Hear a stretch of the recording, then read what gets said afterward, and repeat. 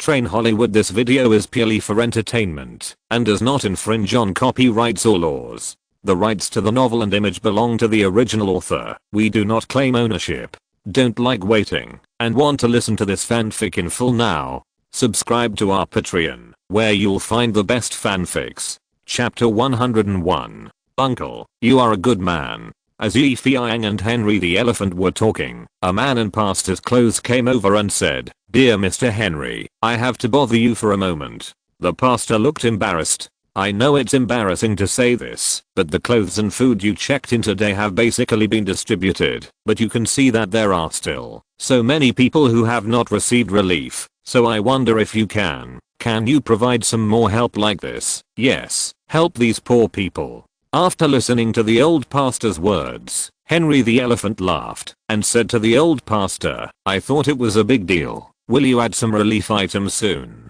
"Don't worry, I will take care of all the relief items this winter." The old pastor and the people around him were all stunned. Even Feiyang was shocked. It's not that Henry boasted too much, but because everyone who knows this guy knows that this fat man is a famous miser. It's good enough to come to do charity today, but now he has changed his surname. Ahem. Mr. Henry, did I hear you right? The old pastor coughed excitedly. "You mean, you want to take care of all the aid this winter?" "Yes, I did. And, what I said must count." This time everyone heard it clearly, and the entire rescue station hall couldn't help but cheer. You know, the materials of the rescue station have always been raised from social donations, and occasionally the government also allocates some relief funds. But for this largest rescue station, there are always more people than porridge, especially in this cold winter. There are even more people in need of help. Therefore, many homeless people only have one meal to eat, and no next meal, and 3 or 4 people sleep under a thin quilt at night. Now, Henry the elephant patted his chest and said that he would take care of some of the aid this winter, which is equivalent to giving everyone a reassurance. At least, no one will starve or freeze to death this winter. Amid the cheers, a thin little girl came out, holding a bouquet of flowers in her hands. Of course, in such a cold winter, this bouquet of flowers looked particularly delicate and eye-catching, but many people could tell at a glance that it was a bunch of worthless plastic flowers. The little girl came to Henry the elephant with plastic flowers in her hands. "Hello, uncle, you have helped so many of us. This bouquet of flowers is for you," the little girl said in a timid voice. At that moment, Henry the elephant was really moved. He took the cheap plastic flowers that no one wanted, even if they were thrown into the trash can, and held them tightly, as if he was holding something precious. That's not all. Henry, who was extremely excited, tried to bend down and pick up the little girl, but because he was too fat, he couldn't bend down at all, and his appearance looked very funny. So Feiyang picked up the little girl and handed her to Henry the elephant. The little girl was held high by Henry the elephant, and she looked very happy. She couldn't help but say in Henry's ear, "Uncle, you are a good person." Just this one sentence made Henry the elephant cry. Yes, Henry the elephant could no longer hold back the unspeakable feelings in his heart, and tears burst out of his eyes. The people around him were puzzled and at a loss. Such a big man actually cried, and cried so sadly. Yes, Henry the elephant cried very sadly. Tears and snot were running down his face. He had lived for so long, and many people called him a bastard, asterisk, and a bad guy who made asterisk movies. But no one had ever said that he was a good person. He thought that before he died, he would never hear such words in his life, but now, he actually heard it. Yes, he heard it, and it was a little girl who said it to him. The little girl was also frightened by Henry the elephant's sudden crying, and was at a loss. She had to use her little hands to help Henry wipe his tears and asked, "Don't cry, uncle, are you very sad? Did I hurt you?" "No, no." Henry the elephant sniffed his snot, wiped his old tears and said, "I'm too happy. I'm crying with joy. Really, uncle is really happy. Woo woo woo." Perhaps, at this moment, only Feiyang could understand Henry the elephant's mood a little. "I'm so happy today, really, so happy," Elephant Henry said to Feiyang afterwards. "But I still have to thank you, dear Yi. If you hadn't reminded me to do some good deeds, I might not be so happy in my life." Haha, by the way, why did you come to me today? It was rare for the other party to get to the point, so Yi Feiyang told him about the preparations for the crew. You decide. Elephant Henry waved his hand. To be honest, I have let it go now. Really let it go. All money, fame and fortune are bullshit. All of it is bullshit. Well, but I still hope you can make this movie well, and it would be best if it could be made into a classic, so that it would have a high box office income. Yi Feiyang was stunned. Hey, he just said that he regarded fame and fortune as dirt, and now he loves money like his life. However, Elephant Henry then said, then I can donate all the box office revenue to help these poor people. Yi Feiyang stopped talking. American paparazzi are also very professional, especially when they get some news. They will act collectively. The dog's sense of smell, sharp legs, and the determination to bite will give many Hollywood stars a headache. The big star Stallone once said, I hate paparazzi. Yes, I hate them, especially the scene of them taking a shower. Damn, haven't you seen a bird as big as my crotch? The female star Julia Roberts once said, I still respect the paparazzi reporters, but I also hope that they can respect my privacy, especially when I'm dating my boyfriend. I don't want them to be the third party. Many stars complain about the paparazzi, which shows that these guys are definitely not welcome. Originally, as the director of the movie Paranormal Activity, Yi Feiyang was entangled by these paparazzi for a while. However, Yi Feiyang is not a big star, nor a big director or a big boss. In the jargon of the industry, he was just lucky to be hyped by the media. Therefore, after the movie theater incident, Yi Feiyang was no longer the target of these media reporters. If he has no news value, why chase him? Exclamation mark. Yi Feiyang also had some free time. The sky without paparazzi was a blue sky, but life without paparazzi was definitely a asterisk life. However, Yi Feiyang's asterisk life ended when he agreed to help Henry the Elephant to shoot the asterisk movie Saving Female Soldier Rachel. Those paparazzi didn't know where they heard the news, and then they developed their imagination and collectively went crazy. Los Angeles Times. Death director switched to shooting asterisk movies. I don't know if he was hit too hard or gave up on himself.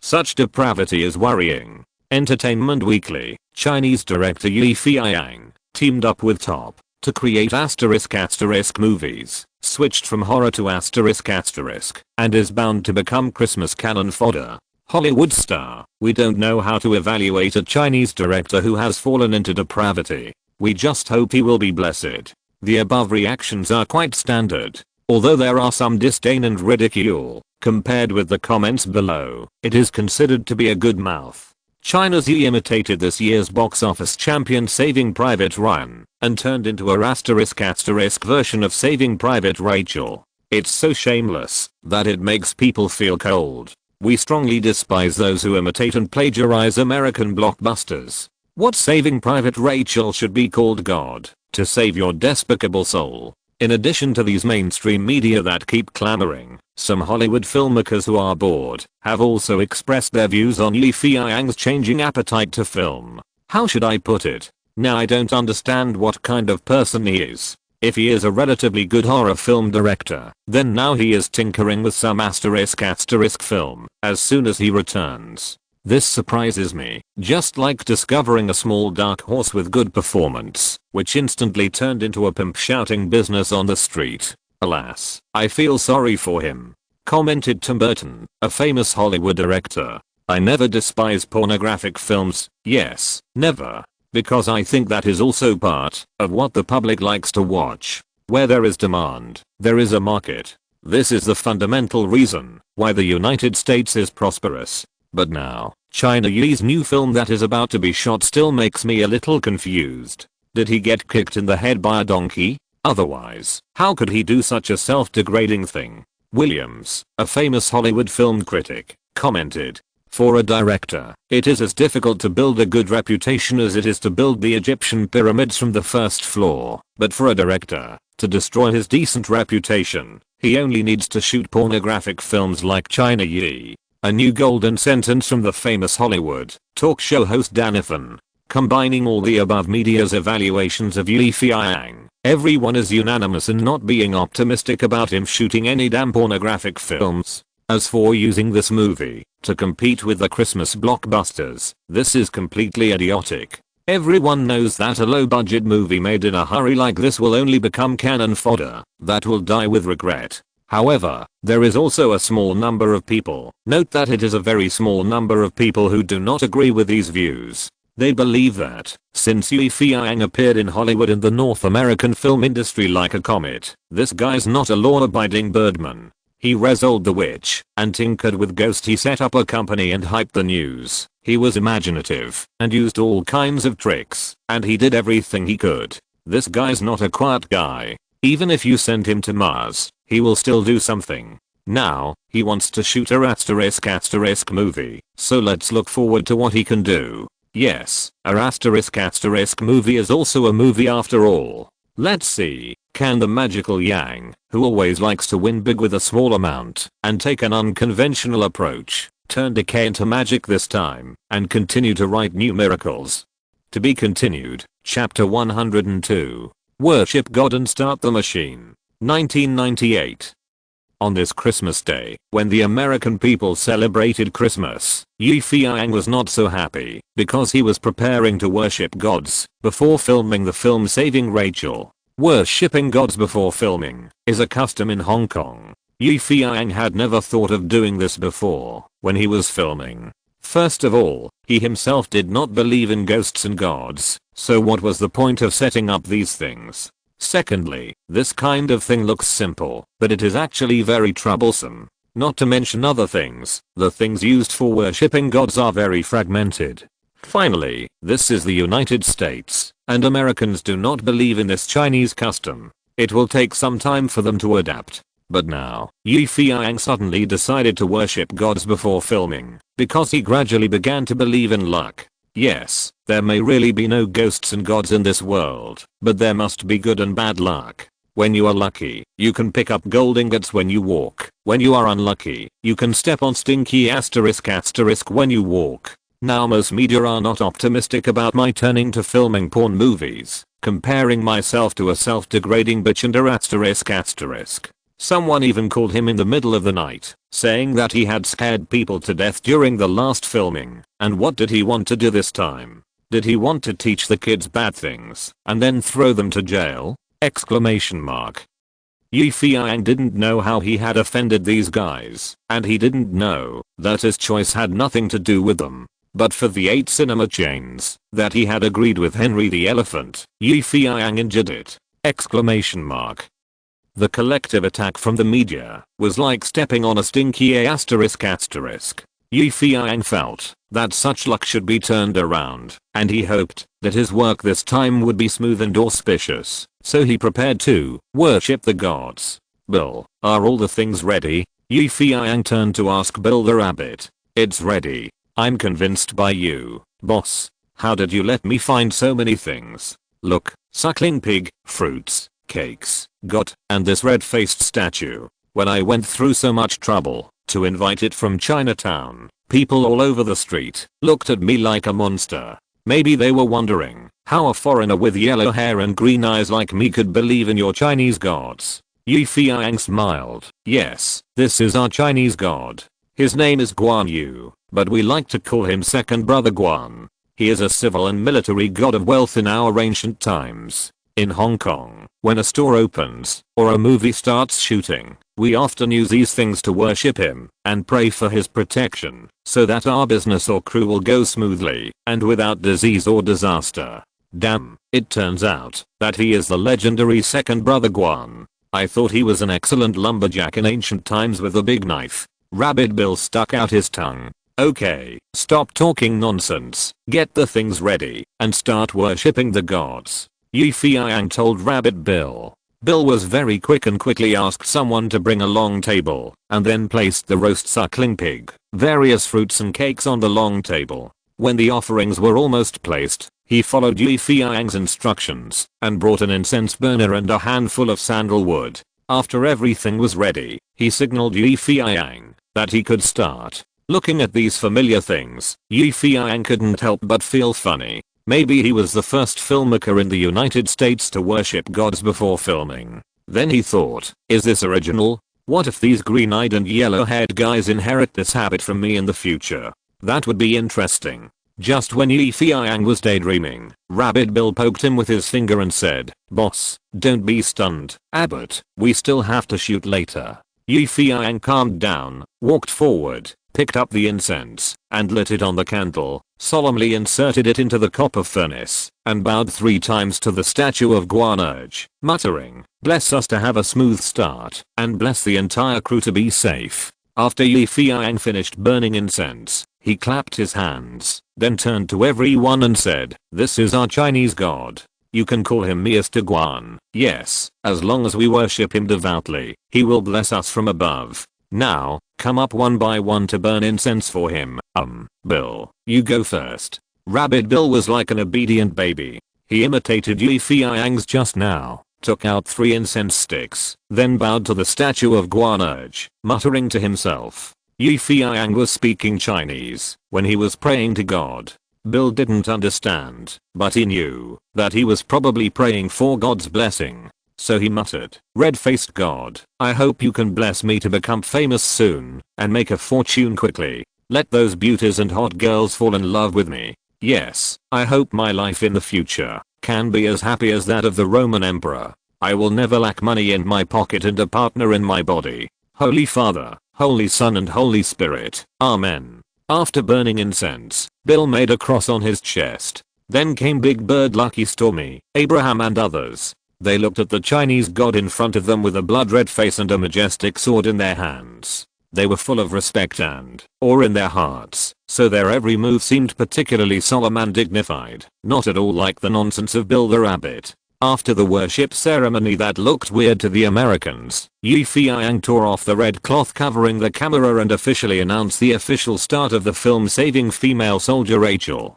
At 9 o'clock in the morning, Feiyang drove a light car and led the crew to drive out of Top Film Company to the pre-arranged location where the first shot of the entire film would be shot. 10 kilometers west of Los Angeles, there is a vast forest with complex terrain, woods, and a small number of hills. At this time, it was covered with snow and looked particularly desolate. Originally, it was very difficult to find a place that looked very desolate in a bustling metropolis like Los Angeles.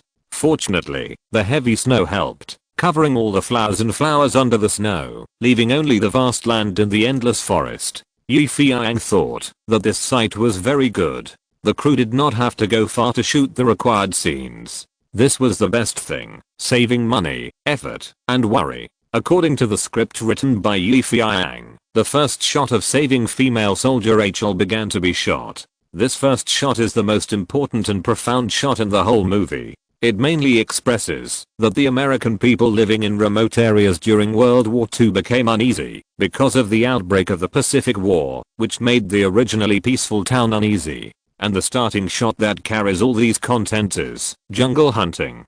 To be precise, in the snowy jungle, a lame-old hunter aimed at an elk, shot, and then extended the story. This scene is one of the keys to the whole movie. As the saying goes, everything is difficult at the beginning. As long as you can get a good start, Feiyang believes that the following shooting will be much easier. In order to shoot this set of shots well, Feiyang carefully recalled the beginning of the movie Enemy at the Gates in his previous life. In Feiyang's opinion, the beginning of this play appropriately shows the living background of civilians in that era. A shot in the snow kills an elk in seconds, and a shot on the battlefield explodes the enemy's head. In the hands of a person with superb marksmanship, an ordinary hunting rifle will become a terrible demon on the battlefield. War turns kindness into evil. Hunters are no longer aiming at elks, but living people. With such a good introduction to Enemy at the Gates, Feiyang carefully pondered and created, and then called Old Man Abraham to tell him that the first shot was to shoot him hunting in the jungle, requiring him to be superb marksmanship and calm and composed.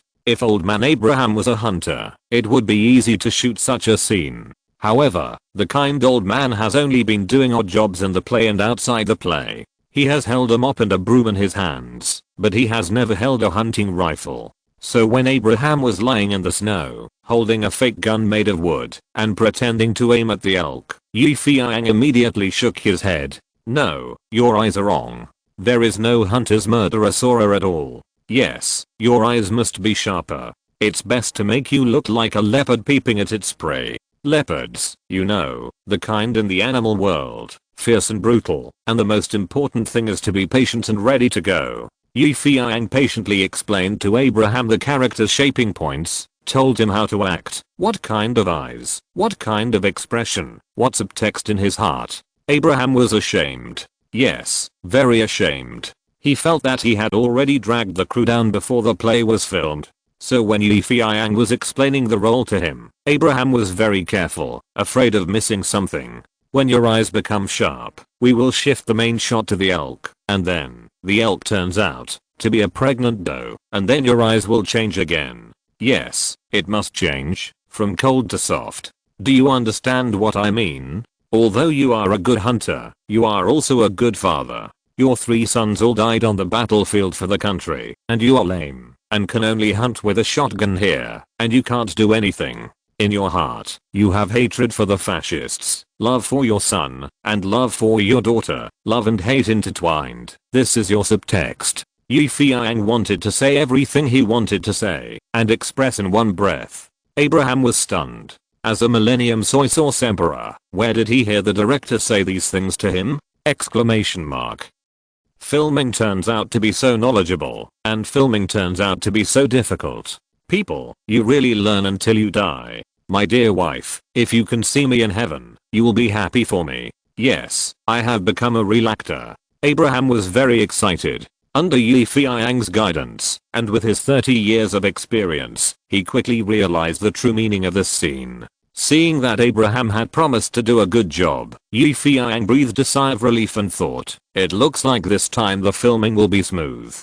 To be continued, chapter 103. The painful bath scene. In the venue, Feiyang had people lay the shooting track, set up a crane on the snow, and set up 2 cameras, one up and one down, one person shooting close-ups, and one person shooting long shots. After the track was laid, and the actors were in position, Feiyang ordered people to block the snow light in the snow, to prevent it from reflecting on the lens. After all this was done, the script supervisor told everyone in the venue through the loudspeaker to start the 10-second countdown. 10, 9, 8. The venue was silent, and everyone pricked up their ears, waiting for Feiyang to give the best order. These guys who were used to shooting small-scale asterisk movies felt the urgency of shooting a movie for the first time. Yes, this is shooting.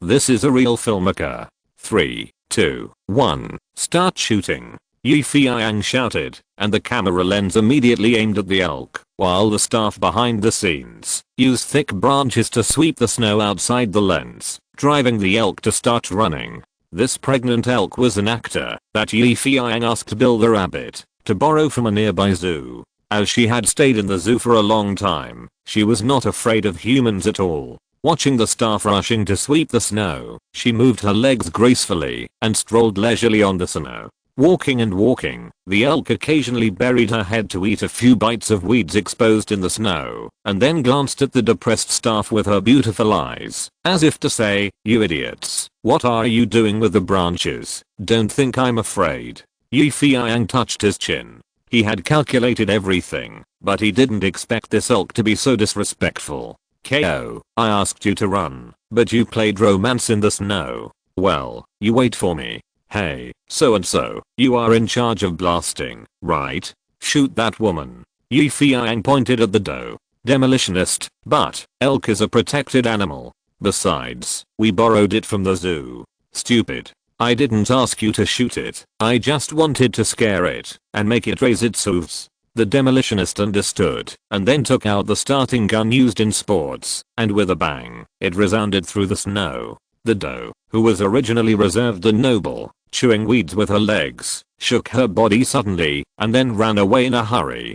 Quick, quick, use the camera to capture its running speed. Note that the machine on the crane must be shot at a diving angle. Feiyang kept adjusting the shooting angle and the details that the camera needed to capture. At this time, Feiyang suddenly thought it would be great if there was a helicopter so that he could track and shoot from top to bottom. But then he thought, this is just a low-cost porn film, there is no need to make it a real Hollywood blockbuster. But in the future, I really have to try that shooting method, taking a helicopter and flying straight for 9 days. It must be very exciting to shoot. The shot of the elk running was great. At least when watching the playback, Feiyang couldn't find any place to modify. Moreover, Feiyang couldn't bear to let the pregnant doe run again. If you change your position, let's run desperately with the baby in her belly. I guess she would die in 2 laps. When the elk ran, the camera on the track was all on Abraham. To be precise, the camera captured his every move, eyes, expression, and the subtle movements of pulling and releasing the trigger. Abraham is definitely the oldest 3 good students. Feiyang only taught him once, and he mastered everything he wanted to shape the character. Yes, he did a good job. The calmness and coldness at the beginning of the hunt, the reluctance to find that the doe was pregnant after aiming at it, and the mercy of firing a blank shot at the end were all very layered. Abraham's outstanding performance made the original prelude long, but the actual shooting took only 7 or 8 minutes. In short, the shooting went very smoothly. Next, the residents of the town ran over to tell him the news that his last son was also killed in the European battlefield. Old George, played by Abraham, was heartbroken. This crying scene was also shot very well. I don't know if Abraham had been oppressed for too long before, or was tortured too much by life.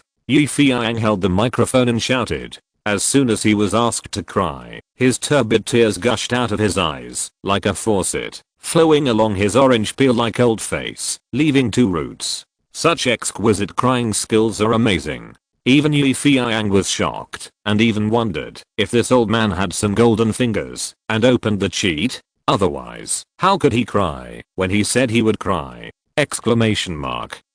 Asked him the reason, he said that he remembered his beloved wife. At that moment, Feiyang suddenly thought that it seemed that the death of his wife was not necessarily a bad thing. After filming Abraham's crying scene, Feiyang rushed to film the townspeople's discussion of the war and their various reactions to the battlefield. These untrained extras performed their roles' mentality vividly, so Feiyang was very satisfied.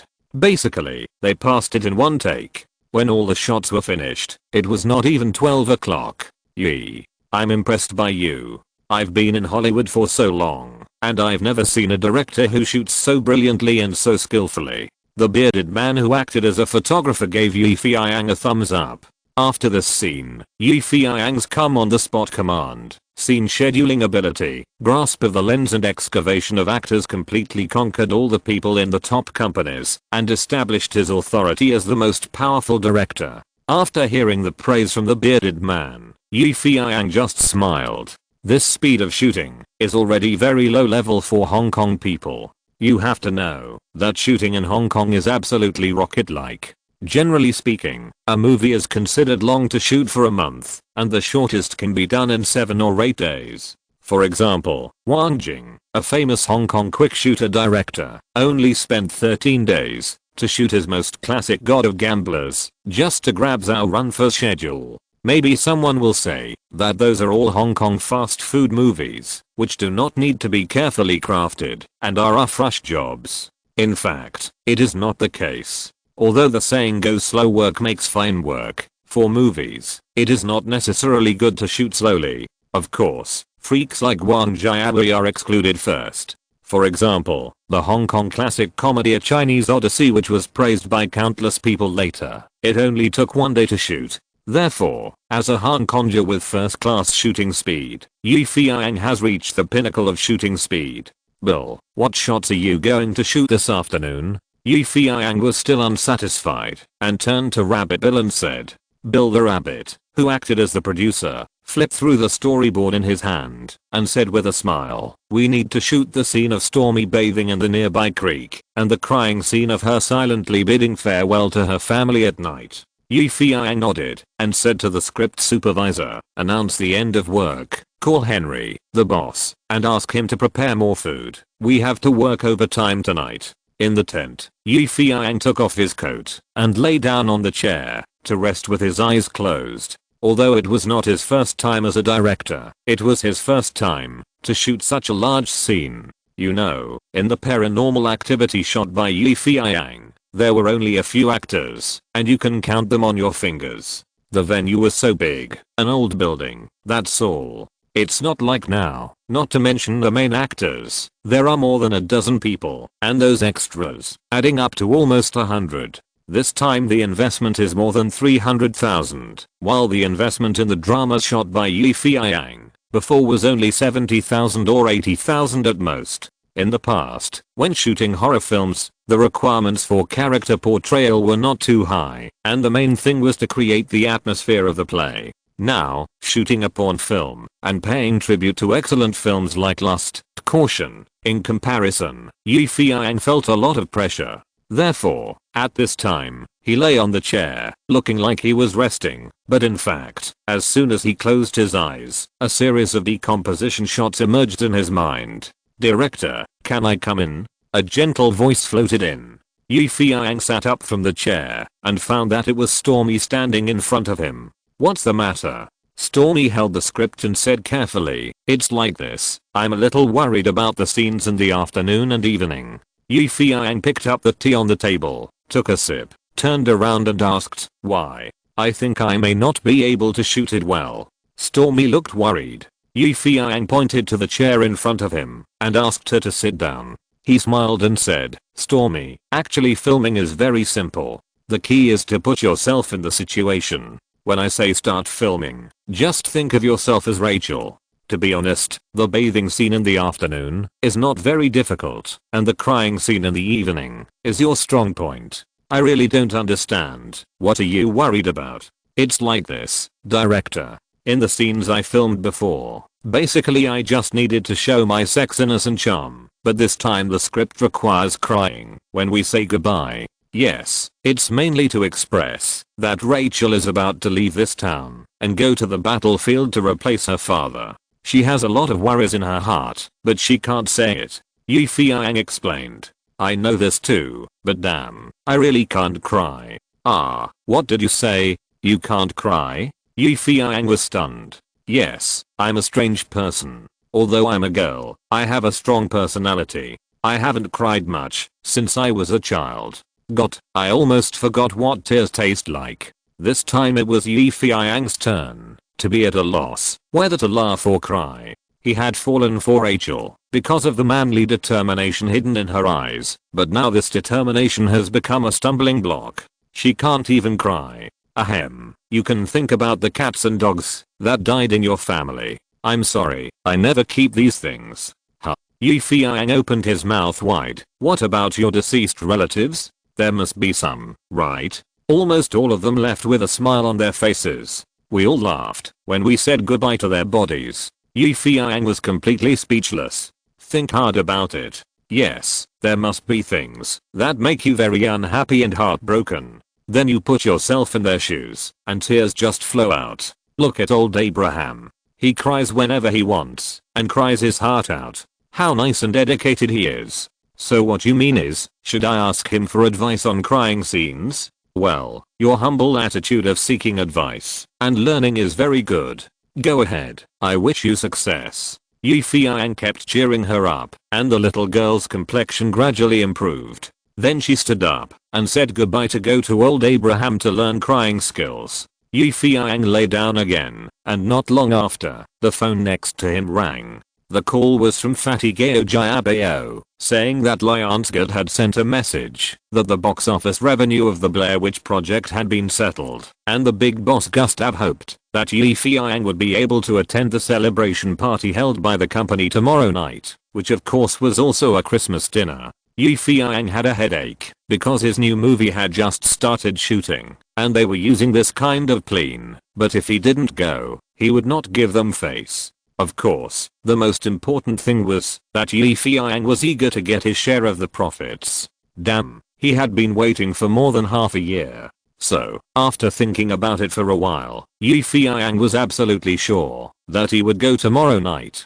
Fatty Gao Jiabao was extremely happy to get Feiyang's reply. Nonsense. As the financial manager of Dream Pictures, he dreams of sleeping with 2,400 million in his pocket. Money, money, you are more powerful than women. This is the life motto of the fat man. The shooting started in the afternoon.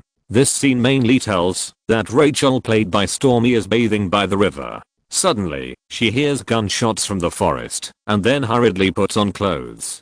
Finally, she finds out that her father George is hunting and knows that the situation on the European battlefield is urgent and her father has been drafted into the army again. For such a more erotic shot, the scene needs to be cleared when shooting, especially not too many men can stay around. In this regard, Feiyang is familiar with it. He directly arranged people to block the four sides of the venue and only let the photographer and other technical personnel stay in the venue. However, something went wrong when the real shooting started, not because a man peeked in spite of the rules, but because the river water was too cold and Stormy had no experience in winter swimming. Being an actor is so hard. Not to mention bathing in the river in winter, you have to soak in the water 7 or 8 times, which can freeze you into an eggplant. Feiyang didn't want to be so cruel. Not to mention a girl, even men may not be able to go into the water in such cold weather. However, according to the script requirements and character settings, the girl Rachel is a hunter, with a fit body, not the kind of weak girl. In order to cheer Stormy up, Feiyang called Rabbit Bill and other men to take off their clothes and test the water temperature. Rabbit Bill was dumbfounded. Only now did he understand that being an assistant director was definitely a tough job. Originally thought that he could see some erotic scenes and see how beautiful women sacrificed themselves, but he didn't expect that he didn't see any erotic scenes and he had to sacrifice himself for everyone first. To be continued. Chapter 104. Snow Elf. On the snowy riverside, the forests on both sides were breathing quietly and the river was singing happily. Although the weather was very cold, the river was fortunately not frozen. This also allowed the crew to proceed smoothly with the scenes they were preparing to shoot, at least without waiting for the spring to melt the ice. Bill, the rabbit picked by Feiyang as the winter swimming test subject, took the lead and stood by the river. Following him were 2 or 3 unlucky guys. Everyone looked at Bill closely, learning his next move. Come on, Bill. Feiyang cheered him up from the side. Come on, boss, you've screwed me this time. Go call an ambulance. I don't know if I can get up later. Bill smiled, but said bitterly in his heart, haha, let's do some exercise first.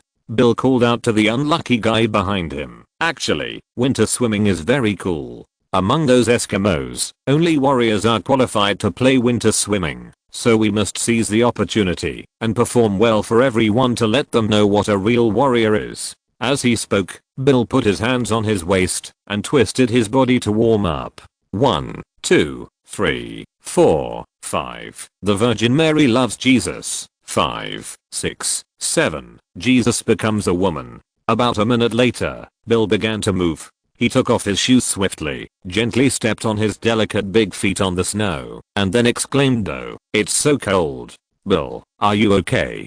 Can you hold on?" Feiyang saw that Rabbit Bill was a little stage fright. Ahem, it's okay, it's just a little cold. I'm not used to it yet, but it's okay. Looking at the beautiful Stormy who was staring at him next to him, Bill said loudly, looking like a real macho, "That's good, hurry up, after you try it out, we still have to shoot." "What are you urging? You urging Ghost?" Rabbit Bill had a lot of complaints about Feiyang, the boss. "Okay, the real show is about to begin, watch."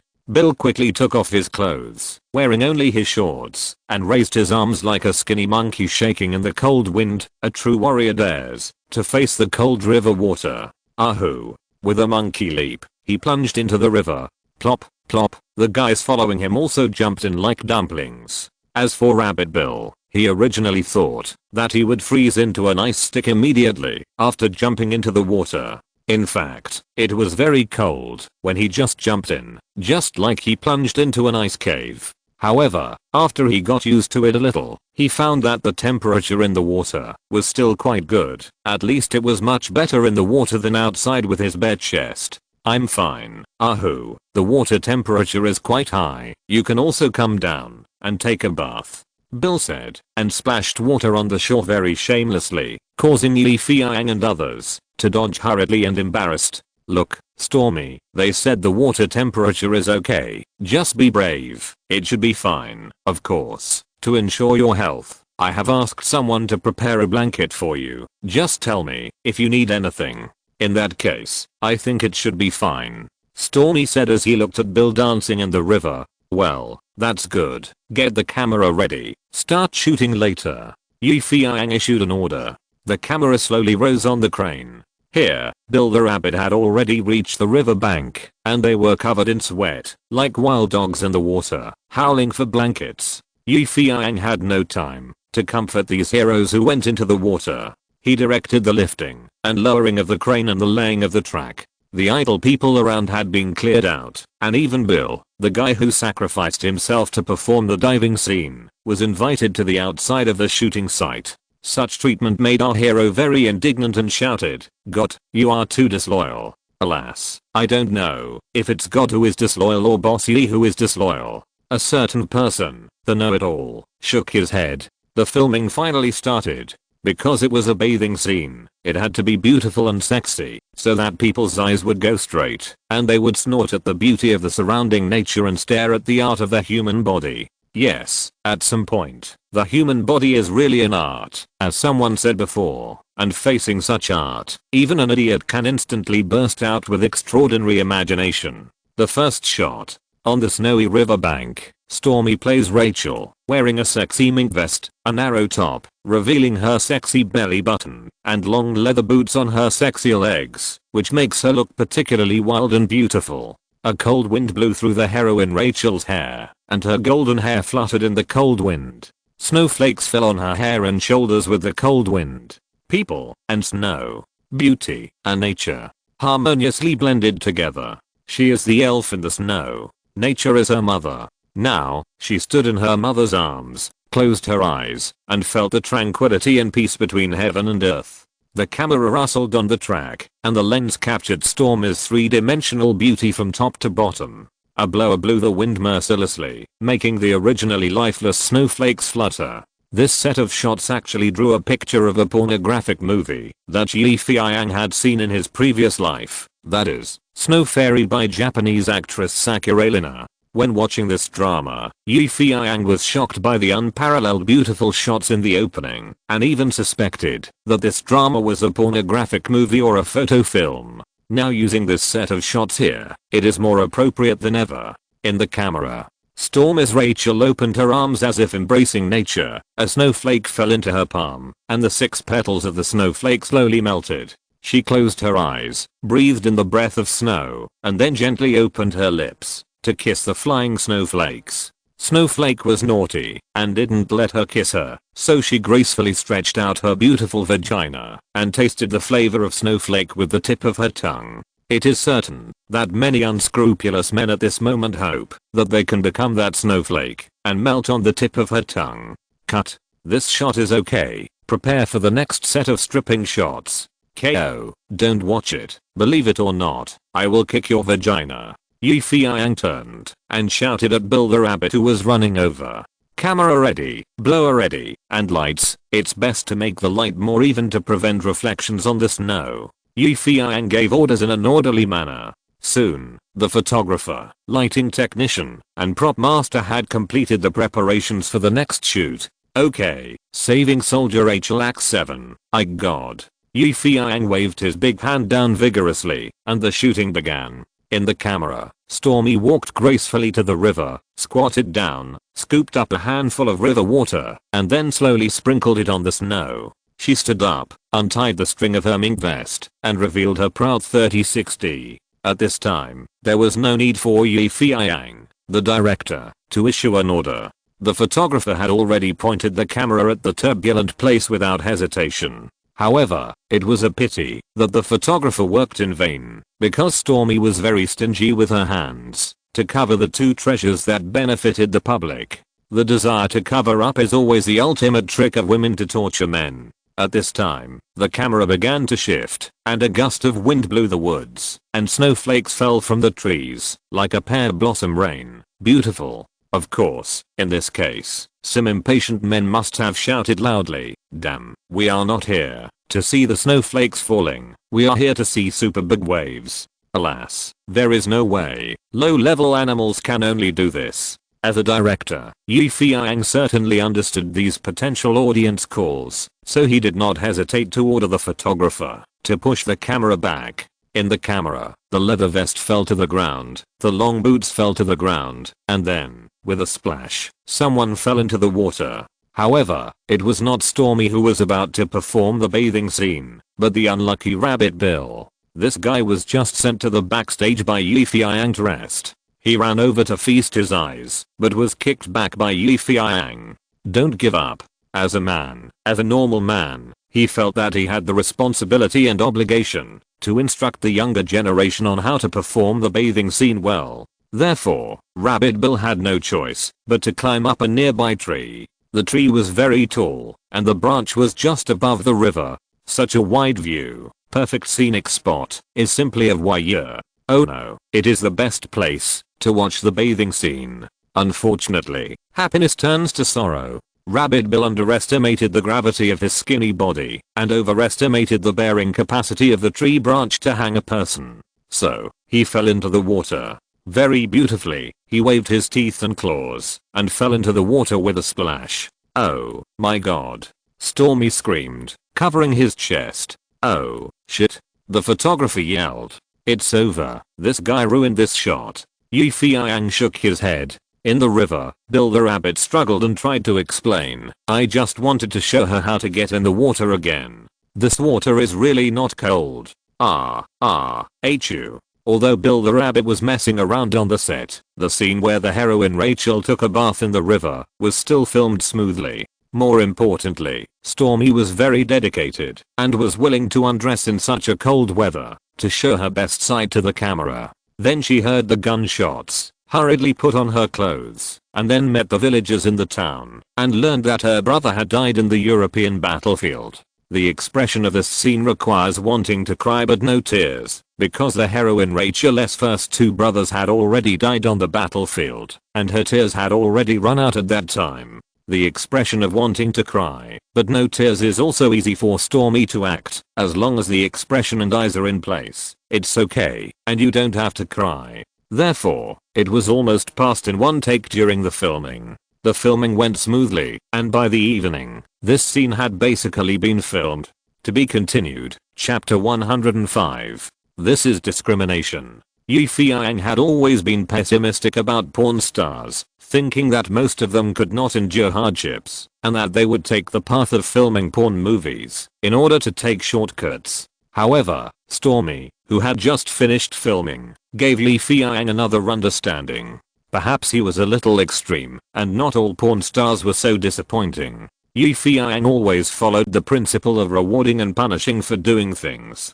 Therefore, Miss Stormy was publicly praised by Feiyang, and Bill the rabbit was kicked in the ass again by Feiyang. At the same time, it was already dinner time. Everyone was tired after filming for a day, and their stomachs began to growl. Feiyang had sent a message to Henry the elephant before, asking him to bring more food over. After all, the nearest supermarket was more than 10 kilometers away, and now it was snowing and icy, so it was inconvenient to eat. However, after waiting for almost an hour, there was no sign of the food delivery truck. Feiyang was getting a little impatient, and was about to call that bastard Henry the elephant again, when the sound of a car horn rang in the snow. The food delivery truck is coming. Huff, huff. Henry the elephant panted heavily. With his huge body, he got off the car with great difficulty, and then knocked on the car door with his hand. Damn, the car just skidded. Otherwise I could have come earlier. It doesn't matter, as long as the food is delivered. Feiyang didn't care about these, and the key was to have a full stomach. Haha, don't worry, dear Yi, the food I sent this time will make sure you enjoy it. After saying this, Henry the elephant called the people around him, opened the car door, and took everything down. Then, a large number of delicacies, including fine wine, were brought down from the dining car like magic. Ham, lobster, even cheesecake, champagne, whiskey, and iced beer. So many delicious foods in this icy filming location. piled up into a small mountain. Ha, not bad. I moved that damn food store here. Henry the elephant laughed. The purpose is to reward you heroes. Bonfire. We need a bonfire now. Someone shouted. That's a very good idea. Feiyang smiled. Then let's light a bonfire and have a wonderful bonfire party. This is exactly why I prepared so many delicious foods. Henry the elephant snapped his fingers and the people around him got on the car again. But this time what was brought down was not food or drinks, but a set of high-end audio equipment. See, this is a treasure I brought. Ladies and gentlemen, the exciting dance party is about to begin. Henry the elephant announced loudly like a show host. Feiyang wanted to stop him, but it was too late. He had planned to have a small bonfire party and wait until everyone was full and drunk before starting work. After all, there was still a scene to be filmed. But if they started dancing, my god, these people are all crazy. They might get drunk, and then they would have to shoot a bird scene. But the atmosphere had already been stirred up by Henry the elephant, and he was the producer of the show. So Feiyang was embarrassed to stop this decision halfway. So, with the quick hands and feet of some people, the bonfire was lit, champagne sprayed foam, ham, and chicken wings sizzled on the flames, and deafening music rose from the speakers. Haha, dear guys, you can eat, drink, and dance as much as you want. It's rare for everyone to get together. Haha, I'm very happy. No more asterisk tonight. Henry the elephant said with a smile, while holding a bottle of beer. Yes, he is not asterisk tonight. In the past, he would have been lying on the sofa in his luxurious villa, watching the big TV, drinking red wine, and then watching the talk show that seemed ridiculous, but always made him laugh alone. Is the villa too big, or are there too few people in the villa? It should be too few people. Since his wife and daughter left him, the whole villa has been empty. Sometimes Henry the elephant woke up in the middle of the night and felt like he was sleeping in a huge coffin, not the warm home that people often talk about. Home, this concept is already very strange to Henry the elephant. The only things that accompany him are those golden banknotes and the loneliness that he can't touch or see. But now, there are so many young and flamboyant young people in front of him. So many people accompany him to drink and dance. So many people work together for a dream, which makes Henry the elephant feel very comfortable and warm. You can't drink, buddy. Feiyang came over and said to him, you have diabetes, don't you? Ha, I also have heart disease, so I can't dance. Elephant Henry smiled. Anyway, I really want to get drunk tonight. I haven't been drunk for a long time, not to mention beer. I haven't tasted Coke for a long time. I almost forgot what it tastes like. Damn diabetes. Almost everything with a little bit of sugar has said goodbye to me. Elephant Henry was like a child, complaining all the time. Feiyang has never had this disease. Of course he doesn't understand how troublesome and taboo it is. But there is one thing he knows very well. If a fat man loses the joy of eating, then he will be more miserable than ordinary people. What do you say? If you finish filming this movie, I will dissolve the top company. What do you think? Dissolve the company? Feiyang was stunned. Yes, I don't plan to do this business anymore. I will quit completely. Haha, those damn guys will be so happy. If Elephant Henry leaves, they can show off in the underground movie market. Why did you suddenly make such a decision? Haha, you can say that my conscience is condemned, or that I'm hypocritically building a reputation. Yes, I want to get out of this line of work and use my limited time to help those in need. But don't worry, before I dissolve the company, I will sell the 8 cinemas to you according to the contract. Those are good things. It took me a lot of effort to buy them. Well, you must make good use of these treasures, work hard to make good movies, and it would be best if you can win a trophy like the Oscar. I will bless you. KO, you are not dead. Why are you blessing me? Feiyang laughed. Don't worry, friend. Even if you don't say this, I will ask you for it when the time comes. We signed a contract, didn't we? I believe in the fair laws of the United States very much. Damn, you make me feel bad when you say that. No matter what, you must have a drink with me. Elephant Henry raised his beer and said to Feiyang, just one glass? Okay, I'll keep you company. Feiyang raised his beer, and after the two clinked their glasses, they drank it all in one gulp. On a snowy day, after drinking the ice-cold beer, the whole person immediately felt that he was still alive because his heart was still warm.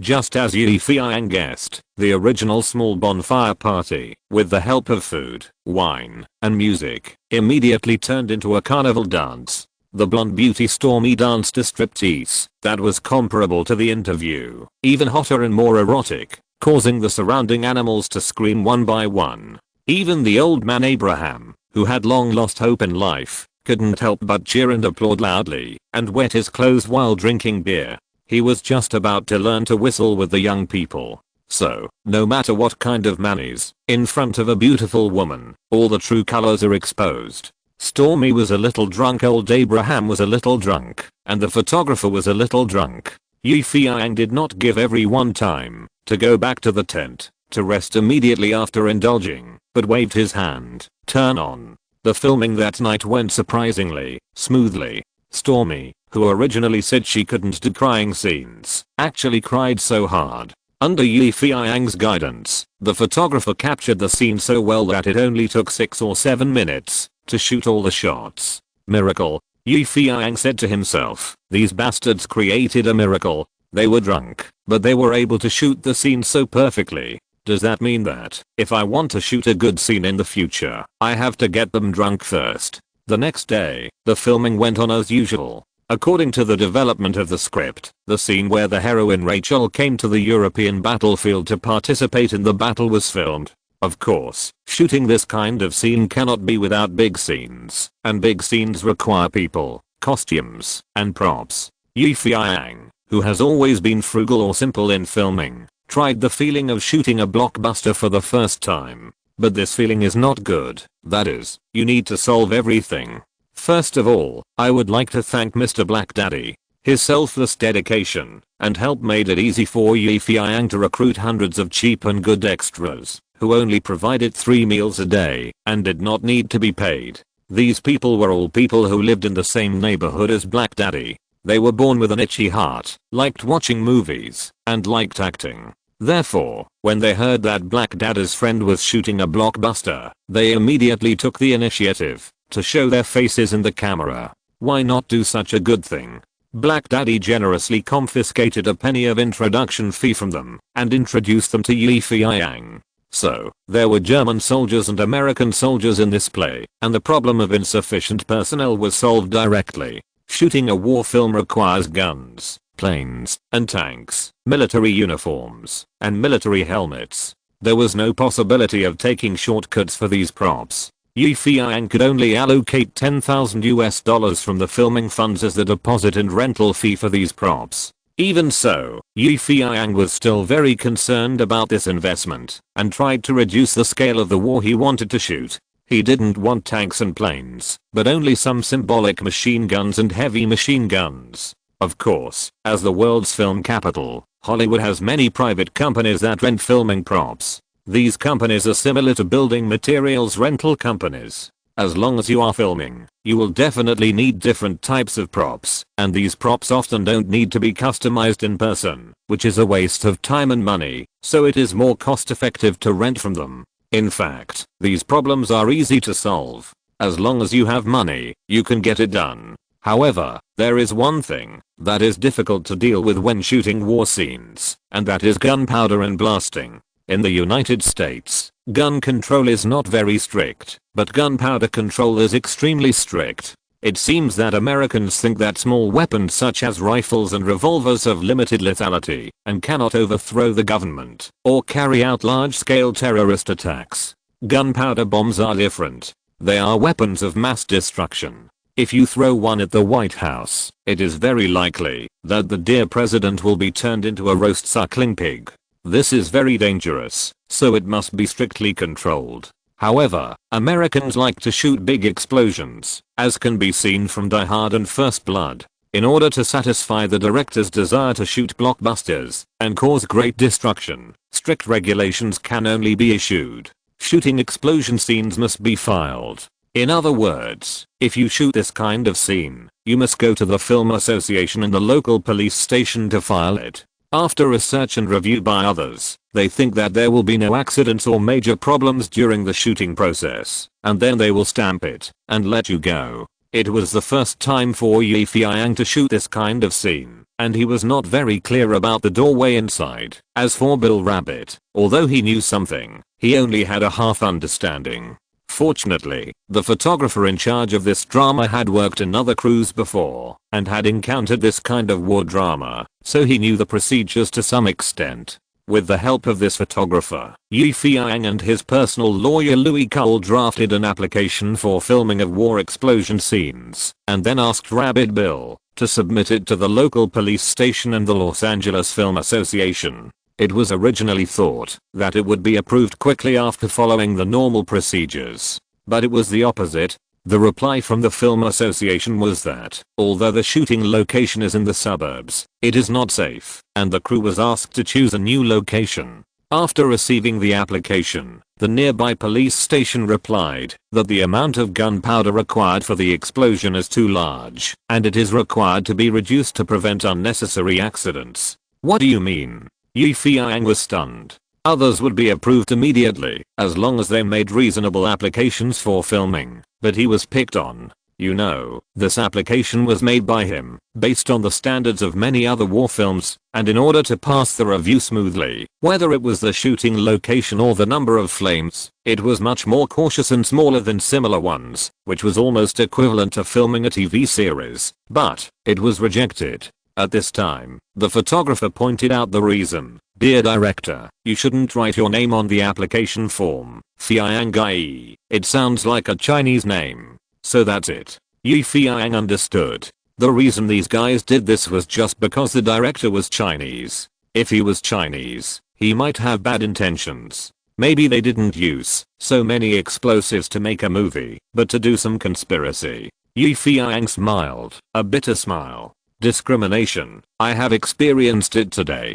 To be continued. Chapter 106. Demolition of nail households. Since the crew's application for shooting explosion scenes was not approved by the Film Association and the local police station, the crew of Saving Female Soldier HL had no choice but to temporarily change to shooting other scenes or stop working. However, seeing the hundreds of people who had been gathered with great difficulty standing trembling in the snow, Feiyang, as a director, really couldn't bear it. After thinking about it, Feiyang had no choice but to call Henry the Elephant to tell him about it. After all, the other party was an investor and a producer, and had the right to know the progress of the shooting. Who knew that? After hearing this, Henry couldn't help laughing. You are a serious person. How can you know how to deal with those bastards? Just start shooting immediately and leave this matter to me. It turned out that the top film company under Henry the Elephant used to shoot many small films, and from time to time they had to have small frictions with the Film Association and the nearby police station. After rubbing and rubbing, sparks were created. Henry the Elephant knew the temperament of these guys, and with a lot of money thrown out, he could get it done immediately. After knowing the result, Feiyang realized that he had really gone the wrong way. Originally, he didn't need to intervene in this matter. He could just let Henry the Elephant deal with those bastards, but he still took on all the responsibility. Looking back, after getting the filming application, at noon, Feiyang led a large group of actors to the pre-arranged outdoor location, where they would shoot the most spectacular war scene in the whole movie. There is a town to the east of Los Angeles that is about to be demolished. Americans have always been very passionate about building prosperous towns. For such a dilapidated town that does not need to be protected, has no value at all, and will only affect the appearance of the city, it is better to demolish it quickly so that the old look can be replaced with a new one and people can see the achievements of the government. This town to be demolished is dilapidated, and many old places need to be blasted before urban construction can be carried out. For example, there is an old steel mill with a chimney that is high in the sky, which definitely affects the image and environment here. The American Urban Construction Department is preparing to blast it, but now they don't need to do it, because Feiyang's crew has taken this job. The terrain around the town is complex, with woods and a few hills. Feiyang personally selected the site and the scene had already been arranged. This first shot is the biggest shot in the whole movie. The main content is about the fascist army entering this town and then starting to burn, kill and loot. Thanks to the anti-Japanese TV movies in his previous life, Feiyang is very familiar with such shots. He just turned the Nazi devils into Japanese devils, chasing hens when they entered the village. A very important scene in the script is that the Nazis encountered the resisting American soldiers and then launched a fierce gun battle. As the heroine, Rachel, for the first time, showed her power and used her skilled magic gun skills to shoot the Nazi enemies in the head one by one.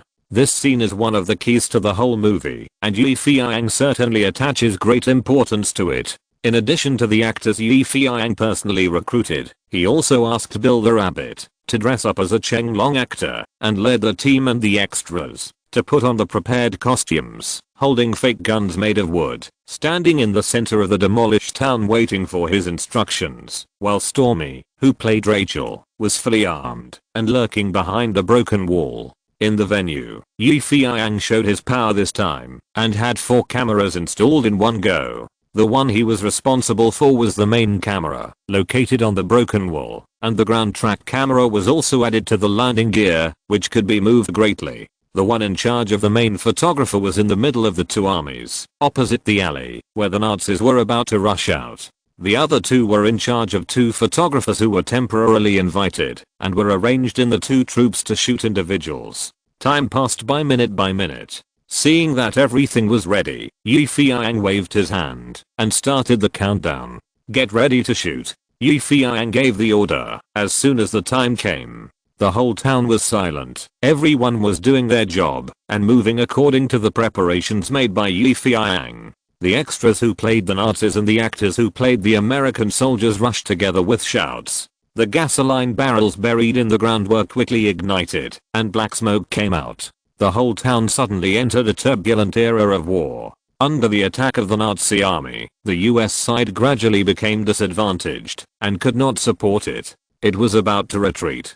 Camera number 1, get ready, start shooting. With Feiyang's order, Stormy shot one enemy after another behind the broken wall, and then, under her encouragement, the US army rushed to the Nazi army from the flank. The balance of the war suddenly fell to the US army, which was originally in a state of defeat. Stormy played Rachel and the team behind her followed closely. The Nazi army was defeated and fled. The whole shooting time was less than half an hour, and it was finished. After the filming was completed, Feiyang gathered everyone together to check the quality of the work.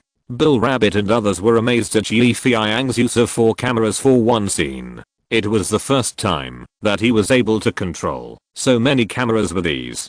He was indeed a genius director praised by everyone. Feiyang was secretly ashamed of the praise and admiration from everyone. Feiyang learned this method of using 4 cameras to shoot comprehensively from Spielberg's Saving Private Ryan. Shooting such a large-scale war scene with 4 cameras shooting at the same time can not only show all aspects of the war in an all-round way, deeply portray the characters and the war situation at that time, but more importantly, it can save money to the maximum extent.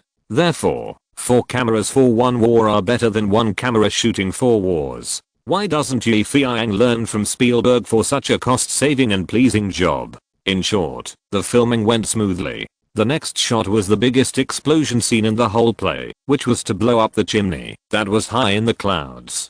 Before filming, Feiyang had already worked out with a blaster in charge of the blasting how to make the chimney collapse in an instant and fill the air with smoke. How much explosives were needed, where should they be placed, and where would the camera be positioned for the best framing effect. Seeing that everything was ready, all that was left was to start filming. Feiyang was full of confidence and was ready to give orders, but at this moment, Rabbit Bill stopped him and said, "Oh no, boss, look." Feiyang looked in the direction Rabbit Bill pointed and saw that there was actually a person climbing on the chimney. To be precise, there was a person standing on the ladder of the chimney that was high in the clouds, waving a bright American flag in his hand, and seemed to be shouting something. Trying to listen, it was asterisk asterisk, asterisk asterisk asterisk, give my factory justice. In an instant, Feiyang was extremely depressed. Damn it, what the hell is going on? I actually encountered the legendary nail households. Yi Feiyang had always thought that only the Celestial Empire, which boasted of harmony, would produce male households, a byproduct of demolition, but today he finally understood that as long as demolition exists, there will be protesters in both the Celestial Empire and the United States. What demolition? On the surface, it seems to be replacing the old with the new, but in fact it enriches the officials and impoverishes the people. The United States, which boasted of was originally better, but now, Yi Feiyang found that all crows are black, whether it is the United States or the Celestial Empire. The matter must be resolved. We can't just watch this guy waving the American flag and crawling on it like Spider-Man and do nothing. The crew can't solve this kind of thing, and they need to call the nearby police station. Not to mention, the American police are efficient. After receiving the call from the crew, 2 police cars came in less than 10 minutes. A fat black police officer got off the police car, took off his police hat, and scratched his head, then took a look at the unlucky guy, who was climbing on the chimney pretending to be Spider-Man and said contemptuously, "Shout, give him 3 minutes to climb down, otherwise he will be pulled down for the crime of obstructing public affairs." The American police were really ruthless. They didn't wait for the stubborn person to get mad and shout **** before they directly pulled him down. Yi Feiyang admired him very much and highly suspected that these policemen were from the same mother as those real estate developers. It's so ****helping each other. In any case, Yi Feiyang still had to thank these American policemen. With their help, the guy who climbed the chimney pretending to be Spider-Man was pulled down, and the filming could finally proceed normally. With the camera fully prepared, Yi Feiyang gave an order, and the demolition technician pressed the button hard, and then the chimney collapsed. Yi Feiyang probably will never forget that spectacular scene. It was like the damage caused by earthquakes and tsunamis. The chimney was broken from bottom to top, like broken building blocks. It broke layer by layer and instantly became a pile of ruins in the smoke. Looking at such a spectacular scene, Yi Feiyang was speechless for a long time. Although he didn't quite understand the mind of the previous ***, he understood his intentions to some extent. What he blew up was not an old chimney, but a piece of history. Although, this piece of history will be submerged by new history sooner or later. The shooting on that day was smooth under the auspices of Yi Feiyang. Yes, it can only be said to be smooth, not very smooth. The occasional grasshoppers that popped out could no longer affect Yi Feiyang's control of the play. In the evening, Yi Feiyang was scheduled to attend Lionsgate's celebration banquet, which was also a Christmas banquet. The task of evening shooting was given to Rabbit Bill. Of course, Yi Feiyang was still not at ease with Rabbit Bill, so he transferred Fatty Jack Black from Dream Pictures to help him with the evening shooting. Rabbit Bill had no objection to this. Anyway, this kind of appointment did not increase his salary, so why not have one more person to help him? With the help of Fatty Jack, Yi Feiyang was more confident in Rabbit Bill's filming, and he could also devote himself to the Lionsgate banquet. To be continued, Chapter 107. Stars Shining. On the day of Lionsgate Christmas Party, as the most famous new film company in Hollywood, Lionsgate can be said to be famous. Many Hollywood stars and big names in the entertainment industry came to support it. Lionsgate is rarely so prosperous, so it must be a grand party. As a result, the area around the company is very lively. All kinds of luxury cars are lined up from the street to the end of the street. In addition, all the big stars have gathered. The media heard the news and moved.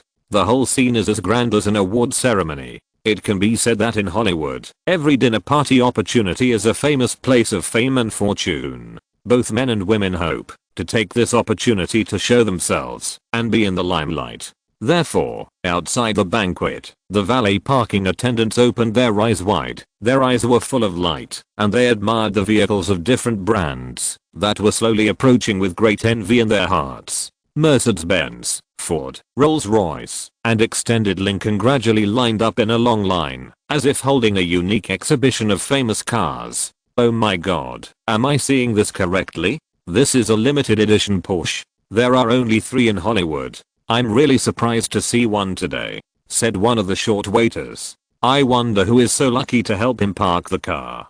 The Porsche slowly stopped, and a handsome white man walked out of it. The white man threw the car keys to a tall waiter who looked extremely handsome and said, "Hey, man, help me park the car." He also threw out a $10 tip. You know, in the United States, you can usually get a $2 or $3 tip for parking a car, and the higher one is $5. Now, $10 is already a lot.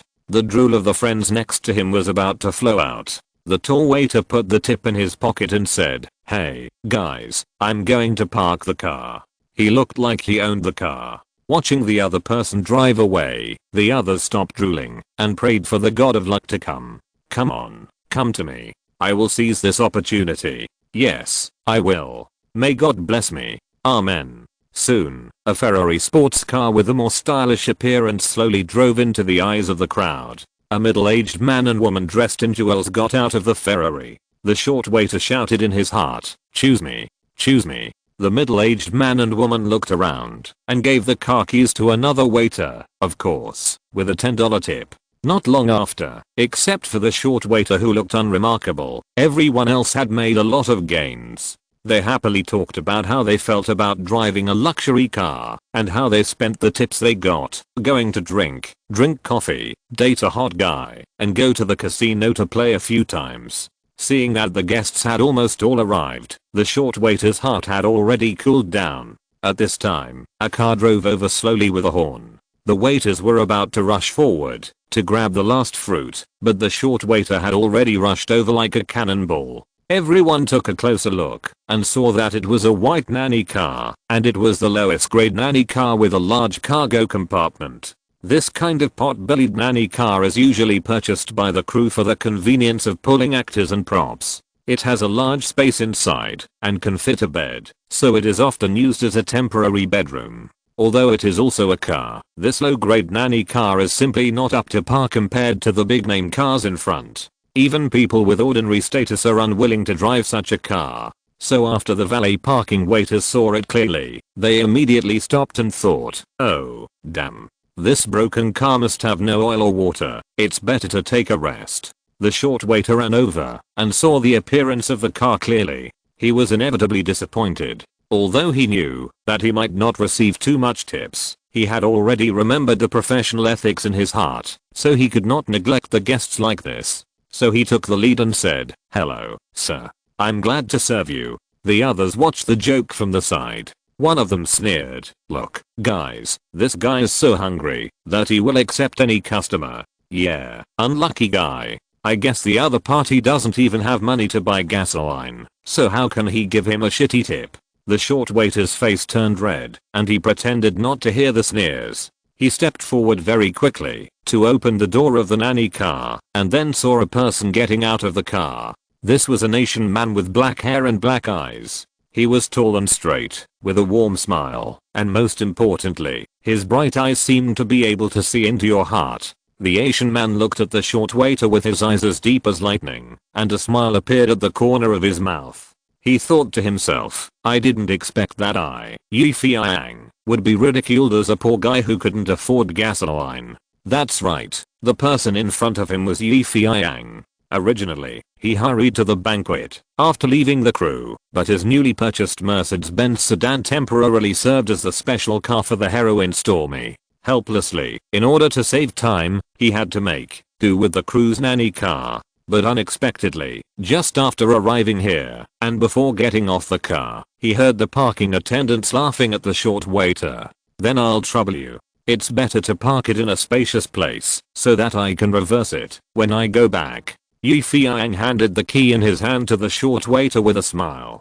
"Don't worry, sir, I will do it," the short waiter replied. "Well, thank you very much." Feiyang handed over the tip. Unexpectedly, there was a tip, and the short waiter couldn't help but feel happy. After Feiyang walked towards the door of the banquet hall, he came back to his senses. The person next to him laughed again. "Hey, man, take it out and see how much tip this guy gave you. Is it $1 or $2? Yeah, maybe it's just a thank you letter or a gas station receipt. Got, how much tip can such a poor guy give you?" The short waiter's cheeks turned red, and he took out the tip very reluctantly. Under the dim light, everyone gathered together to see how much money it was. Gradually, everyone's eyes turned green. It was a $100 bill. $100. Maybe this is the highest tip anyone has received tonight. At this time, the celebration hall of Lionsgate Films was full of people. The men all had bright wax on their heads and shiny leather shoes on their feet. They were all shiny and elegant, like gentlemen, and behaved politely. The ladies were all dressed up, wearing expensive evening gowns and popular hairstyles. They were more beautiful and younger than each other. The entire hall was set up as a cocktail party. The long dining table was filled with delicacies. The colorful silverware shone brightly under the lights. The colorful cocktails were elegantly placed on the buffet table, like charming beauties, showing their most beautiful postures, waiting for people to taste them. The various fine wines and juices that guests could choose to drink were placed on silver trays, and waiters in tuxedos carried them back and forth among the crowd. As an invited guest, Feiyang arrived at the banquet on time. Compared with those big stars, his appearance could only be described as insignificant. Yes, who would pay attention to such a Chinese director? Who would know that the young man in front of him was the most popular recently? Exclamation mark. There were no fans, no reporters, and no one to bother him. Feiyang was happy and free. If you look carefully, you can find many superstars that can only be seen in movies at tonight's banquet. For example, among the male stars, there are Brad Pitt and Edward Norton who are working together on Fight Club, and George Clooney, a veteran male star who has starred in Friends and From Dusk. In fact, these three Hollywood male stars include idol type, personality type, and acting type.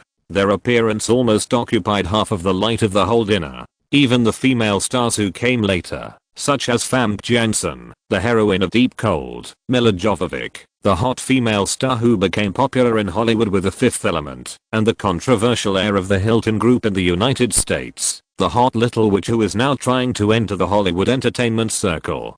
Paris Hilton and others can't take away the light of these old men and handsome guys.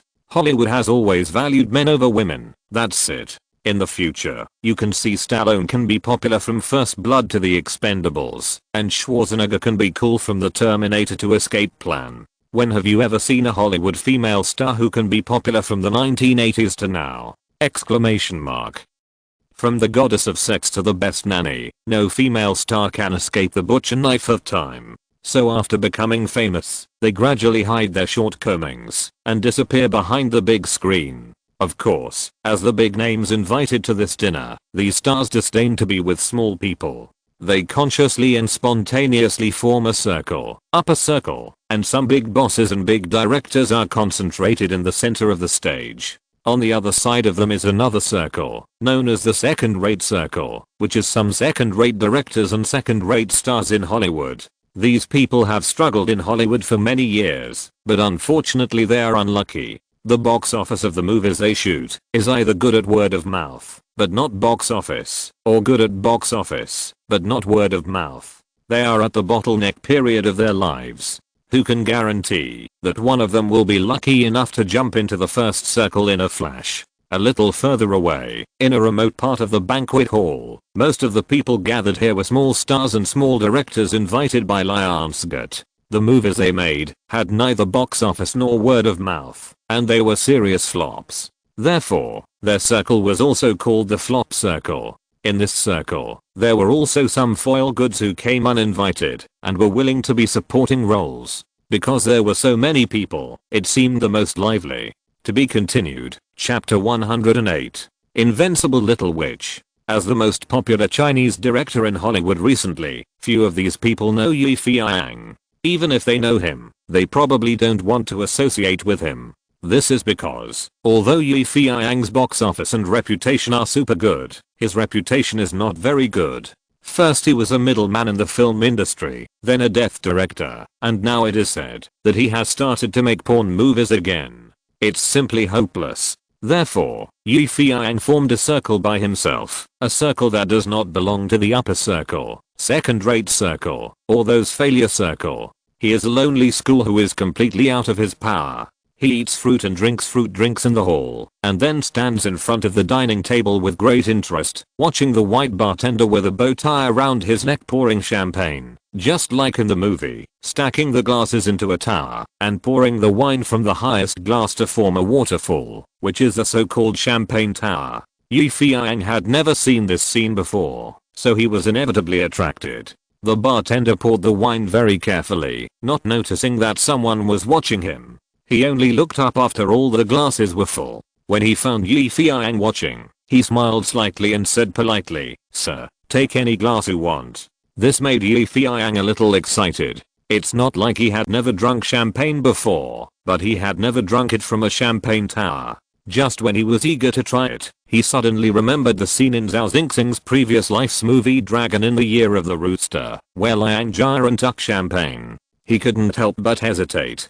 To be honest, this thing really looked like a work of art, and he really couldn't bear to destroy it. Moreover, taking champagne also required skills, so Feiyang waved his hand in a low-key manner and said, "Thank you, I don't drink." Kai. A chuckle came from behind him. Feiyang frowned a little, turned around, and saw a blonde girl of about 16 or 17 years old looking at him with a smile. This blonde beauty was wearing a pink one-piece skirt. She had big eyes and deep eye sockets. She was wearing light eyeshadow, which made her eyes full of charm. Her lips were painted with crimson lipstick, which made her look delicate and moist. Her facial contour was very three-dimensional, especially her straight nose, which gave people a kind of charm unique to Western beauties. In general, this was a very young girl who looked very cute and very hot. Feiyang originally frowned a little, wanting to see who was so rude, and laughed at him, but when he saw that it was a cute blonde girl, he was no longer angry. Feiyang smiled at her and nodded slightly, looking very gentlemanly. "Hi, hello, I think I saw you drinking just now, or very strong whiskey." The blonde girl actually walked towards Feiyang boldly. The girl's voice was very nice. In the United States, a multi-ethnic country, there are all kinds of pronunciations when speaking. Feiyang has been in the United States for so long that his ears are almost calloused. Today, he finally heard a voice that sounded so nice, and he was stunned for a moment. Feiyang has never refused fine wine, especially in the United States, where whiskey is very popular. It is inevitable that Feiyang is a little greedy for it. Moreover, the guests at the banquet tonight are either rich or noble, and Lionsgate CEO Gustav has even taken out the finest wines from his collection to entertain the guests. Feiyang thought that, since he was here, he would drink some, but he didn't expect to be seen by the girl in front of him. Haha, have I ever drunk whiskey? Even children have to be responsible for what they say. Anyway, he was bored, so Feiyang wanted to tease the little blonde. The blonde beauty was very dissatisfied with what Feiyang said. She had always been domineering since she was a child. Although she was only 17 or 18 years old, she was actually much more mature. So she pouted and said, "Are you grown up? Damn it, you actually said I was a child." Then she snapped her fingers, raised the purse in her hand, and said proudly, "Do you know what this is?" Feiyang smiled. "It looks like your family is very rich. If I remember correctly, this should be the limited edition LV handbag launched last month. Well, the price should be quite expensive, about 30,000 or 50,000. Huh, I didn't expect you to know about women's handbags." "That's right, my bag. Damn it, why am I telling you this? I want you to see what's in my bag," the blonde beauty said angrily. "Things? What things? There are only 3 things in your girl's handbags. First, cosmetics. Second, jewelry. And third, toilet paper. Ha, you guy, do you really think that these are the only things in my bag? Wrong, totally wrong." As she spoke, the blonde girl actually took out a small and exquisite camera from her bag. "See, the evidence of your secret drinking just now is all in it." Feiyang understood everything. He met a girl who was obsessed today. She came to the banquet without a mobile phone or sanitary pad in her handbag, but a camera. "Are you a reporter or a guest?" Exclamation mark. However, Feiyang was even more puzzled. Why did this little girl tease him for no reason? Did she like him because he was handsome? Exclamation mark. No way. When did he become so charming? Before Yi Feiyang could figure it out, the blonde girl snorted, raised the camera in her hand, and said to Yi Feiyang with a condescending expression, "Ahaha, I wonder how you, a little security guard, can quibble. Little security guard? Where? Who? Exclamation mark. Could it be me? Exclamation mark." Yi Feiyang looked at the clothes he was wearing, and then at the security guards patrolling back and forth at the door, and suddenly realized. No wonder he and the security brothers had the same clothes. Yi Feiyang has always been casual about dressing up, not to mention that he is a director, so he doesn't care about this. Recently, he was filming again, and he hurried to the banquet. As long as he wore a decent outfit, it would be okay. But tonight he was very sad to find that the grey and black suit he wore, which cost him $250 was exactly the same as the one worn by the security guards here. God, the world is so big, there are all kinds of wonders. In fact, Yi Feiyang really blamed God wrongly, because he himself didn't like to be in the limelight. At a feast like this where so many stars gathered, which star didn't dress up to be dashing or flashy? Not to mention the clothes they wore. The lowest was thousands of dollars, and the highest was tens of thousands of dollars of private customization. Unlike him, he wore clothes worth 250 yuan. This time he was misunderstood, and really became a fool. Ahem, you may have misunderstood. Yi Feiyang explained to the blonde girl unhappily. I'm not a security guard here, I'm a guest. Yes, a guest invited by Mr. Gustav of Liansgate. My name is Yi Feiyang. Originally, Yi Feiyang was still hesitating whether to continue introducing himself, lest she hadn't heard of his name, and arrested him as a security guard who was lazy and drank wine secretly. But before he could continue speaking, the blonde girl immediately covered her mouth and said, "Oh my god, you are the Chinese director, Magic Yang. Yi Feiyang. Is he really that famous?" Looking at the girl's expression, it looks like she has won the first prize. But before Yi Feiyang finished being happy, he heard the girl say, "You are really rebellious. After shooting a horror movie, you immediately shoot a porn movie. You don't care about the comments of those guys at all. You are so unique. I like you." Yi Feiyang. Completely speechless. When you are praised by a little girl who is 4 or 5 years younger than you for being rebellious, you will feel like Yi Feiyang at this moment, very upset. Yes, Yi Feiyang felt very upset. This little girl was too arrogant. It felt like she was praising her own child for being promising, as if it was a matter of course. "Excuse me, beautiful girl, please forgive me for asking, who are you?" Yi Feiyang still said politely, but he had the urge to beat this girl in his heart. "Me? Don't you know me?" The blonde girl pointed at her nose and said in surprise, "Oh my god, are you still from Earth?" "Oh no, I should ask if you are American. It seems that it is not right. You are Chinese. Anyway, since you are in Hollywood, you should have heard of my name." The blonde girl looked like a bad girl, with a big sister look, and her expression was very arrogant, but in fact she looked at Yi Feiyang very funny, and then said, "Remember my name. My name is Paris Hilton. Paris Hilton!" Exclamation mark. This time Yi Feiyang was really stunned. In the future, this Paris Hilton is not only a famous American model, actress, singer, writer, and businessman, but also the legitimate heir of the Hilton Group. She is a mixed race of Norwegian, German, Irish, and Italian descent. She is one of the 3 most popular topic queens reported by American gossip media. The other 2 are Britney Spears and Lindsay Lohan. However, what Yi Feiyang still remembers is the unparalleled surname scandal of this lady. The videotape that was almost as bad as a pornography directly turned her from a golden key, born into a slutty whore who can be fucked by anyone. Therefore, in terms of identity, this Paris Hilton is very similar to the princess taping of the Tang dynasty in China. Strong, sexy, and smart. But for many Americans, Paris Hilton is a changeable fairy who makes some big news from time to time, which will scare you. Even if she doesn't make any moves, just a few words will attract many reporters. For example, her sentence, "You must dress up beautifully wherever you go. Life is short, why bother to follow the crowd?" was introduced into the latest Oxford Dictionary of Celebrity Quotes. Hey, what's the matter? Are you scared by my name? Ha, I knew it would be like this. But it's all because of my Hilton background, isn't it? Not because of my own ability. Alas, seeing your stunned look, it seems that you really don't know me. The blonde girl, Paz Hilton, shook her head, looking very regretful. It seems that she was not recognized by Feiyang, which made her lose face. Originally, she came to such a party tonight to become famous, and then enter the entertainment industry with her fame. But now it seems that the road seems very long.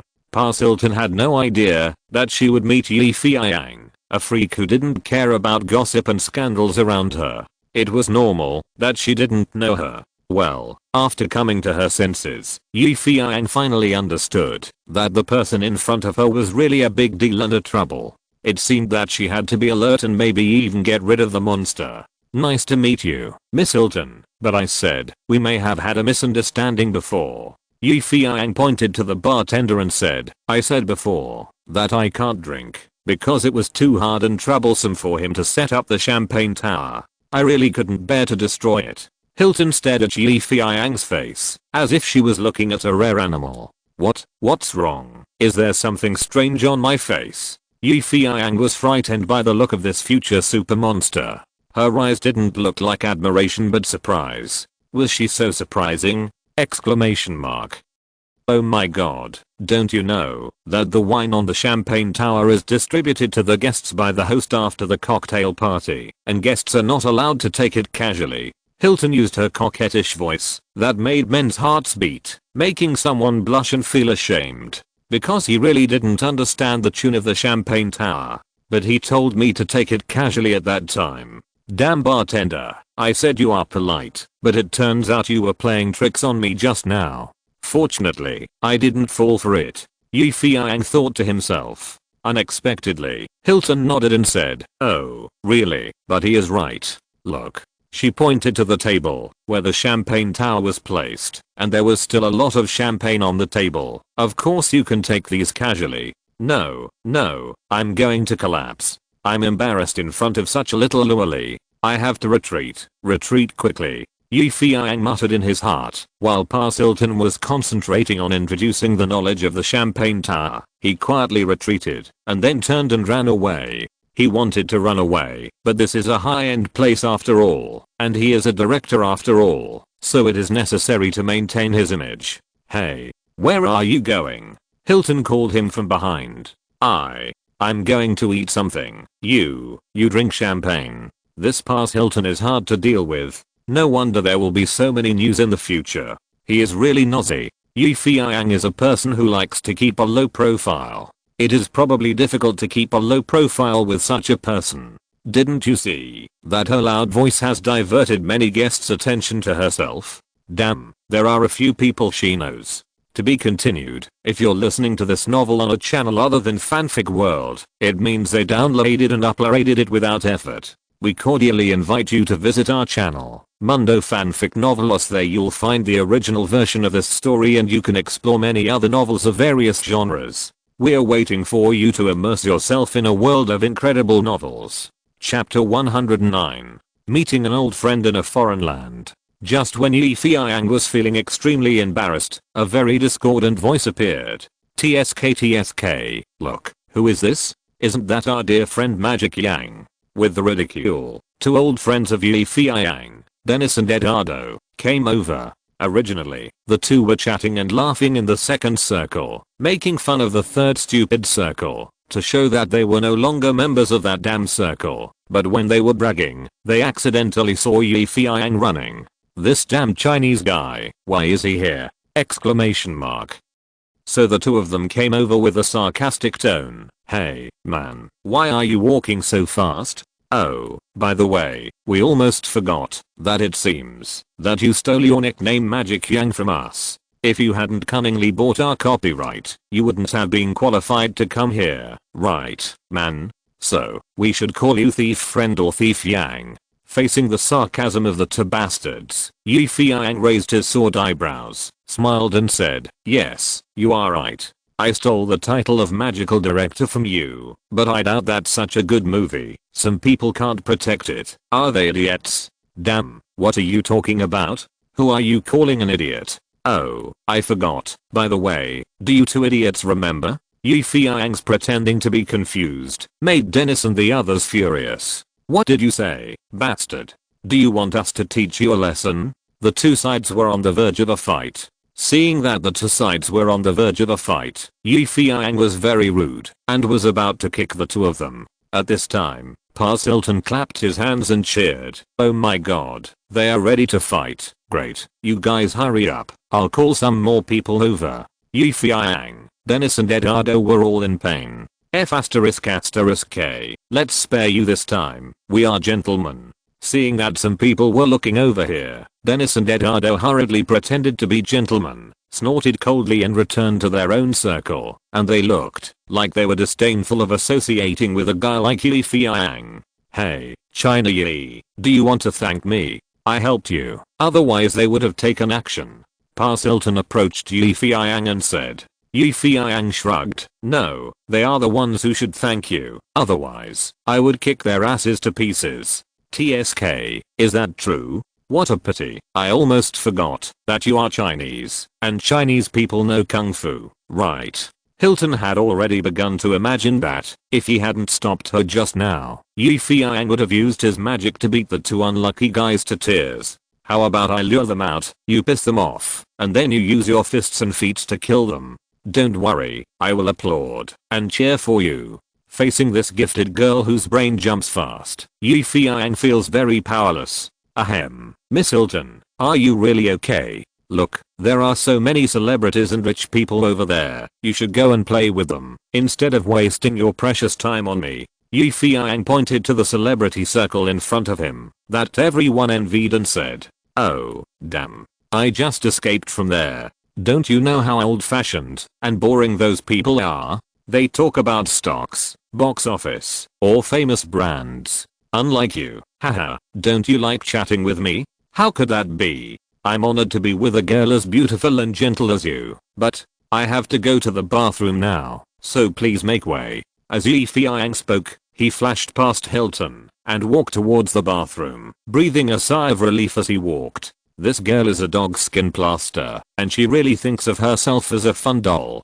Dear Yi, come back soon, I'm waiting to chat with you, Hilton said from behind. Feiyang waved his hand without looking back, thinking, go to hell. When he came to the bathroom, Feiyang couldn't help but feel a little surprised. He originally thought it would be deserted here, but who knew that big stars Brad Pitt and Edward Norton were also there. Pete was biting a cigar and was talking to Norton with a smile about the role in the new play Fight Club. Seeing someone come in, the two politely nodded to Feiyang and then continued to talk about the script and roles. Feiyang didn't care about that and started to pee in the urinal, and the two superstars next to him also pee. At that moment, Feiyang suddenly felt that tonight was still pretty good. At least there were such big stars to pee with him. After drinking too much whiskey, Feiyang couldn't help but feel a little lingering, and the two big stars next to him had already finished and left. Feiyang shook the angry bird and was about to put away the cage to wash his hands. The door of the bathroom opened again, and the person who came in this time made Feiyang stunned for a moment. Because Feiyang knew the person who came in, he was Chinese, a Hong Kong action superstar, Big Brother Chenglong. How could Chenglong appear here? Feiyang couldn't help but be a little stunned. Did he drink too much and his eyes were dazzled? But the guy in front of him with a red face, burping, and obviously drunk too much, who else could it be but Big Brother Chenglong? Exclamation mark. It turns out that this year, Jackie Chan ventured into Hollywood and filmed an action movie Rush Hour.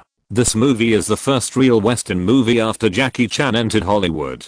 The story of the movie is not exciting, but just okay. Hollywood detective movies usually use a partner of one old and one young, one black and one white, one reckless and one mature. This time, Jackie Chan and Tucker are paired together, using this routine, but it is more exaggerated. Jackie Chan, who never backs down in the face of difficult stunts and dares to challenge the limit, admits that an incident during the filming of Rush Hour really made him timid. I like martial arts better than literary dramas. I'm very afraid of scenes with more dialogues. If I have to shoot scenes with more dialogues the next day, I will be so nervous that I can't close my eyes all night because I not only have to remember my lines, but also remember Tucker's lines. But Tucker can use 10 different lines to perform the same scene.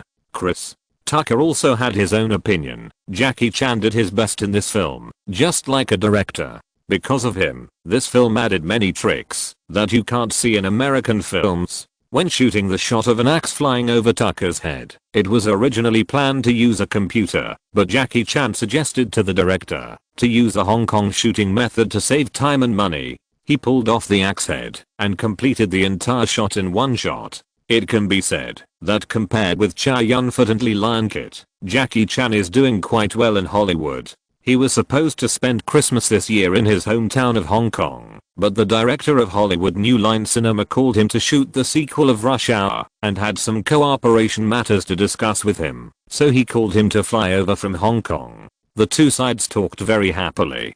Coincidentally, Lionsgate Films held a Christmas banquet tonight. New Line Films and Lionsgate Films had cooperated before and had a good relationship, so Jackie Chan and the director came to join in the fun. In terms of identity and status, at this time, brother Cheng Long was at most a member of the second-rate circle in Hollywood. Don't underestimate this point. Just imagine that it is already very good for a Chinese to have such a status, unless everyone is Bruce Lee. In fact, there were almost no Chinese people at the huge banquet, let alone speaking Chinese. Cheng Long's English level was not very good. You have to know that he did not even graduate from elementary school. When filming Rush Hour, he was most afraid of speaking English. There was no way to communicate with people at this banquet. But it doesn't matter. Although our brother Cheng Long can't speak English well, it doesn't prevent him from making friends with wine. He has always been an amazing drinker. He is used to drinking Chinese high-proof liquor. These foreign liquors are like drinking water, which shock those foreigners. But after drinking too much, it is inevitable that he is still a little drunk. Cheng Long knows that he is a big mouth, especially when he is drunk. He likes to talk nonsense. He has made a fool of himself before. It's okay to make a fool of himself in Hong Kong. After all, that is his hometown. But now he is in Hollywood, USA, and making a fool of himself is not just his own business, he represents the Chinese. Therefore, Cheng Long, still somewhat sober, ran to the bathroom, hoping to dig out some of the alcohol he had drunk with his fingers to sober up. Unexpectedly, as soon as he broke in, he saw a guy with black hair and black eyes looking at him in surprise. Yes, Feiyang was staring at him with wide eyes at this time. Cheng Long's face was red, like Guangdong, and his steps were a little staggering, which seemed to be his moves in Drunken Master. You Japanese? Cheng Long asked in half-baked English. Feiyang shook his head. So, Korean? Cheng Long felt that the alcohol in his stomach had already run into his throat. Feiyang still shook his head and suddenly said in Chinese, "I'm Chinese." Ah, that's good. Cheng Long was afraid of embarrassment when he heard that it was his own people. He couldn't hold it anymore, and he started to vomit wildly into the urinal with a splash. After vomiting for an unknown amount of time, Cheng Long finally felt better. He used his fingers to rub his throat and spit out the remaining liquor. He then leaned against the wall and gasped for air in front of the urinal. Feiyang handed him a tissue. "Thank you," Cheng Long said. "Isn't my appearance very bad?" "Not bad. Few people don't vomit after drinking too much," Feiyang said lightly. Cheng Long nodded. "Well, you said a lot. It seems that I should drink less in the future, but when I think about how I just killed those foreigners without leaving a single piece of armor, I feel very happy. Oh, by the way, what do you do? Security guard?" Feiyang was depressed. It seemed that he really wore the wrong clothes. "No, I'm a director." "Director?" Cheng Long tilted his head and thought about it, but he couldn't remember any famous director in Hollywood who was Chinese. "Keep working hard, brother. You are still young and have a bright future. We may have a chance to work together in the future." Cheng Long thought Feiyang was a nobody, so he encouraged him because they were all Chinese. Feiyang smiled and said, "Thanks for your encouragement. Do you have any more toilet paper?" Cheng Long suddenly asked. "Oh, you can use this stack." Feiyang handed over the rest. Thanks. By the way, you didn't see anything just now. Of course, but you'd better flush this place first. Don't worry, I won't leave any evidence. As a hero, I have never vomited after drinking. In that case, I'll go out first. Feiyang said goodbye. Well, you go first. I'll hold on to this wall and rest for a while. I feel dizzy, said a hero. To be continued, chapter 110. Genius director. After leaving the bathroom, Feiyang couldn't help but feel funny. No one would have thought that he would meet brother Chenglong in such an occasion.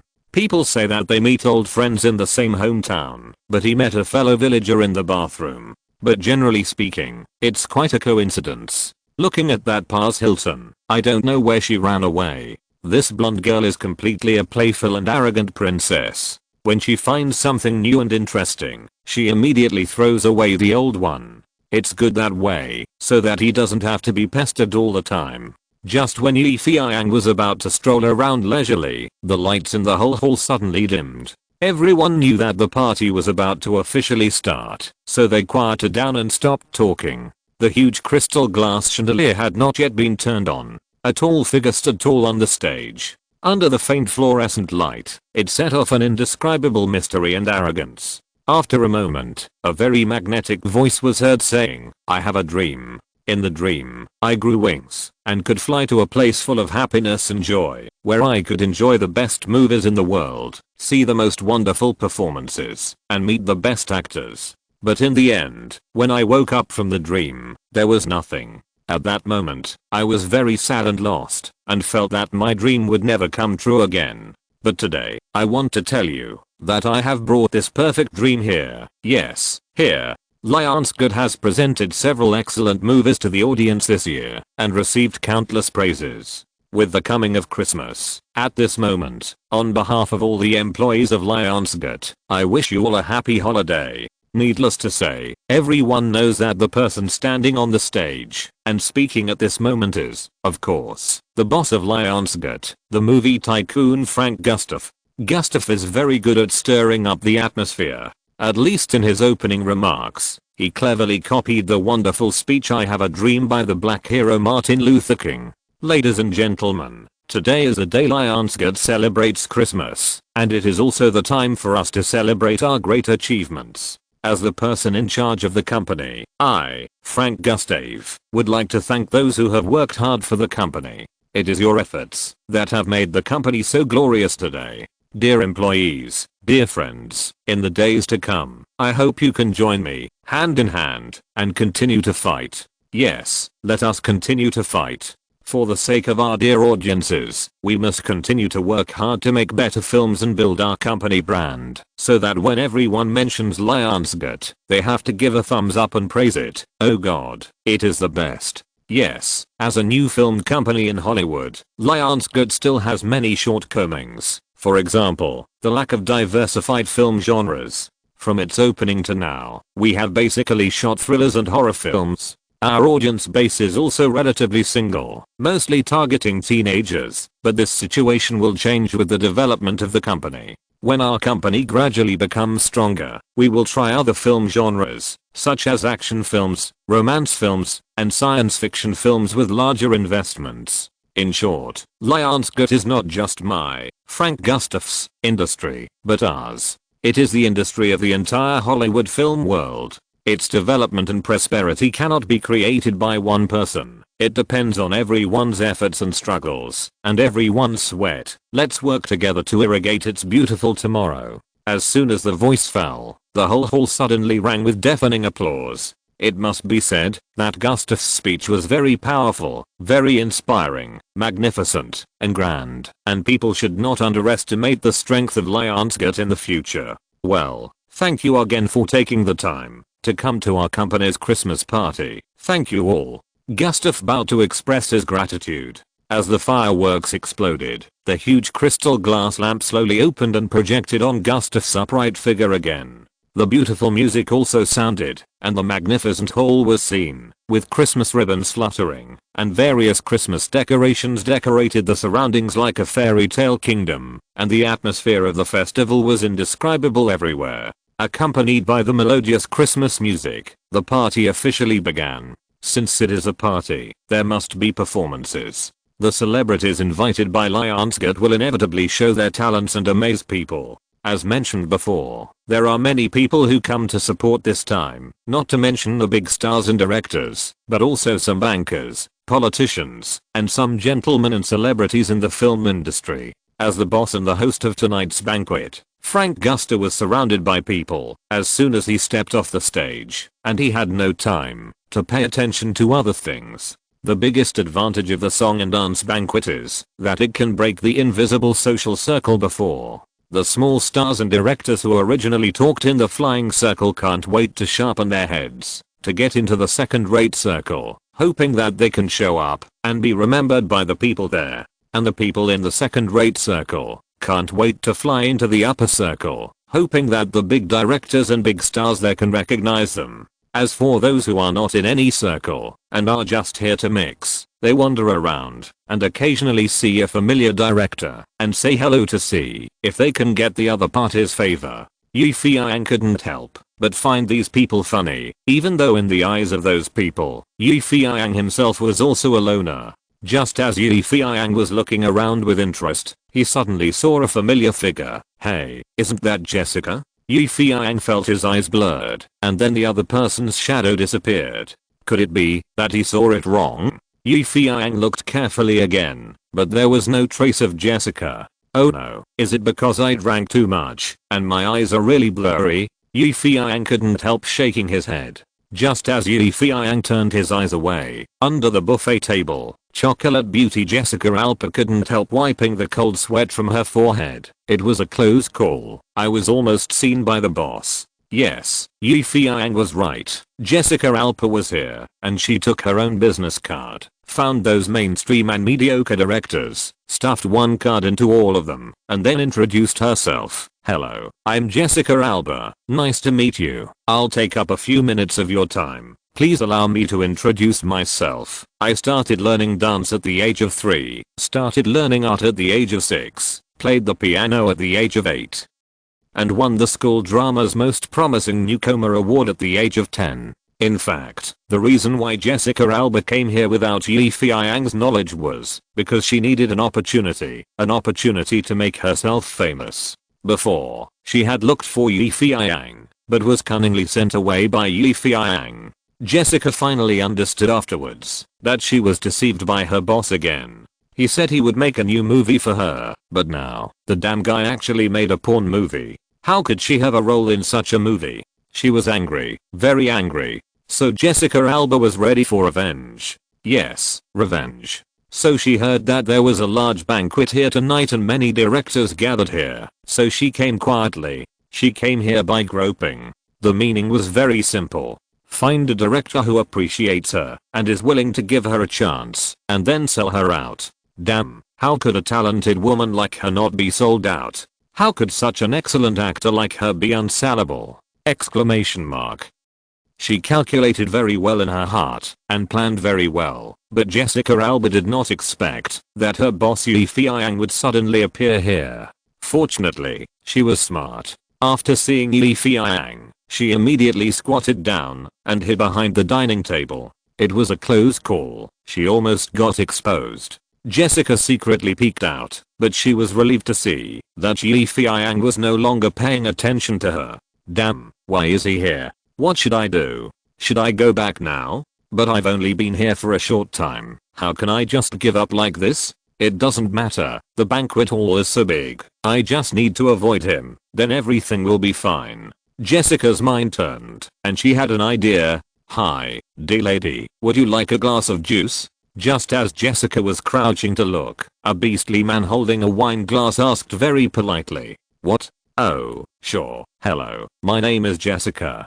Jessica immediately recognized that the man in front of her was the leader of the new generation of Hollywood directors, the director and actor Quentin Tarantino, who filmed From Dusk Till Dawn with George Clooney. Although Quentin is very ugly, he is praised as extremely talented in Hollywood.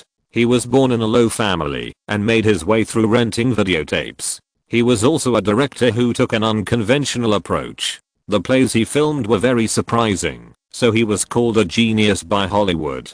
The film Pulp Fiction, directed by the ghost Quentin in 1994, was very successful, winning the Palme d'Or at the Cannes Film Festival and the Oscar for Best Original Screenplay the following year, which established his position in Hollywood. However, the performance of Dangerous Liaisons shot last year was mediocre, so some people said that he had run out of ideas and his luck was over today. However, Quentin in front of him was obviously not disturbed by the rumors from the outside world. He came to Lionsgate's Christmas dinner with such enthusiasm and was accidentally met by herself.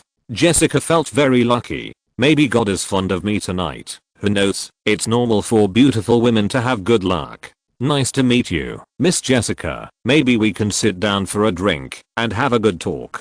Quentin was very interested in this ghostly girl. She was different from those girls who dressed up in fancy clothes, and different from those female stars who looked up to the sky. She was like a girl next door who was caught doing something bad. Yes, that's the feeling. A very fresh feeling.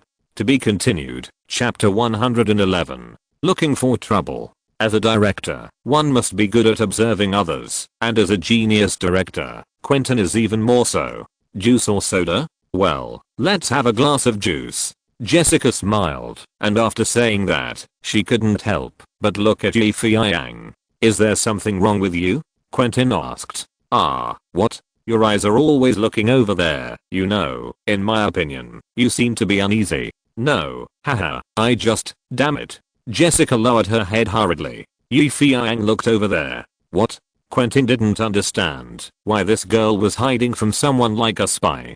Quentin looked in the direction where Jessica was hiding, but he saw that there was no one behaving sneakily over there. Oh, no, there was a special person, the Chinese man who looked very elegant. Yes, although Quentin didn't know him, that person gave people a feeling of being a crane among chickens among many people. Are you hiding from that guy? What? Jessica asked in a low voice, hiding under the table. That young man who looks very handsome, to be exact, he should be a Chinese. Hey, how do you know? Jessica was a little surprised. Because he was looking over here. Did he see me? Jessica asked hurriedly. I don't think so. He turned around again. Yes, he left. Quentin smiled. Not bad. Jessica sighed and raised her head again. Damn guy, he was so startled that he messed up my beautiful hairstyle. Hey, lady, who is he to you? Are you afraid of him? Is he a bad guy? Do you want me to call the security to help? Quentin asked with great concern. No, of course not. There's no need to bother those security guys. They're busy enough. There are so many people tonight. Haha. I think I should explain it to you. That guy, the one you saw, is a friend of mine. It's just that I owe him a little money. Yes, just a little. You know it's embarrassing to owe someone money, and I'm a little tight on money recently, so, haha, it's better to hide. Jessica explained in a mess, and it was embarrassing that Quentin could understand. I understand what you mean. Yes, it's really bad to owe someone money and not pay it back. I used to do that, but damn, my friend has never chased debts like this. That's because your friend is loyal enough, unlike me. You know, he is a famous stingy guy. He can chase debts from Hong Kong to the United States, and then from the United States to here. Jessica became more and more addicted to talking, and she was just talking nonsense. Well, he is quite persistent, but I'm curious, how much money do you owe him that makes him chase you so hard? Quentin couldn't help asking. I said, just a little bit. Yes, just a little bit. Jessica didn't expect Quentin to be so serious. Of course, if you are willing to help me, maybe things can turn around. You mean, borrow money from me? Oh no, how could I do that? We just met. Oh god, am I just going to borrow money from people everywhere? Jessica explained quickly. I'm sorry, I misunderstood you, but how do you need me to help you? Quentin asked. It's very simple. I like to be self-reliant. Yes, use my own strength to repay this debt. You are a director, and I happen to be an actor. Jessica looked at Quentin Tarantino with a look that said no need to explain it so clearly. Quentin suddenly laughed. I have to admit, dear Miss Jessica, your acting is really good. Really? You know I'm a good actor without having seen it. Do you want me to tell you a few plays I've acted in, and you can go back and watch them carefully? Maybe I'm really suitable for your new script. Jessica was happy. Look, this genius director still has vision. No, you misunderstood me. What I meant was, you played the role of a debtor, which was great. What do you mean, I played the role of a debtor?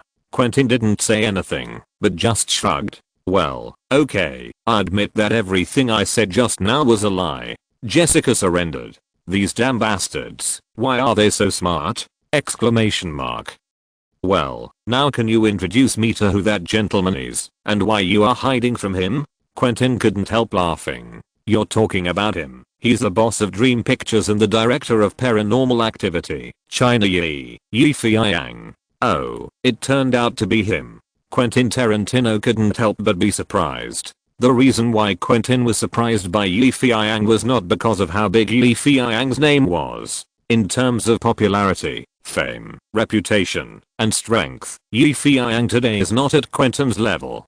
Quentin was surprised because of Yi Feiyang's unusual behavior. In Hollywood, Quentin felt that he was already different enough. Whether it was his acting or his background, many people were surprised. But the Chinese Yi in front of him was even more awesome than himself. He could sell 200 million movies and scare people to death. Now that he has made a comeback, instead of continuing to make horror movies, he turned around and made porn movies. Oh my god, what kind of freak is this? At this moment, Yi Feiyang, the freak in Quentin Tarantino's eyes, no longer had the leisure to stay here. If it weren't for Gustav's promise to cash in the 24 million box office dividends tonight, Yi Feiyang might have left this hellhole a long time ago. Fortunately, Frank Gustav was surrounded by a group of people and chatted for a while and finally saw Yi Feiyang standing in the distance, who was bored. Gustav laughed in his heart. This Chinese Yi looked very unsociable. He didn't know whether he looked down on those people or those people refused to accept him. Although he was very talented, he was a Chinese with black eyes and yellow skin after all, wasn't he? Exclamation mark. Well, let him wait a little longer, and let this guy's spirit be tempered. Gusta said to himself as he watched Yi Feiyang pacing and wanting to leave, but couldn't bear to return empty-handed. Another 5 or 6 minutes passed. Gusta glanced at Yi Feiyang during the conversation, but unexpectedly, Yi Feiyang seemed to really be unable to wait, and was about to turn around and leave. Alas, young man, you are so impatient. Gusta said, and waved to Yi Feiyang, and then said, hi, dear Yi, I'm here. Yi Feiyang, who turned his back, raised his mouth and thought, nonsense, of course I know where you are. If I hadn't pretended to leave, I guess you, an old fox, wouldn't have called me.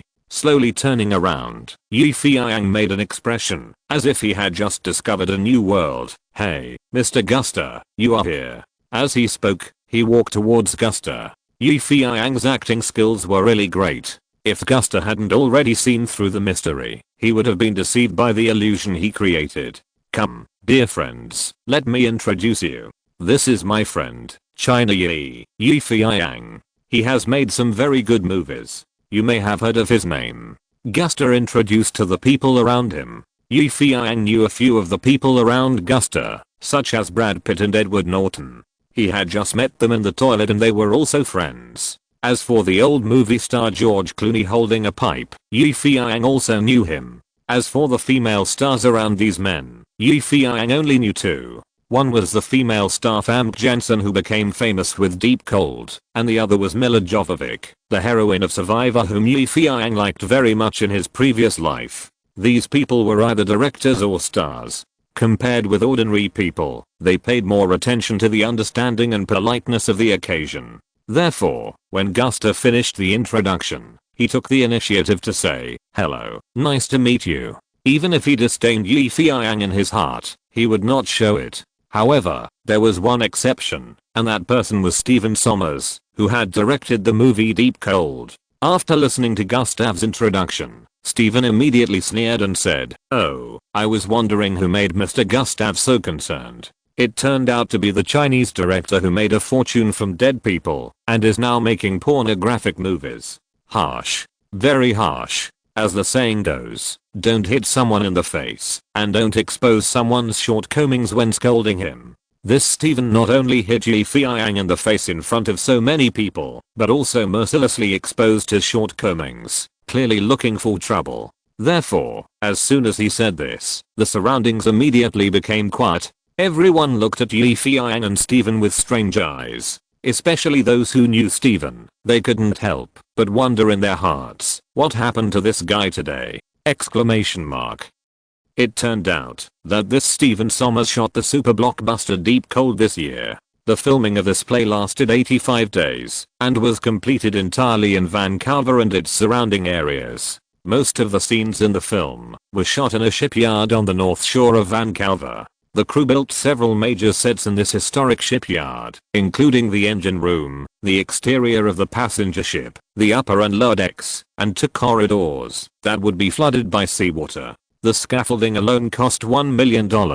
In a word, this movie is very expensive. It was originally thought that this sci-fi blockbuster with both suspense and thrills, which cost countless money and was created by Steven Sommers, would be a big hit at the box office. However, it was unexpected that the box office of this film in North America was $4.73 million in the first week of its release, ranking 8th. The final box office revenue was $110,000, and it almost couldn't even recover the cost. For a director, poor box office is a fatal knife. Steven is like this. As a well-known director, he capsized in the gutter this time and was considered to have stepped on dog shit. The Bowen Pictures Company, which invested in the play Deep Cold, regarded him as a bad luck. It can be said that Steven's luck has been very bad from the beginning to the end of the year. With the precedent of failed directing, many film companies that were optimistic about him no longer dared to easily pass on the olive branch to him, let alone let him direct a big movie with an investment of over $10 million.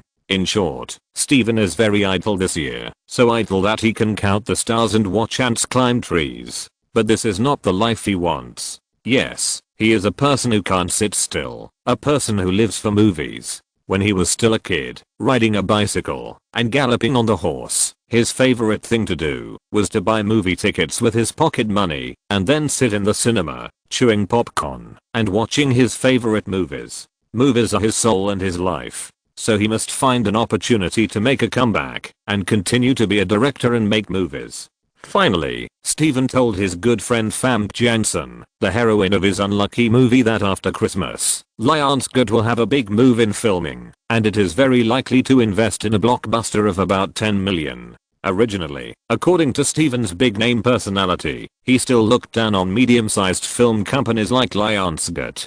He had always cooperated with big companies like Universal, Warner, and Fox. Even the last time he cooperated with Buena Vista Pictures, it was also supported by Universal. But now he was unlucky and there was no room for picking and choosing. So he came to Lionsgate's Christmas party with a stiff upper lip. And by the way, he found Mr. Gustav and communicated with him to see if he could let him direct the company's movie next year. Originally, he thought that as a big name director, he would be able to get Lionsgate's future big productions easily if he lowered his face like this. But he was wrong.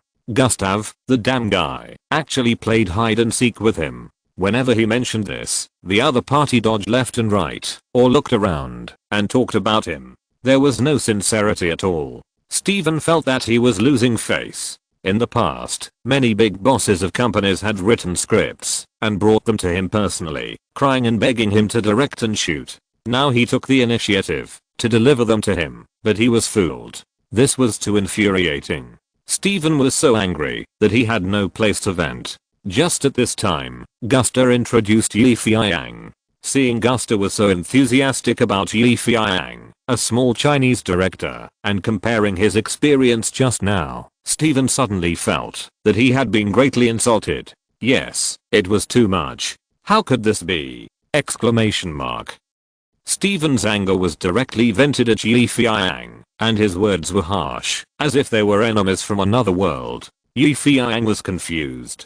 He seemed to not know this guy who suddenly appeared. Why did he hate him so much? Faced with Steven's extremely harsh words, Yi Feiyang had to say innocently, "Excuse me, who are you?" "I'm Steven Sommers." "What, don't you know me?" Steven raised his nose with a proud look. Yu Feiyang smiled, looking at the guy who was looking for trouble, thinking, what's going on today? So many people ask me if I know him, the previous Paris Hilton, and now this Stephen Sommers. These Americans are too narcissistic, right? To be continued, chapter 112. Stunning the audience. Stephen, who suddenly appeared, looked at Yu Feiyang with disdain, and then said arrogantly, I'm the great director Stephen Sommers. Why, don't you know me? Facing Stephen Sommers' narcissistic face, Yu Feiyang shrugged indifferently, and then said, I'm sorry, I really don't know you. Besides, it seems that I don't need to know you. Oh, damn. What did you say? Yu Feiyang's bland words directly made Stephen angry. Didn't you hear clearly? Then I'll say it again. I mean, a guy like you who is rude and uneducated, I won't even look at you, even if I walk on the street. Yes, just like the garbage on the side of the road. Yu Feiyang curled his lips. Compared with speaking harshly, he would never show weakness. Sure enough, Stephen was so angry at Yu Feiyang that his nose was almost crooked. China Yi, huh? Do you really think you are such a great person? How dare you speak to me so shamelessly? TSK, you finally told the truth. Yes, I'm not a big shot, let alone a great person. I will not scold anyone in front of Mr. Gustav like a shrew. But I wonder, Mr. Stephen, do we know each other? Did I steal your steamed buns or dig up your ancestral graves? Otherwise, why would you trouble me for no reason and bite me like a mad dog without saying hello? Woof woof, you are so cruel. Yu Feiyang's words were vividly and directly scolded Stephen Solno, who was ashamed. Damn it. Bastard. How dare you humiliate me like this? Stephen was so angry that he could hardly speak. Humiliate you?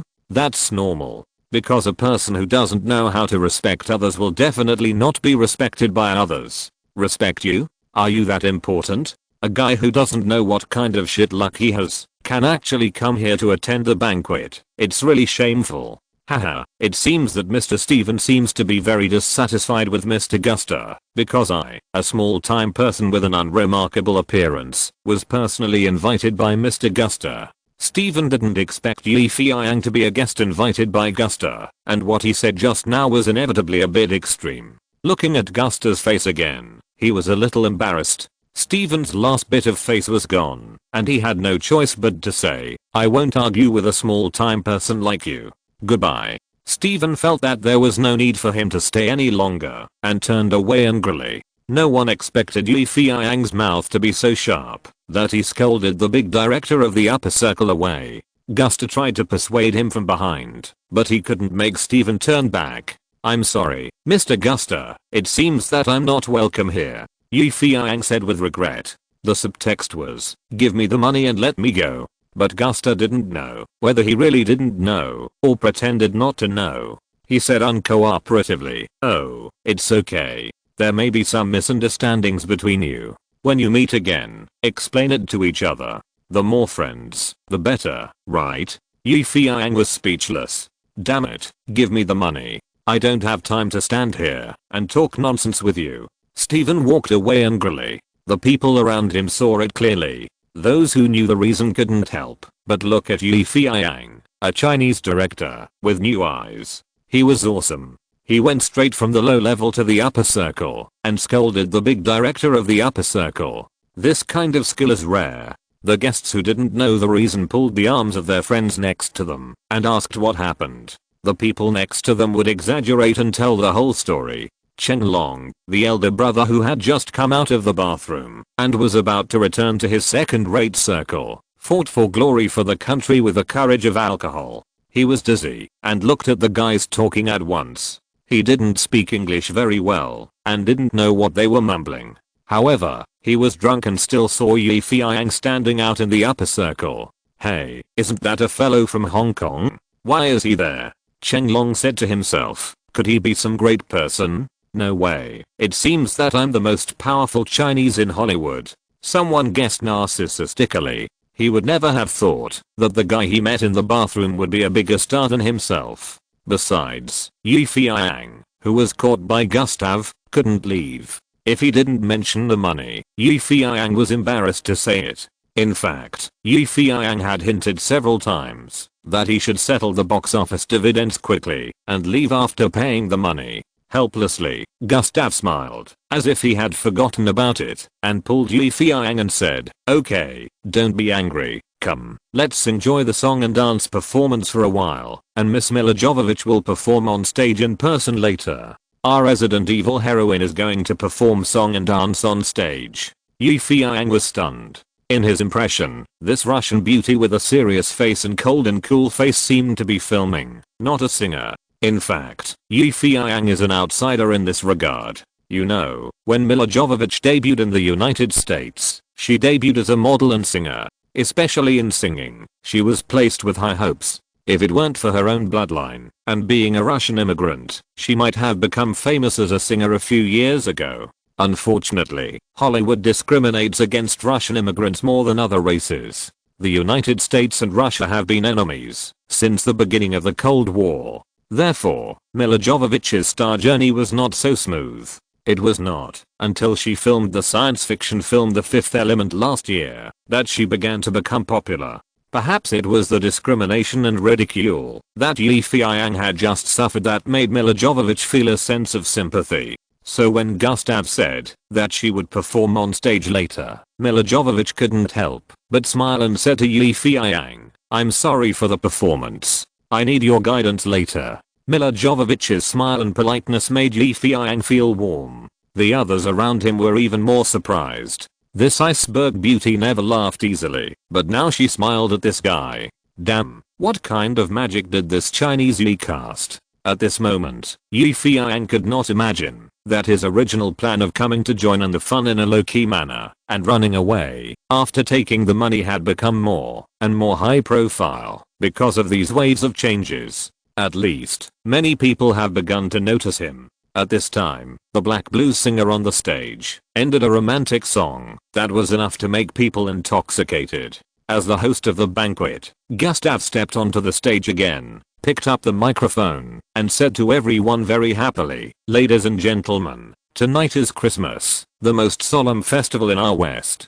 Just now, everyone has also enjoyed several wonderful songs. Next, I would like to introduce to you the most popular singer and actress recently, Miss Milla Jovovich." Applause. Amid the applause, Gustav continued, "Yes, it's her.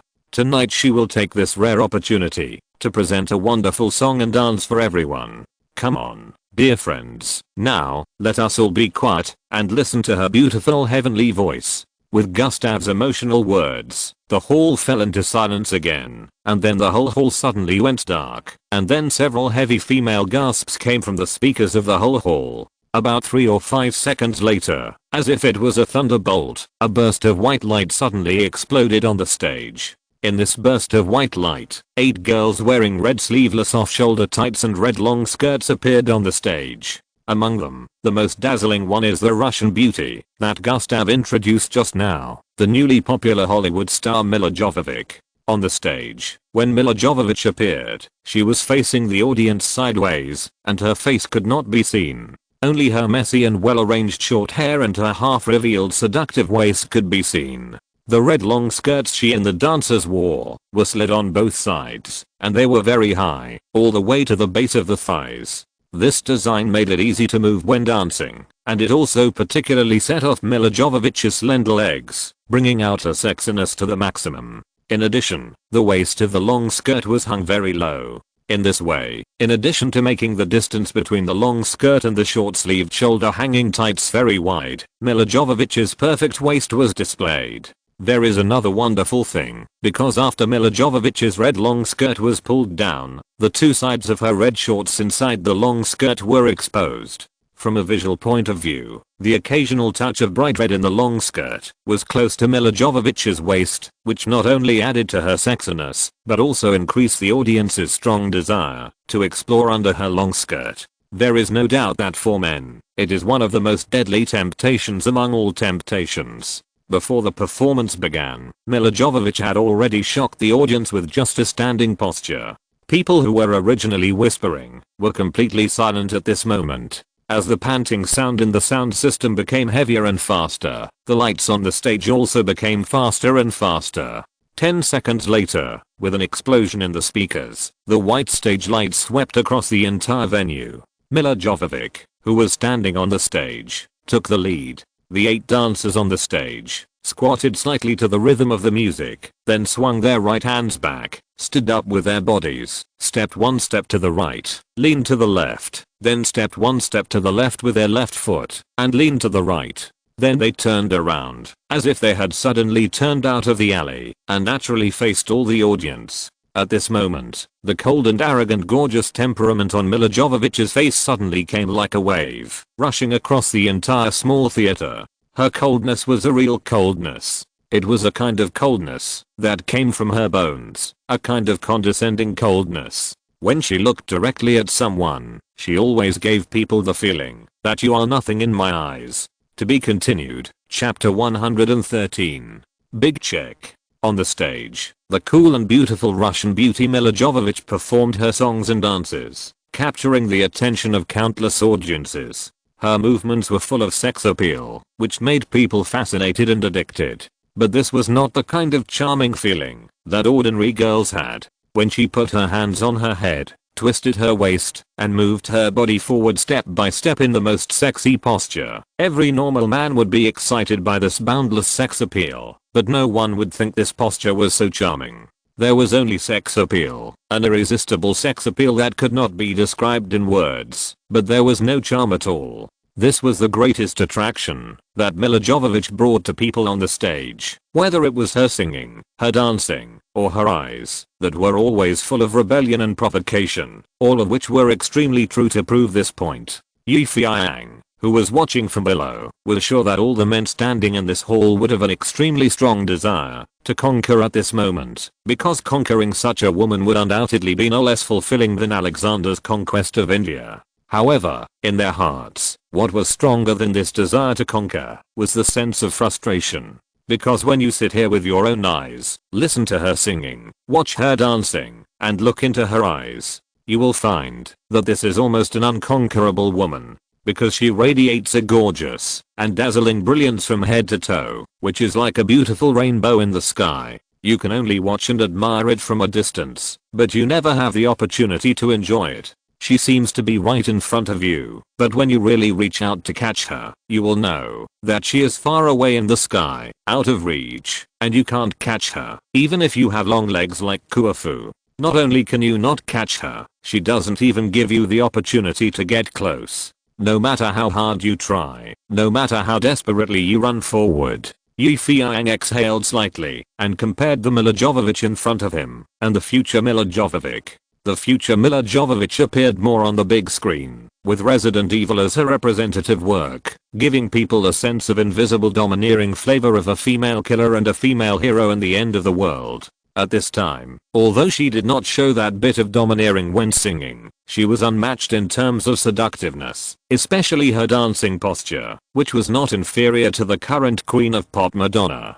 She directly broke the old-fashioned and conservative Hollywood music scene, and slowly revealed the woman's asterisk as a sharp weapon. It's just a pity. Feiyang felt that it was a waste for such an excellent woman to give up being a singer. If she continued to work hard in the music scene, perhaps the future Britney Spears and others would only be able to serve as foils. Just as Feiyang was looking at the stage in admiration, a voice rang in his ears. "How is it, Yi? This Miss Miller's singing skills are not bad?" It was Gustav who was speaking on the stage just now. Feiyang, it's really good. I didn't expect she has such a beautiful singing voice and such a sexy dancing posture. This song and dance is even more fragrant than today's red wine. Gustav touched his signature mustache and smiled. To be honest, I didn't expect Miss Mirror's singing and dancing performance to be so good. Although I heard that she debuted as a singer, in my eyes, I always thought she was an actress. Gustav sighed and said, at this moment, I still clearly remember the movie The Fifth Element in which she starred. The first time she appeared in the movie, she curled up her body and was almost naked. When she looked up, her beautiful blue eyes seemed to be able to attract the souls of all men. At that moment, I knew that this actress would definitely be famous. Now seeing her performance on the stage again, her every move is extremely sexy, and she has the demeanor of a great person. She is born with excellent body language, coupled with such amazing dance steps, which is simply awe-inspiring. I can say that, even if she doesn't become an actress and just sings, she will definitely be a queen-level female star in the future. Gustav said with emotion. Feiyang nodded in agreement. Although he didn't know much about Mila Jovovich's experience as a singer, judging from her performance just now, this girl is definitely a star. Even if she doesn't become popular with her singing, she will be famous in other aspects in the future. Seeing Feiyang's admiring look, Gustav smiled and said, "Okay, dear Yi, do you think we should stop appreciating this beautiful song and dance, and do the serious business first? The box office share has expired, and your 24 million. What? Feiyang was stunned. But he immediately understood that this guy was so shameless. He had been waiting for him to ask for a share of the box office, but now he made it seem like he was bewitched by beauty and concentrated on watching the performance, but delayed his business. Of course, where do you think we should go to talk? Let's go over there, it's quieter." Feiyang followed Gustav to a nearby lounge, which was relatively quiet. Gustav was straightforward. He snapped his fingers and asked his female secretary to bring the contract over. Then he handed the box office information to Feiyang. "Look, man, this is the total box office revenue of the play Brawl the Witch. And this is the agreement when we signed the cooperation. Well, you can take a closer look, or you can take it back and let your private lawyer study it carefully. Don't worry, as long as you sign it, then this 24 million check will be yours." Gustav stroked his beautiful mustache and said to Feiyang with a smile. Feiyang couldn't wait that long. He came here to get the money as soon as possible, so he roughly looked at the box office revenue content, then checked it against the agreement, and finally picked up the pen and signed the document. Seeing that he was so straightforward, Gustav also smiled and picked up the gold pen in his pocket and signed his name. "Here, this is a check for 24 million from Lemon Bank in the United States. You can cash it at any time. However, if the amount is too much, you need to say hello to them. This is the business card of manager of the service department of Lemon Bank. I know him very well. If you have any questions, just call him for help." It must be said that Gustav is really considerate and careful. Look, he not only gave the check to Feiyang, but also introduced the middleman of the bank to Feiyang. But Feiyang forgot one thing. For such a huge amount of money, why didn't Gustav take the bank transfer method, which is safe and fast, but instead gave him a huge check? Because he was too happy or excited. Feiyang, who was always careful and cautious, ignored this point. For him, as long as he could get the money, everything was okay. "Thank you, Mr. Gustav. At least I think our cooperation is very pleasant." Feiyang happily raised the check in his hand. It can be said that this is the largest amount of money he has ever touched. Feiyang felt secretly happy when he thought of the overjoyed look on fatty Gao Jiabao's face when he took the check back. "Haha, I should thank you. The movie The Witch has brought great benefits to our Lionsgate film company, but it's a pity that we didn't work together again on The Witch 2. Gustav looked regretful. "But speaking of it, Yi, I really admire your talent. In addition to filming, you are also very business-minded. Yes, you are the director who looks most like a businessman among all the directors I have ever seen, and the guy who looks most like a director among the businessmen. Haha, your every move makes people feel so unexpected and unexpected, just like you are going to shoot a *** movie recently. Oh god, I was shocked at the time, thinking, how could Yi degenerate? He must have some unspeakable difficulties. I believe in you, dear Yi. If you really have something you can't solve and need my help, I will definitely do my best to help you." If Feiyang didn't know the temperament of this lion well, he would definitely be moved by his kind and caring words. "Haha, I'm sorry to bother you, Mr. Gustav. In fact, I filmed this movie voluntarily. It was my own choice. No one forced me, and I'm very confident about this movie, whether it is box office or word of mouth." Gustav raised his beard casually, then laughed dryly and said, "That's great. Haha, of course I hope that your career will go smoothly, dear Yi. Yes, although we haven't been in contact for a long time, I have already regarded you as my best friend, and have always been blessing you." Just like this time, when your movie premieres, I will definitely go to cheer you up. Well, in short, I hope we will have the opportunity to work together again next time. Feiyang heard him say this and thought that today's conversation would end here and he could easily run home with the check in his pocket. But he was wrong. Look, dear Yi, it's still early and we are such good friends. Wait a minute, I want to invite you to the stage to say a few words. Do you think it's okay? What? Let me speak on the stage. Feiyang couldn't help but be stunned. Yeah, let everyone know you, so that those damn rumors won't spread everywhere. Gust said earnestly. Feiyang really didn't expect Gust to be so nice to him. Look, he even created an opportunity for him to dispel rumors and make himself look good. What a friend. How can I refuse such kindness? Exclamation mark. Then I'll do it reluctantly. I'll go up and say a few words later. Although he wanted to be a low-key person, he had already been high profile just now, and Feiyang was not afraid of being recognized by others again. That's what you said, haha. Gust laughed. Seeing him laughing so lustfully, Feiyang suddenly had a bad premonition. To be continued, chapter 114. Overnight fame. On the stage, after Mila Jovovich finished singing the song, she received the warmest applause of the entire evening.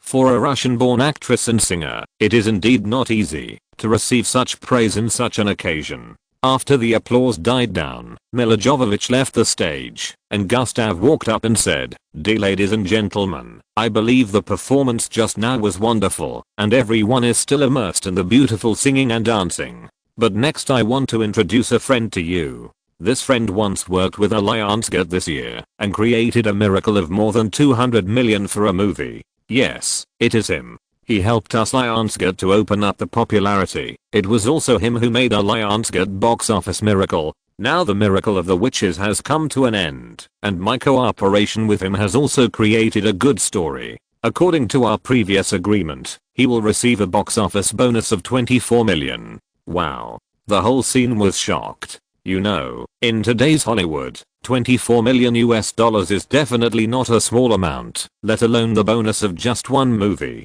As we all know, Feiyang, as a second-hand dealer, sold The Witch to Lionsgate and got 24 million in one transaction. This is definitely a miracle. Therefore, exclamations and envy came one after another. As the unlucky original owners of the copyright of The Witch, Dennis and Eduardo rolled their eyes in astonishment when they heard the number 24 million. They expected the income of Feiyang's play, but they didn't expect it to be so much. Compared with the money Feiyang gave them, it was an astronomical figure. At this moment, the hearts of the two were bleeding.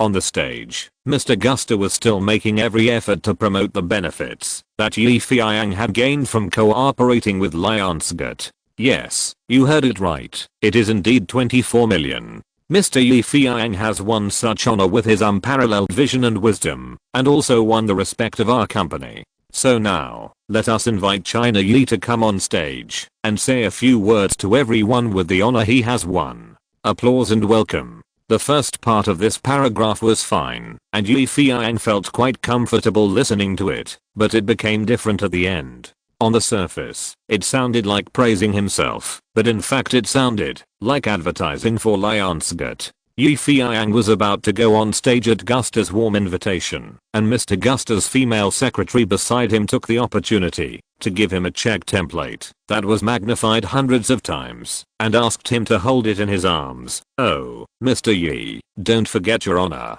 On the huge template, a string of Arabic numerals was written in bright red characters minus 24 million US dollars. But even larger than this string of numbers was the logo of Lionsgate Films. At that moment, Feiyang completely understood that this was not a compliment to him, but a trap to him. And the timing was so perfect. After Mira sang a song, everyone's eyes were focused on the stage, and he was pushed up like a fool holding the template. The right time, the right place, and the right people. Lionsgate's trick of borrowing chickens to lay eggs and spending a lot of money to buy horse bones was too perfect. If nothing unexpected happens, tomorrow all the newspapers and magazines in Hollywood will publish a photo of a fool holding a template. However, what everyone cares most about is not how lucky this fool is, but how much Lionsgate loves talents, how trustworthy, and how kind. No wonder Gustav was so polite to him when he came here, and no wonder Gustav was not angry when he scolded Stephen away.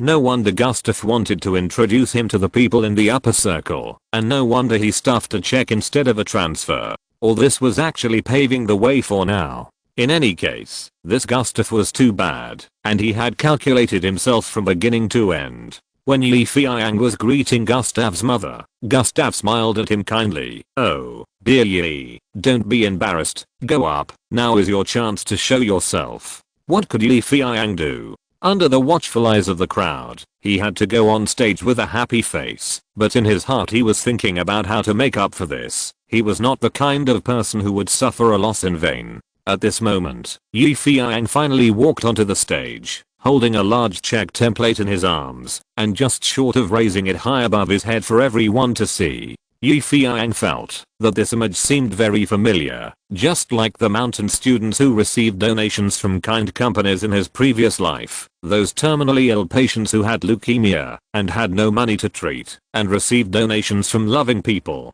On the stage, Yi Feiyang took a deep breath, looked at the dark crowd waiting to watch the excitement below the stage, and had an idea. First of all, I'm very grateful to Mr. Gustav for giving me such an opportunity. I was originally just a small person, but I have a big dream. That is, one day I can become a big director known by the whole world. Everyone goes to see my play, and everyone applauds my play. However, my fat buddy said to me, "Hey, dear Yi, don't daydream anymore. You know, your dream is more ridiculous than a diabolo." Then he told me, "Remember, you are a small person. The sooner you accept the reality of your fate, the happier you will be." Under the stage, the guys who were originally waiting to see Yi Feiyang make a fool of himself were slightly moved by his words. Yes, who doesn't have a dream? Who didn't come through after struggling? It's just that some people's struggles failed, and the small people are still small people. Some people's struggles succeeded, and the small people became big people.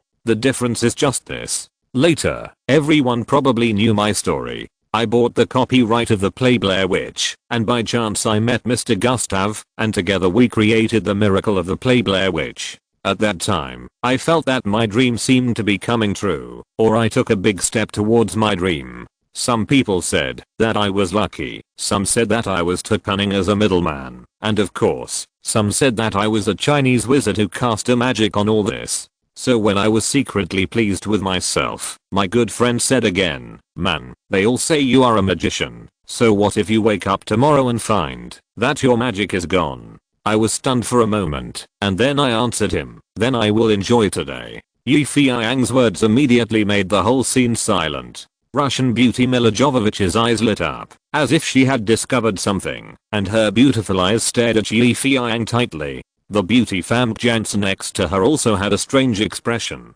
Not far away, the beautiful girl Paris Hilton, whom Yi Feiyang once knew, looked at Yi Feiyang on the stage with an indescribable look. If the situation had not allowed it, she would have run over and pestered him to ask how he could say such philosophical words. The only girl who was not interested in Yi Feiyang was undoubtedly Jessica Alba. She had long been immune to Yi Feiyang's deception. Ever since he deceived her into joining Dream Pictures, and then deceived her into willingly playing a minor supporting role, Jessica had already had deep doubts about Yi Feiyang's hidden character. Therefore, she secretly raised her middle finger to Yi Feiyang's emotional performance on the stage.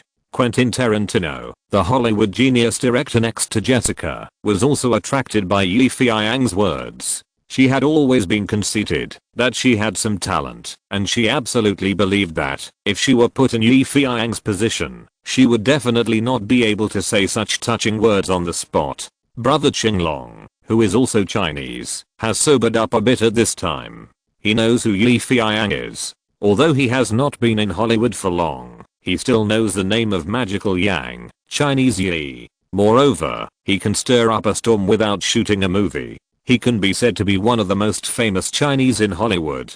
Compared with himself, he is probably more famous. After all, he is a director and a boss. Not to mention that Lionsgate treats him so politely. It is said that even the people of Hollywood giant Paramount favor him. The reason is that this person is too talented. Did you see what he said on the stage? It is much better than his big tongue. At this moment, Brother Cheng Long admired Yi Feiyang so much that he had long forgotten that he had treated him as a nobody in the bathroom before and said that he would take care of him. As for the unlucky Dennis and Eduardo, they have already developed an indelible hostility towards Yi Feiyang. Therefore, no matter how beautiful Yi Feiyang's words are, in their opinion, it is all asterisk asterisk. Yes, it was a nasty show.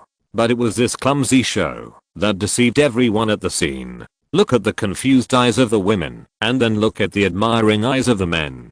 God, you are really blind. Why don't you kill this damn bastard on the stage? Exclamation mark. It can be said that at that moment, all the women at the scene were moved by Yi Feiyang's wise and philosophical prophecy, and those men were also convinced by Yi Feiyang's story. Look, no wonder he can succeed. Quality, this is the difference. Let's talk about Gustave of Lionsgate. He did everything he could to push Yi Feiyang onto the stage, with the goal of making him famous for his company like a red-nosed clown holding a balloon.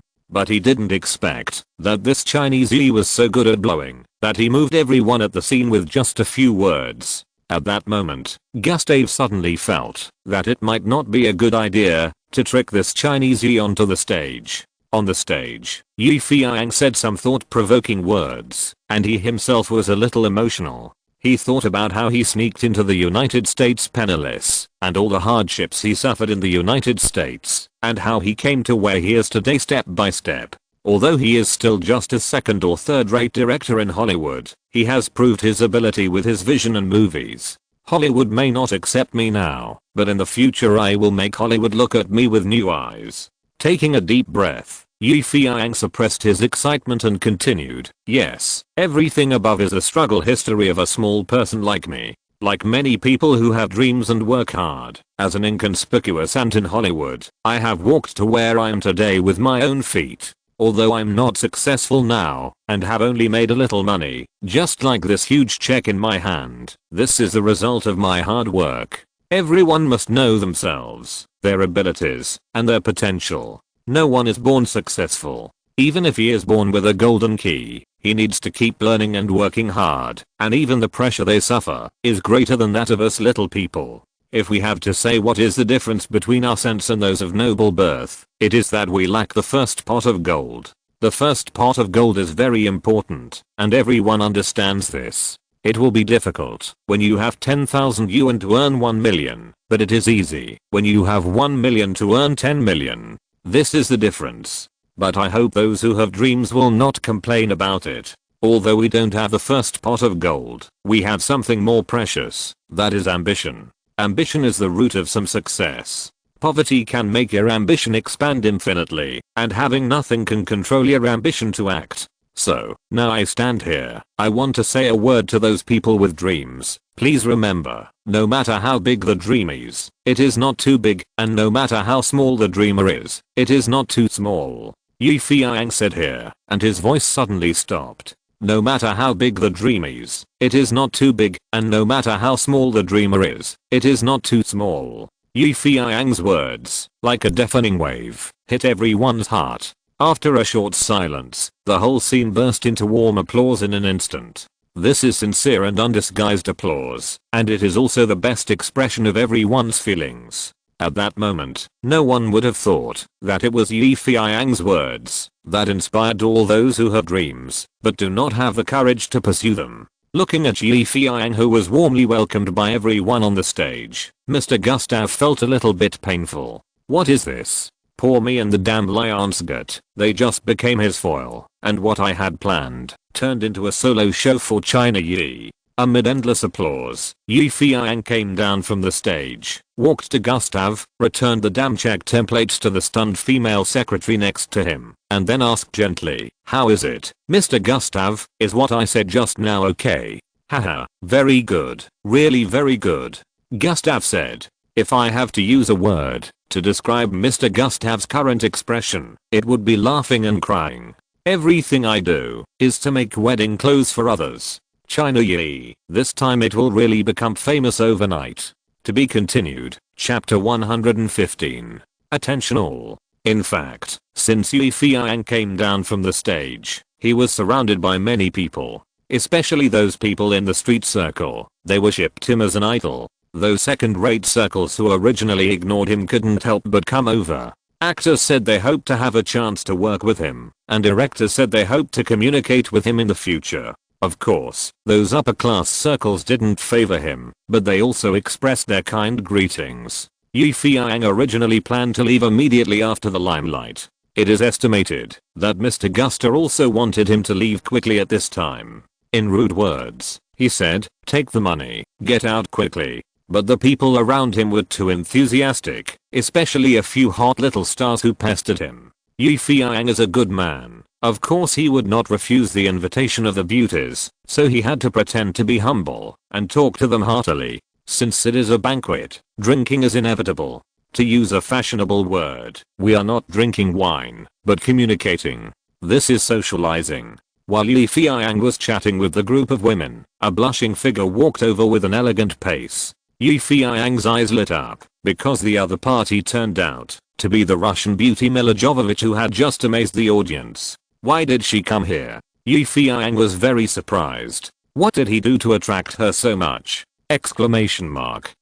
In fact, the reason why Milla Jovovich liked Feiyang was because they were both foreigners in the United States and had been discriminated by Americans. Milla was withdrawn and unsociable when she was very young. She was a foreigner and a *** guy in the eyes of American children. Her indifference and loneliness grew in an environment of exclusion and discrimination. She spent a lot of time interacting with friends on learning dance and performing arts, so that at the age of 13, she began to play the electric guitar. At the age of 15, she began to compose her own music. In 1994, Milla Jovovich published her first solo album Amazing Comedy, which immediately received quite high praise. Some people even compared her with the famous Hollywood female singer Mary J. Blige, calling them new American singers of different skin colors and supernovas. However, no one could have imagined that when Milla Jovovich's singing career was going smoothly, she shifted the focus of her career to movies. With her own efforts and struggles, she finally became one of the hottest female stars in Hollywood today. At this moment, with a perfect model-like figure, Milla Jovovich came to Feiyang with a wine glass, and then opened her red lips and said, "Hello, Yi, can I buy you a drink?" Milla's arrival directly eclipsed the group of women. Seeing that Milla seemed to be very interested in Feiyang, these women no longer stayed to be light bulbs, and moved away one by one. Feiyang didn't expect Milla to come over, and he didn't expect her to be so proactive in making friends with him. When Guster introduced them to each other before, he didn't feel that she was so enthusiastic and proactive. But she is a popular female star in Hollywood now, so I have to give her some face. Just one glass of wine. Haha, you may have forgotten that I'm Chinese. In addition to the world famous 4 inventions, we have 4 other inventions, namely tea, ceramics, silk and fine wine. So, even if there are a few more glasses, it's no problem. Feiyang joked to Mira. Mira saw that he was so humorous, and a smile appeared on her originally cold face. In fact, the reason why I came here is because I really appreciate what you said just now, especially the sentence, "No matter how big the dream is, it is not too big, and no matter how small the dreamer is, it is not too small." I wonder where it comes from. Oh, this iceberg beauty is not simple, but you underestimate me too much. Could I say that this classic line came from Speedy Snail in my previous life? Exclamation mark. Haha, Miss Mira, what do you mean by this sentence? Feiyang pretended not to understand.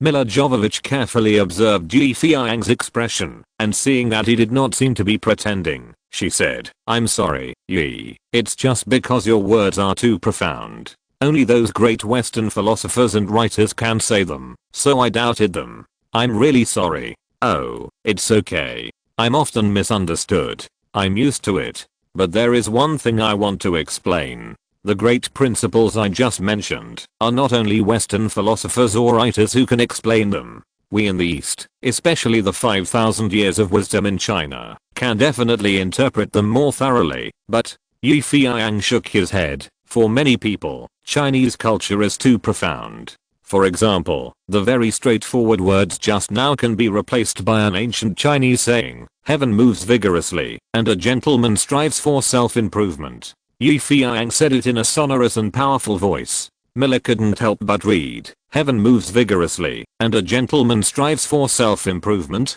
Yes, for us Chinese, whether we are big or small, we should have great ambitions, and pursue our dreams with hard work and a never-ending spirit. I have to admit that I know too little about your Chinese culture.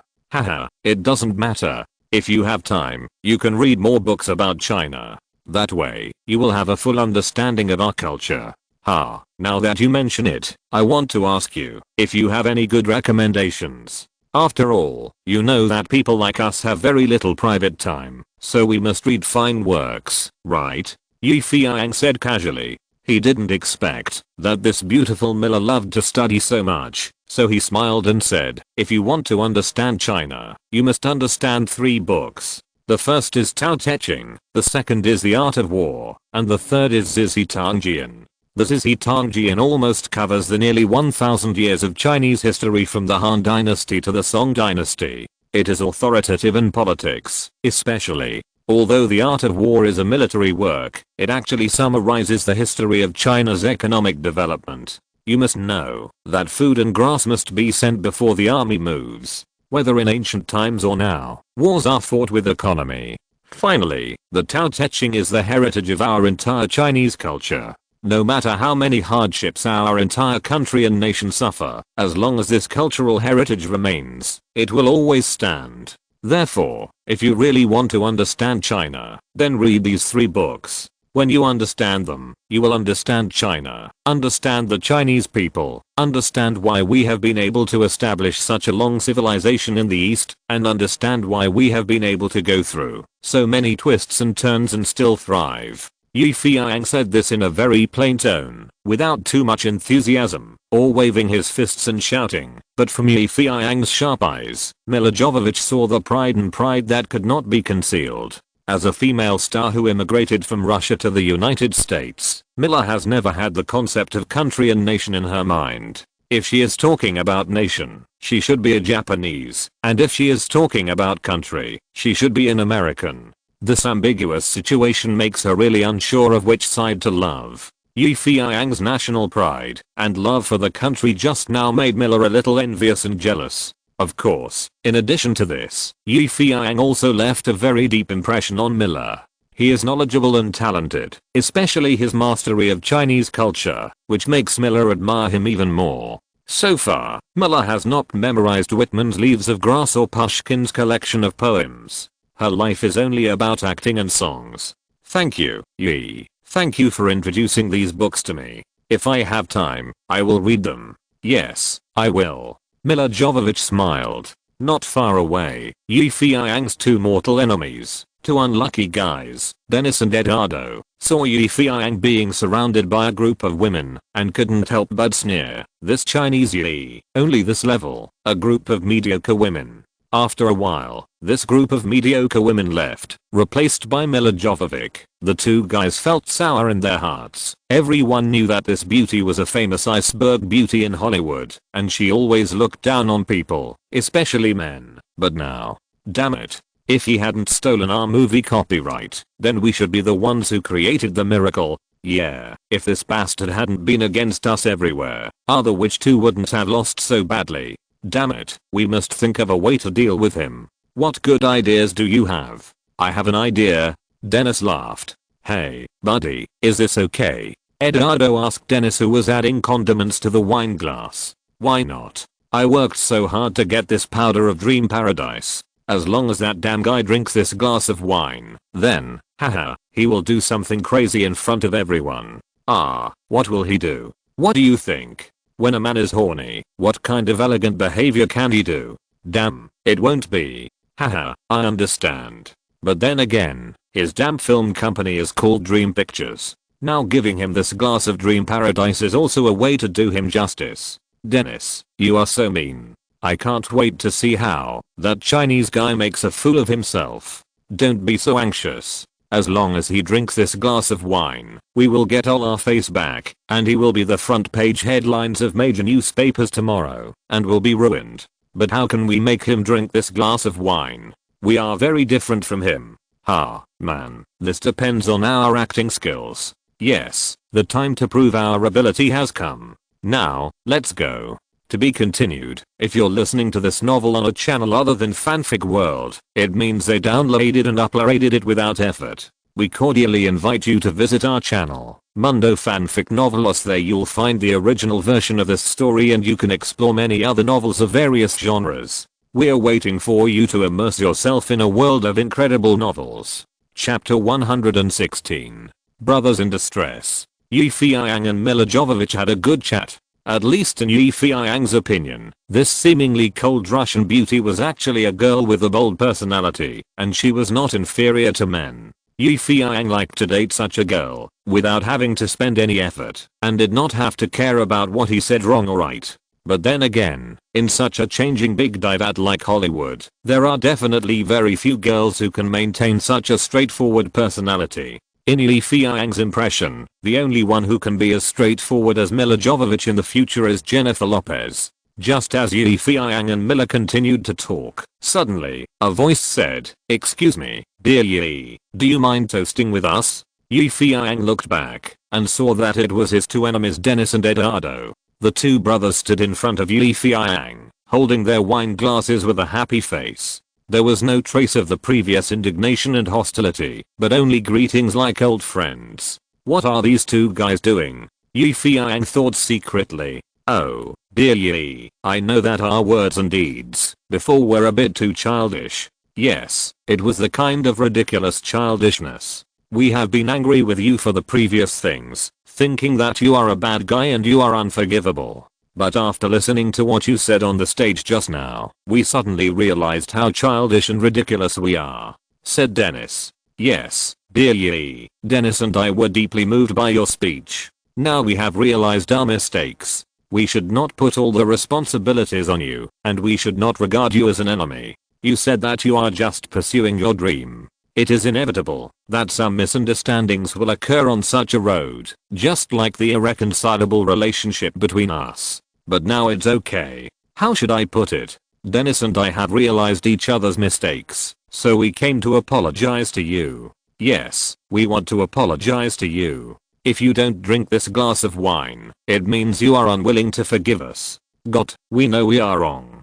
Dennis took the opportunity to send a glass of whiskey to Yi Feiyang. Looking at the couple in front of him, Yi Feiyang really didn't know what they were acting. If he didn't accept it, Mira would still be watching next to him. It was not Yi Feiyang's style to let a beautiful woman see that he was so stingy and narrow-minded.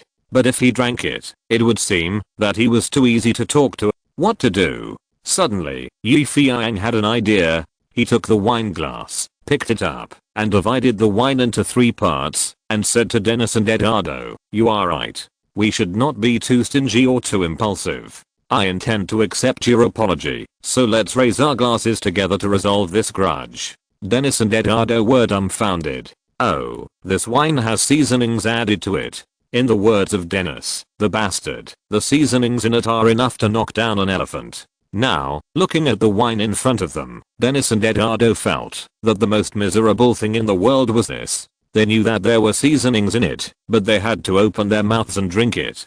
Haha, dear Yi, you are really a good person. Yes, a good person. You don't forget your friends even when drinking. So, we love you to death. Love you to death. Come on, let's drink a glass. The two unlucky guys held the mood of dying together and clinked glasses with Yi Feiyang. Yi Feiyang didn't doubt it and drank the wine in the glass. Dennis and Eduardo also held their breath and drank the wine in the glass without hesitation. Okay, dear friends, now that we have toasted, how about we write off all the previous grudges? Yi Feiyang asked with a smile. Dennis and Eduardo grinned in their hearts, wondering how long this guy can be so arrogant, but they said, of course, haha, from now on we are friends. No more chatting, we still have some things to do. Goodbye, friends. Dennis and Eduardo had to solve the hidden dangers before the medicinal wine took effect. Feiyang shrugged, looked at Mila Jovovich and said, alas, I didn't expect them to leave so quickly. Mila said, I should leave too. There are a few friends over there who need me to say hello. Well, goodbye Yi. Nice to meet you. If there is a chance, I really hope to work with you. Yes, there will definitely be a chance. Feiyang was thinking, when I start filming Resident Evil, I will definitely invite you to be the heroine. Looking at Mila's slender figure gradually going away, Feiyang couldn't help but sigh. Hollywood is really full of talents. Fortunately let himself meet such a good time. In the future, he will definitely work harder. Just when Feiyang was secretly encouraging himself, a voice said, bad guy, you can't even pull your eyes out when you see a beautiful woman. Feiyang looked and saw that it was Paris Hilton.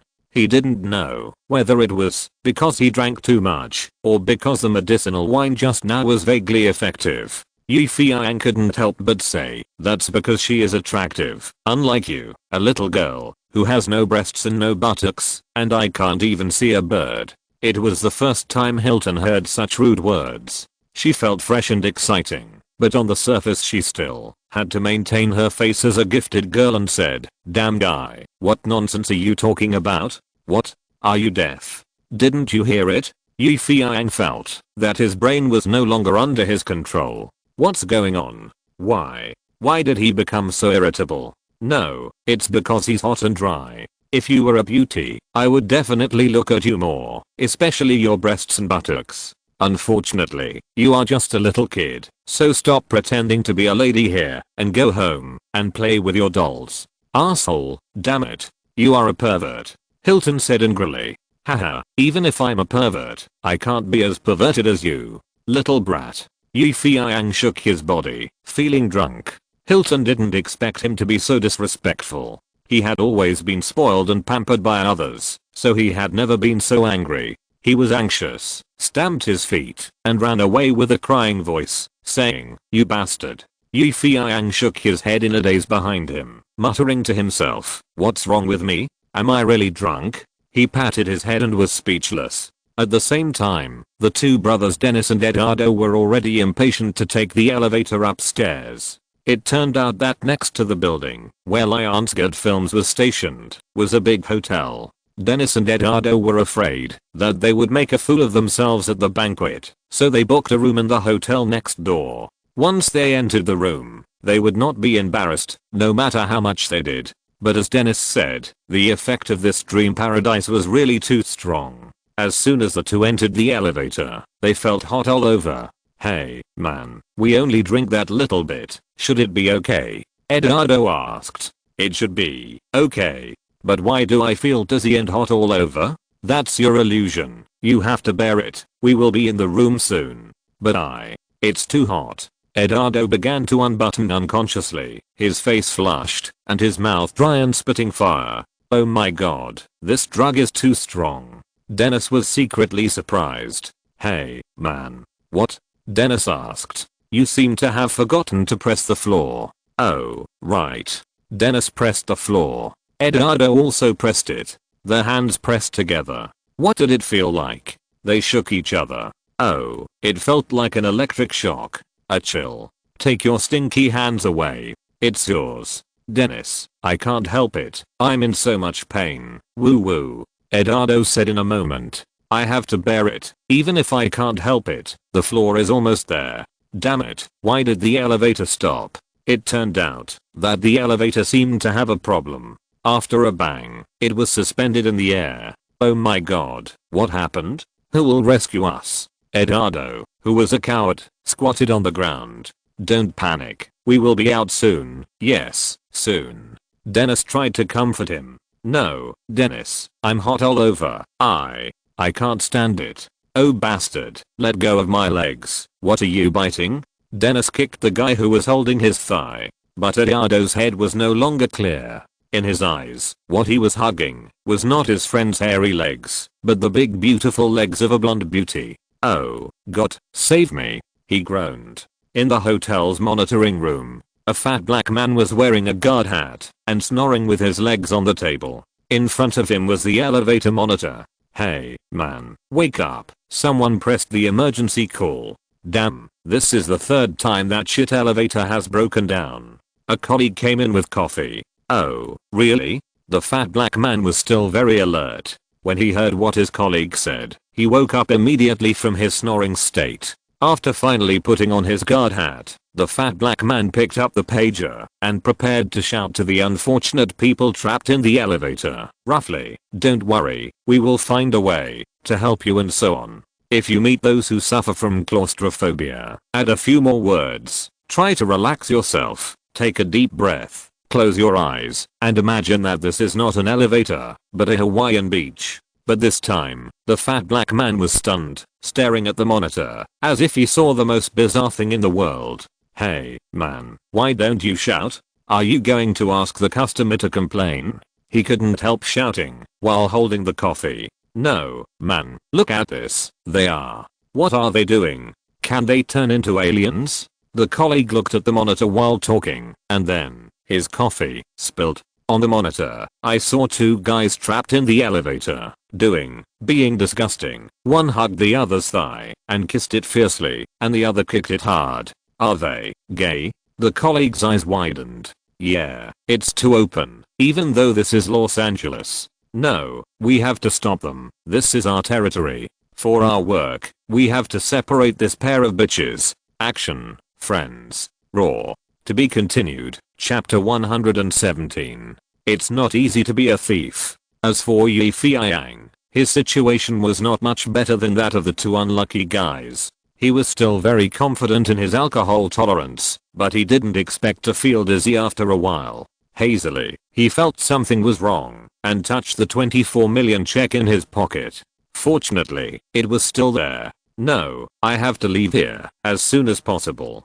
Damn, I drank too much." He shook his body, ignoring the people around him greeting him. Feiyang tried his best to stabilize his mind and walked outside. Behind Feiyang, Jessica Alper, who had been hiding from him, finally breathed a sigh of relief. "Hush, this guy is finally leaving," Jessica thought to herself. Quentin, who had been with her, saw that she looked relaxed and couldn't help laughing. "Your friend seems to have drunk too much. Didn't you see that he was staggering when he walked?" What do you mean?" "I mean, do you want to go over and help him? He might get drunk on the road." "Oh, I'm not that kind. What if he catches me and knows that I want to change jobs?" "That would be terrible." Jessica said this, but her eyes showed a trace of worry. "Alas, there is no way. This lady's heart is still too soft. Don't lie to yourself anymore. Jessica, you are a good person, aren't you?" Quentin smiled. "Don't worry, if there is a chance in the future, I will definitely cooperate with you, so just chase after him without worry." Hearing this, Jessica seemed to have taken a reassurance pill. Coming here today was still very effective. "Then I'll leave first. I'll treat you to McDonald's when I have time in the future," Jessica said, waved her little hand, and chased after Feiyang. The more Feiyang walked, the more he felt something was wrong with him, especially his lower abdomen began to feel hot. "What's wrong with me?" he asked himself. "This has never happened before.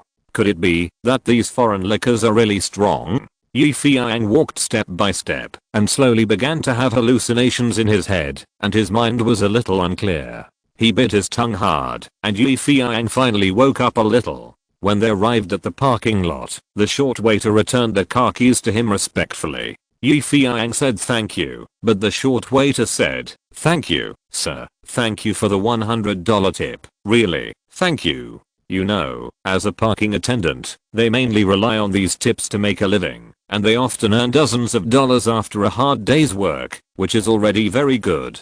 They are not as generous as Feiyang, who gave him a $100 bill at once. And sir, do you want me to call a designated driver for you? I think you seem to have drunk a lot of wine." Feiyang's head swelled, and he understood what he meant. He shook his head and said, "It's okay. I'm not going to drive back. I just want to lie in the car and rest for a while." Feiyang thought very simply. Since it was an Annie car, he would not waste it. He didn't have to go to the hotel to book a room, and he saved money. "Well, sir, I'll park the car in a remote place for you, and you can have a good rest." "Thank you." Feiyang felt his throat dry. The short waiter helped Yi Feiyang park the car next to the garden not far away. It was much quieter here, and generally no one would pass by. The most important thing was that he would not be fined by the police. After the short waiter left, Yi Feiyang was so hot that he took off his clothes, pulled a blanket to cover himself, and then lay on the sofa in the car and gasped.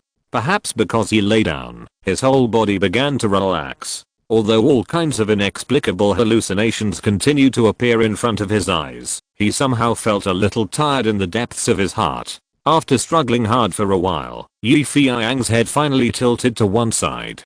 Damn it, why did this guy get into the car and not get out? Did he fall asleep in it? Well, it's good that he fell asleep. I can go back home with peace of mind. The girl who was talking to herself was naturally Jessica Alba, who had been following Yi Feiyang and was afraid that something would happen to him. At this moment, Jessica Alba looked at the car parked by the small garden and talked to herself. Seeing that Yi Feiyang seemed to be fine, she was ready to go home.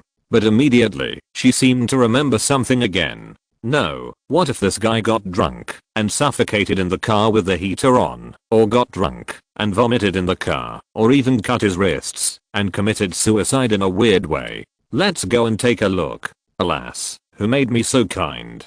Jessica Alba thought as she walked towards the nanny car. Oh my god, this big idiot didn't even close the car door. Jessica immediately discovered the situation here.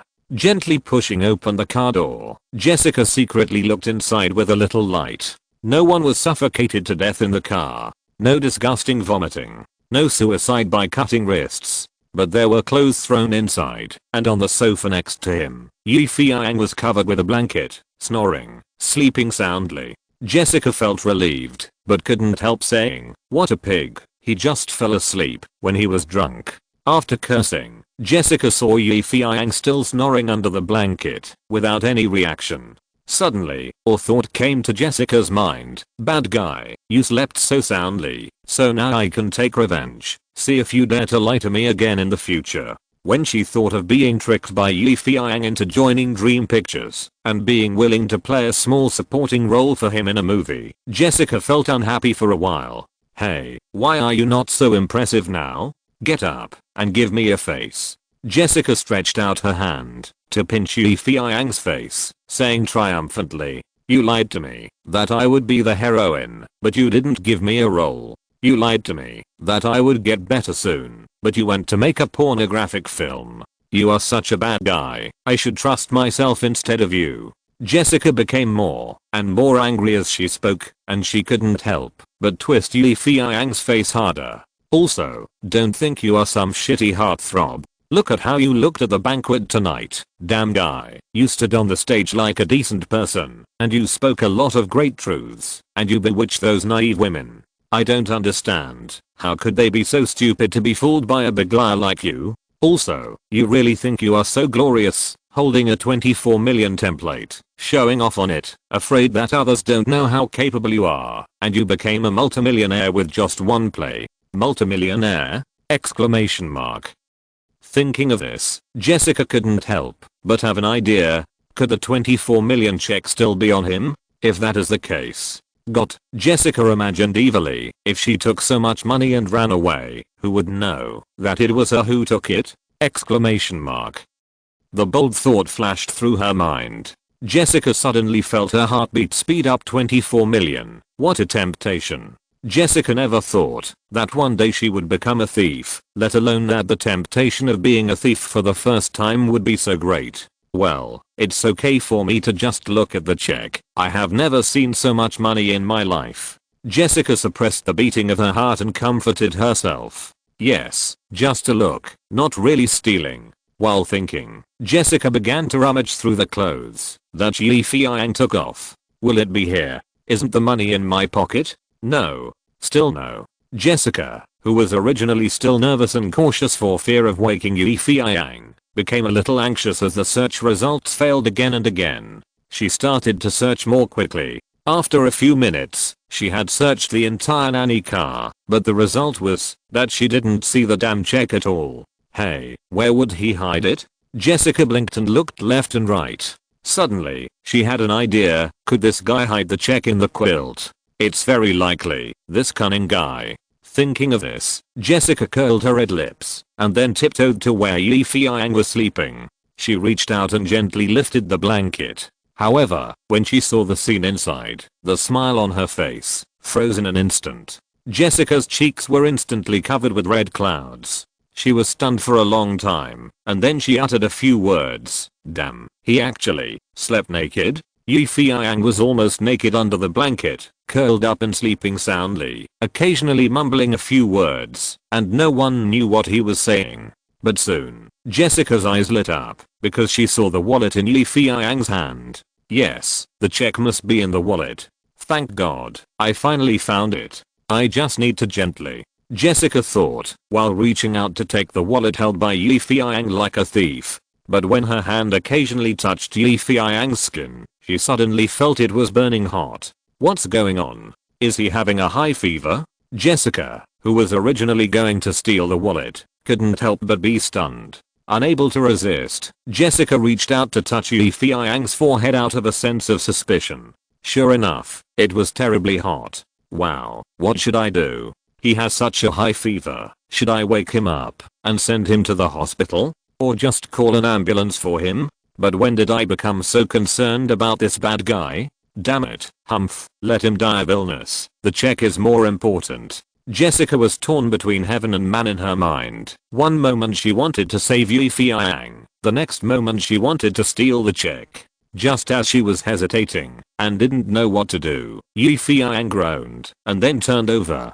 He seemed to be in great pain, and he stretched out his hand to scratch his body, and the wallet he was holding tightly fell into the gap of the sofa. Opportunity. A rare opportunity! Exclamation mark. Jessica didn't care anymore. The temptation of 24 million made her throat roll, and then she quietly reached out her hand and touched the wallet. To be continued. Chapter 118. A ridiculous night. Getting closer and closer. Seeing that the black wallet was about to be touched by Jessica Alba. However, just when she took the wallet in her hand and was about to retract her hand, she suddenly found that there was a big hand on her wrist, holding her small hand tightly like an iron hoop. The pain that penetrated into her bones made Jessica loosen her fingers involuntarily. Jessica looked around in astonishment, only to find that the person holding her wrist was Feiyang, who was sleeping just now. At this moment, Feiyang still had his eyes closed, but how could he see her movements clearly? Was he pretending to sleep? Jessica was in doubt and was extremely scared. She used all her strength to twitch her right hand, but she could not break free. Jessica was about to think of other ways, but Feiyang's arm suddenly moved sideways, pulling Jessica's delicate body to lie on the sofa. Jessica was shocked and was about to turn over, but she saw Feiyang's smooth body pressing heavily on her, and what was even more coincidental was that his waist was pressing between her legs. This ambiguous posture made Jessica ashamed and angry. While struggling hard on Feiyang, she used her left hand to push Feiyang away. Damn bastard, let me go. Jessica struggled desperately, not afraid of waking Feiyang up. At this time, Feiyang still had his eyes closed, but his whole body was flushed, and his nose was heavy, as if he was sleepwalking in his sleep. Before Jessica had time to think about what was going on, she heard the sound of cloth tearing in her ears. She realized that, when she was trying to push him away, Feiyang's other free hand had torn her shirt open, and a large area of snow-white skin was exposed to the air. Ah, bastard, what are you doing? Jessica was flustered, and she pushed the person who was pressing on her with all her strength. Her hands were grabbing and hitting Feiyang, and she kept struggling. Feiyang seemed to ignore her, and his hands moved faster and faster. With the sound of slap, slap, Jessica's bra and pants were torn off, and her perfect body was fully exposed. The two firm and full jade rabbits became more and more undulating and trembling as her body twisted. The healthy wheat-colored skin was like the smooth and refreshing chocolate, sweet and greasy. The slender legs that kicked, and the face that was ashamed and angry formed a strange and sad beauty. The changes in the world are too wonderful. The original female version of the big bad wolf has become a little lamb with no resistance, and the original male version of the little lamb has turned into a big bad wolf in the blink of an eye. No matter how hard Jessica tried, she couldn't lift the body that was pressing on her. She felt regretful and desperate, and 2 strings of crystal tears suddenly appeared in the corners of her eyes. At this time, Feiyang's eyes were still closed, but his skin had turned a faint red, and his breathing became more and more rapid, as if he was a wild beast in heat. His whole body was completely controlled by the effect of the drug. He had no mercy on the woman, and no matter how the beautiful body twisted and struggled under him, his waist sank heavily. The delicate space between her legs was suddenly pierced through. Jessica, who had never thought that she would have such a tragic experience, wished she could faint. However, the more she thought about it, the more sensitive her skin became. The burning pain instantly spread to her heart, and Jessica screamed in pain. Her eyes rolled back, and the mist in her eyes became thicker and thicker. As his body rose and fell, Feiyang seemed to be a general riding a fierce horse in the vast wilderness, galloping and waving his spear, as if he wanted to vent all his strength in the vast world. Several beautiful plum blossoms bloomed proudly under Jessica's body. Jessica did not struggle anymore, but stared blankly at the bright white roof above. The moment their bodies were completely connected, Jessica's strength seemed to be completely drained, and she could no longer resist Feiyang's desire.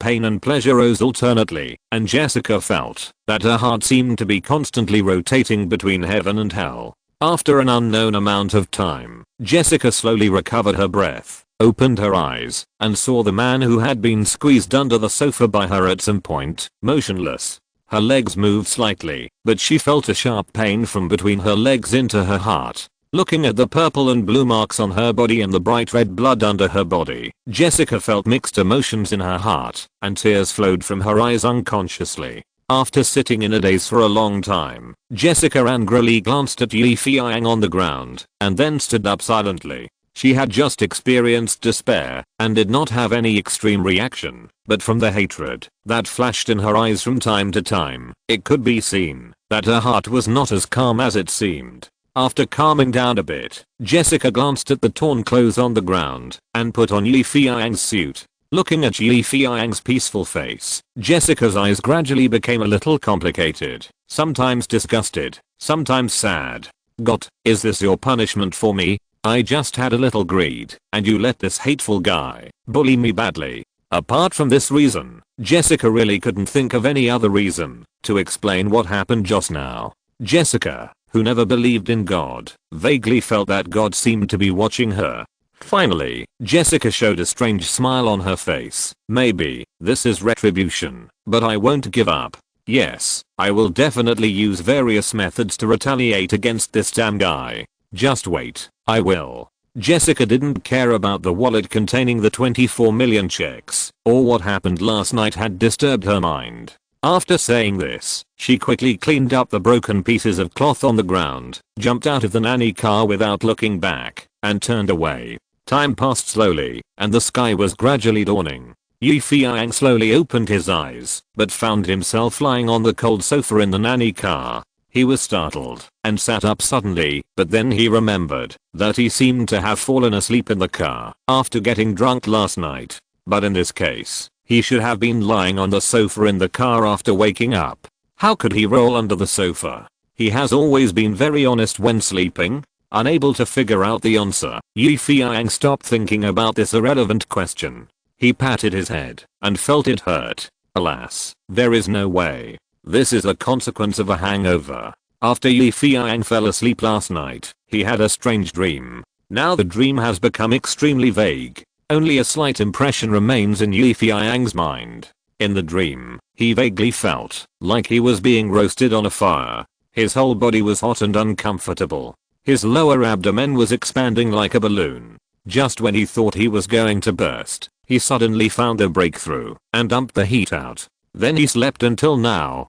Damn it, I'm drunk and even my dreams are so weird.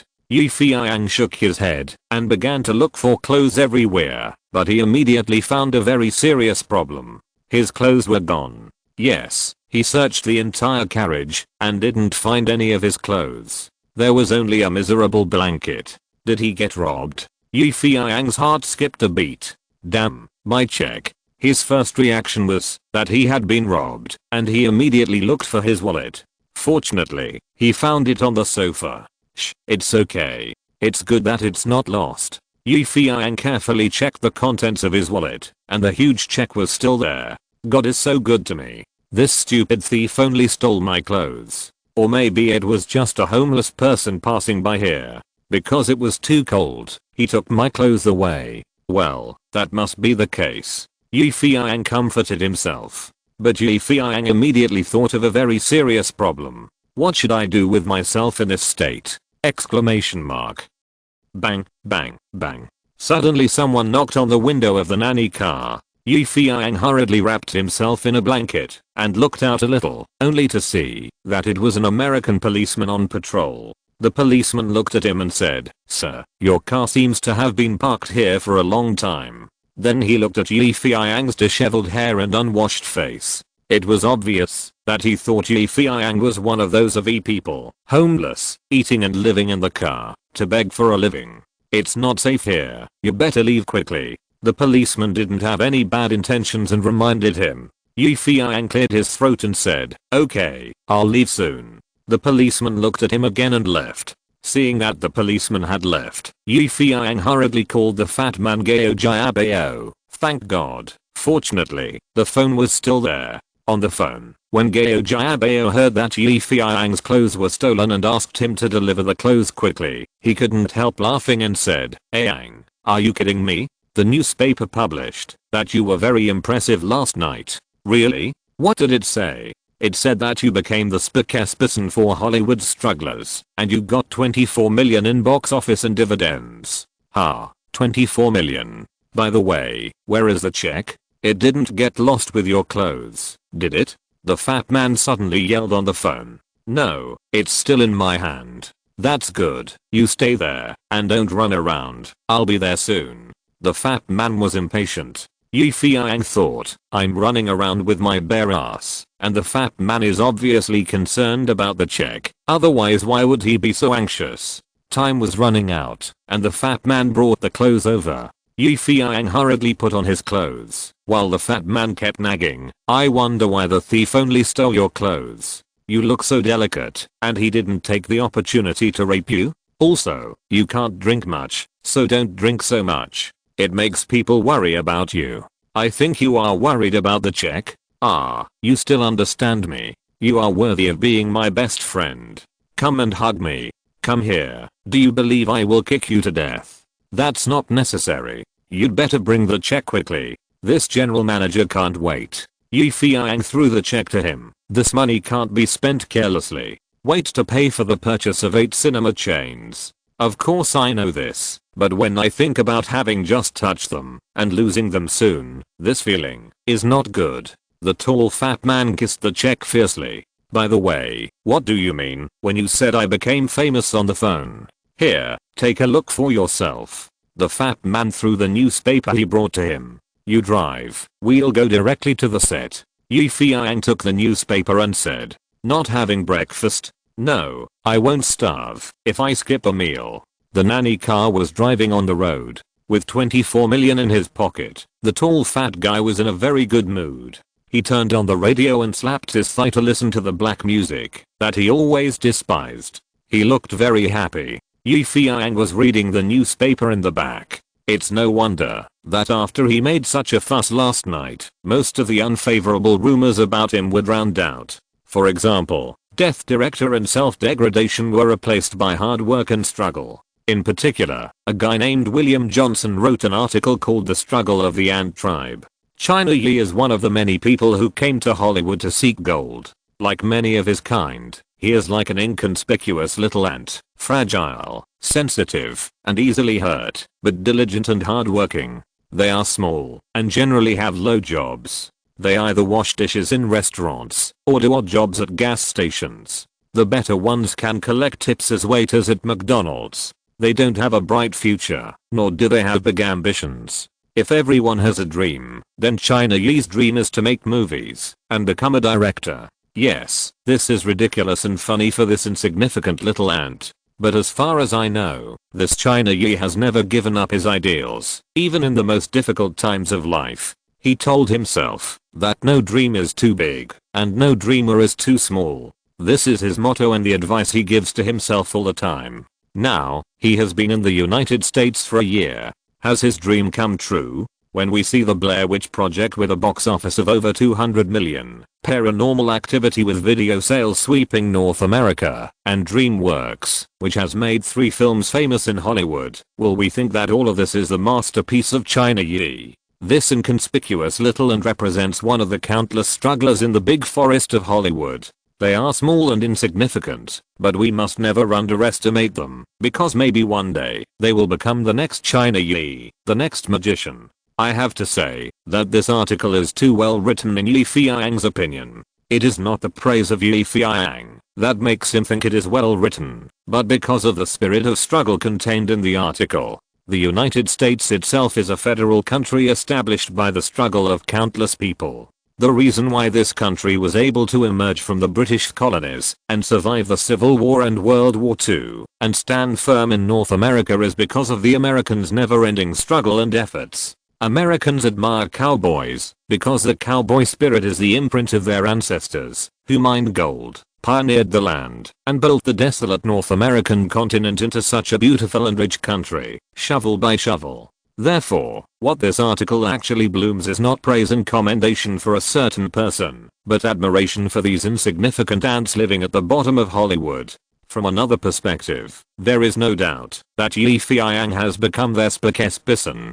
To be continued, Chapter 119. Set Tyrant. Near the outskirts of Los Angeles, the filming site of Saving Rachel, the crew members chatted casually, smoked, and some even played poker. Without director Yi Feiyang to preside over the overall situation, Rabbit Bill simply couldn't control these naughty guys, not to mention that most of them were old top employees. Rabbit Bill hadn't reached the point of a tiger's body trembled, and all 4 sides surrendered, so he had to let them run wild on the set.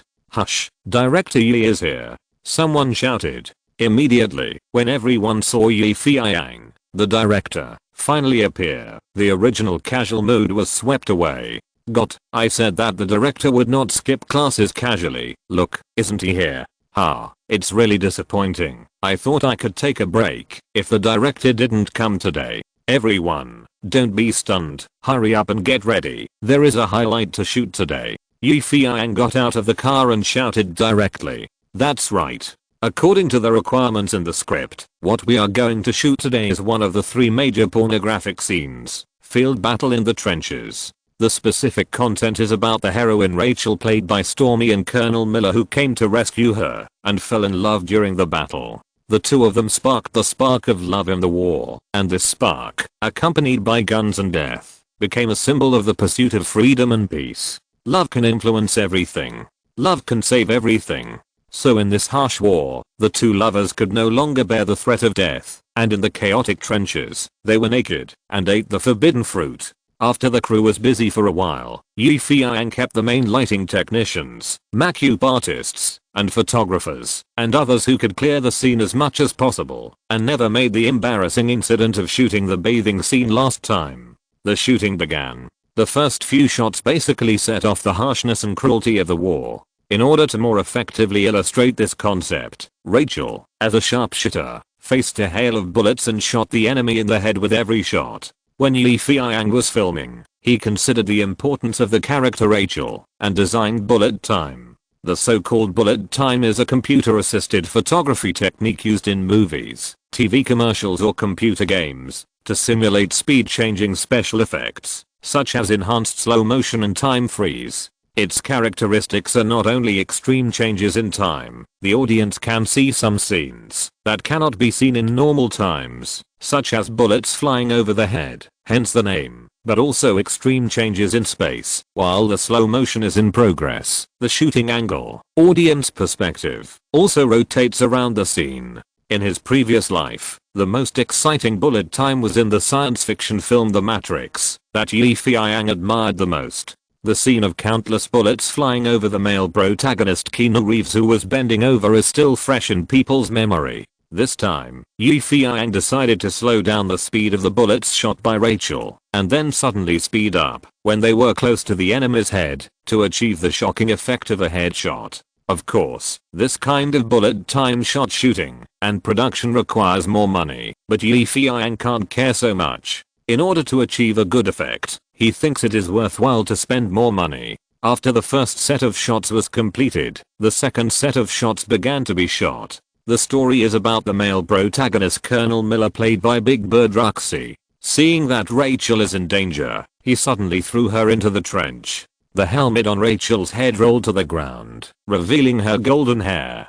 The camera closes up her beauty, which forms a sharp contrast with the dead bodies around her and the dirty and messy environment. Then Ruxy, who was injured in the arm, said the line, "I knew you were a woman, because only women can make such good food."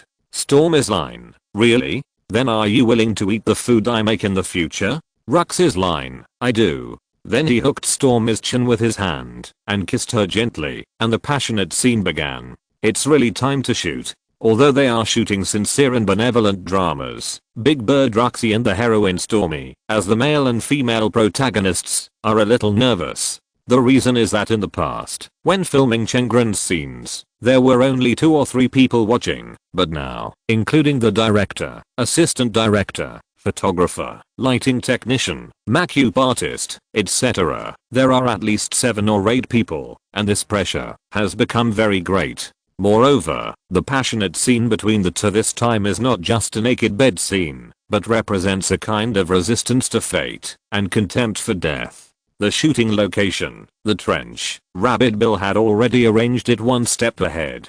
2 cameras were placed in the trench, one for Rabbit Bill and one for Feiyang. The surrounding area was basically cleared. Everyone was very nervous. Everyone looked at Feiyang, the director and commander, with flashing eyes. "Stormy, come here." Feiyang knew the importance of this scene better than anyone else. Before the official shooting, he had to explain it clearly to Stormy. Stormy tried to squeeze out a smile and walked in front of Feiyang. Feiyang looked at her carefully and saw that her hands were clenched tightly. It was obvious that she was not in a relaxed mood. "Remember, Stormy, you have to integrate yourself into the play. Once I say start, you are not Stormy, you are the heroine Rachel. All you have to do is release all the love in your body and make love with the lover who sacrificed his life to save you in this damn battlefield full of bullets. Bullets are nothing, death is nothing. You are not afraid of all this, you just hope to be integrated with the loving man, so that you will be willing to die. Do you understand?" Feiyang looked at her, patted her shoulder, and handed her a glass of water. Stormy took the cup, gulped down the water in it, and then nodded firmly to Feiyang. "Okay, everyone, take your positions, get ready to shoot." Feiyang sat behind the camera and picked up the camera himself. 3, 2, 1, shoot. At the command, guns roared and mud flew! Exclamation mark. Outside the trench, there was murderous aura, and inside the trench was as warm as spring. Colonel Miller gently hooked Rachel's chin and kissed her. Lips parted. The two looked at each other, staring at each other. Outside the scene, the sound of artillery shells and the smoke of gunpowder filled the air. The two could no longer hesitate, and began to embrace, and roll around in the trenches and kiss wildly. Big Bird Lucky interpreted Colonel Miller very well, a pot-headed soldier who took death as a daily routine, a soldier who faced bullets and guns every day, and treated his beloved woman without hiding the passionate desire. He was kissing her. No, he was melting her. The two people's movements became more and more wild. Colonel Miller suddenly pushed Rachel to the ground, and unbuttoned her clothes one by one with his clumsy fingers. Cut. The first shot was over, which was not bad. Stormy was a little nervous, but it basically met Feiyang's requirements. "You two come here." Feiyang waved to Stormy and Lucky, and the two walked to his side. "Listen, the next shot is very difficult. Stormy, you must let go. You must forget the existence of us and the camera, and you must get into the role. Do you understand?" Stormy nodded. Feiyang turned to Lucky and said, "Lucky, as a man, you should be more relaxed than Stormy, so you must also take on the role of guidance. Remember, you are a soldier now, Colonel Miller." Although Big Bird Lucky has shot many Chengren movies, Feiyang is sure that this kind of shot is definitely the first time for him. Lucky looked into Feiyang's eyes, gritted his teeth, and nodded solemnly. Okay, everyone. Start shooting. Feiyang shouted loudly. The room was silent and the atmosphere suddenly became tense. Boom. The sound of bombs exploding. Smoke filled the air. Battlefield. This is a battlefield. Under the camera lens, Big Bird Lukey turned into a tough man. His shoulder was bleeding. His face was covered with dust, but all this could not prevent him from taking off Rachel's clothes. Yes, his rough and clumsy hands ripped open Rachel's shirt fiercely. Due to the needs of the plot, as a woman in the difficult times of war, Rachel would not wear underwear, so the moment Big Bird Roxy pulled off Stormy's clothes, the whole studio was silent. Stormy's white and tender body was exposed under the spotlight, and for a moment, time seemed to stop. Even Big Bird Roxy, who usually claimed to be well informed in the Chengren film industry and had seen all kinds of beautiful women, was stunned and stood in the trench like a log. Cut. Feiyang shouted, awakening everyone from dementia, and then picked up a blanket and threw it directly to Stormy, asking her to cover her body. Then Feiyang turned to Big Bird Lucky and roared, Lucky, what's wrong with you, you son of a bitch? Stormy can do it without any mistakes. Why are you so stupid? Big Bird Lucky looked at Feiyang in embarrassment and said helplessly, Director, I was wrong, but I really have never seen such a big and turbulent breast. Oh my god, it's simply God's masterpiece. Fuck your mother. Isn't it just that women's breasts are a little bigger? Is it necessary for you to be so obsessed? Do you know that just because you are distracted, we have to reshoot? Yes, shit, we have to reshoot this shot, and all this is thanks to you. Feiyang shouted at the top of his voice. Director, don't worry, I won't do it next time. Big Bird Lucky looked at the furious Feiyang and promised him with a red face. This is what you said. If there is an accident again, I will kick your ass. Get ready, continue shooting. Feiyang strode to the camera. 3, 2, 1, action. In the camera, Big Bird Roxy quickly transformed into Colonel Miller, pushed Stormy into the trench, and took off her clothes. Big Bird Roxy was already impatient, his throat rolled, his eyes glowed, and even the wound on his shoulder was bleeding, which could not stop him from pressing Stormy under him. Cut. Stormy, why don't you cooperate? You can't just stand there like this and let Roxy do the action. You have to cooperate, and sometimes you have to be more intense. Remember, you are a new woman in the war era, and you have the right to pursue love. This time it was Stormy's turn again. Action cut. Lights. Can you shine the light on Stormy? Yes, shine it on the most tempting part. If you miss it again, I'll kick you out. Action. Cut. You son of a bitch, Rabbit Bill, can you not push the camera so close? Are you filming or watching a show?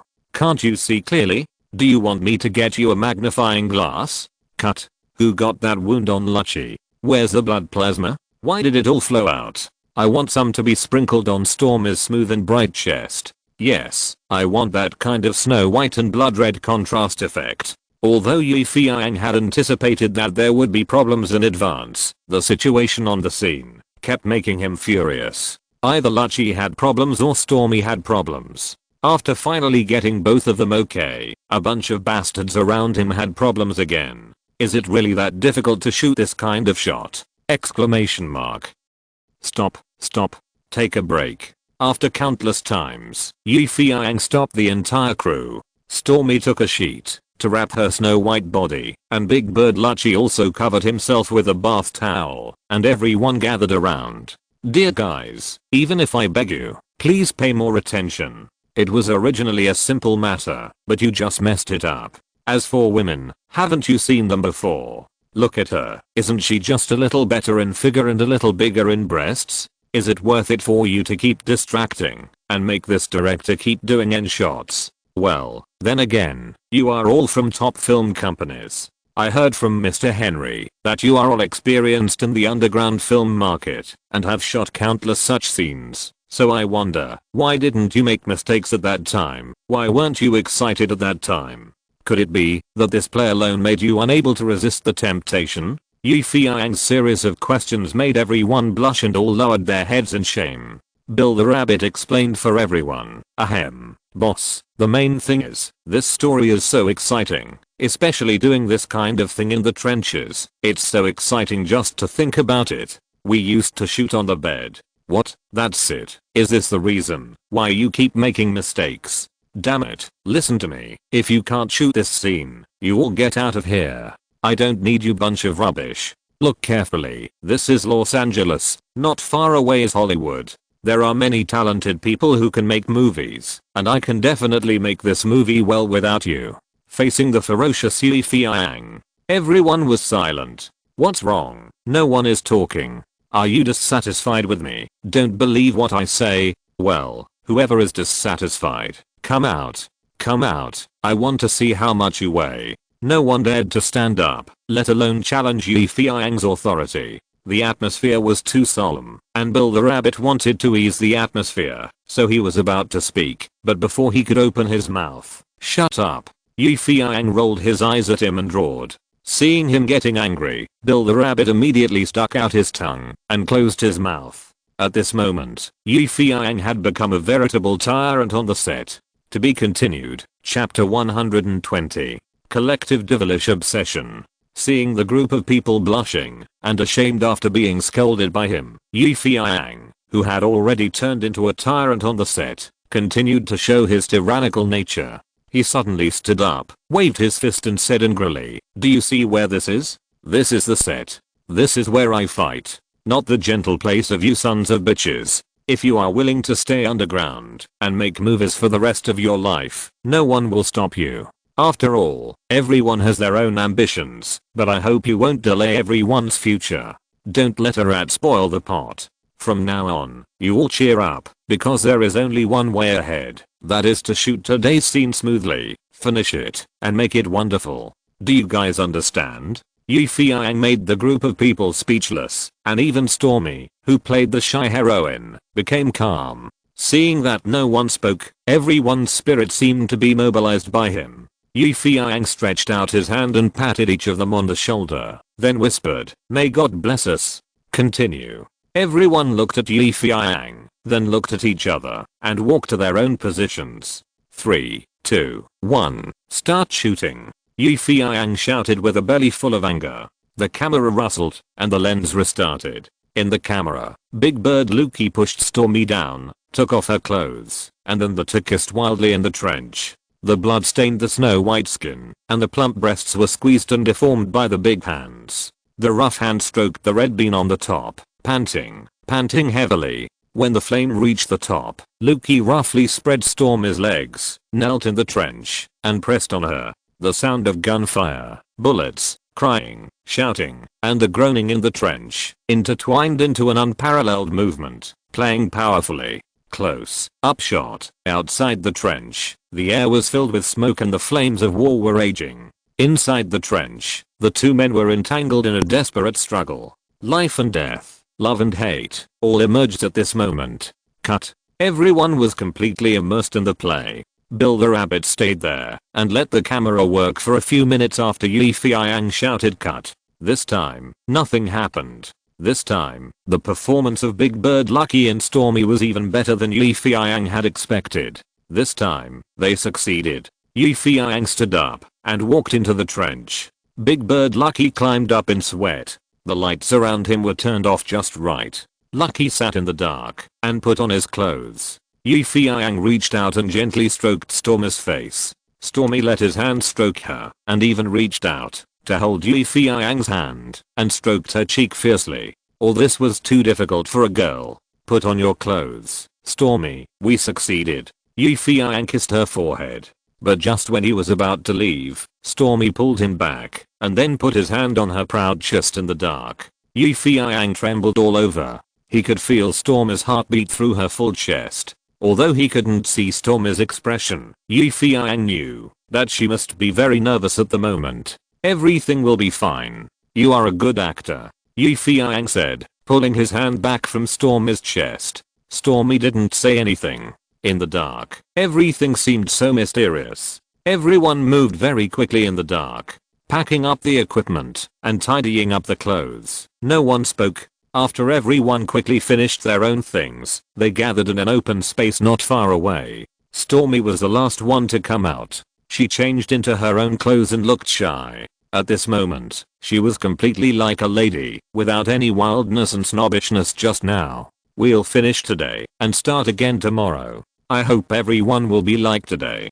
Remember, we are the best team and an unbeatable team. Feiyang looked at them. The atmosphere was too depressing. How could such a team shoot tomorrow? Okay, let's go have supper now. I'll treat you. Feiyang waved to everyone.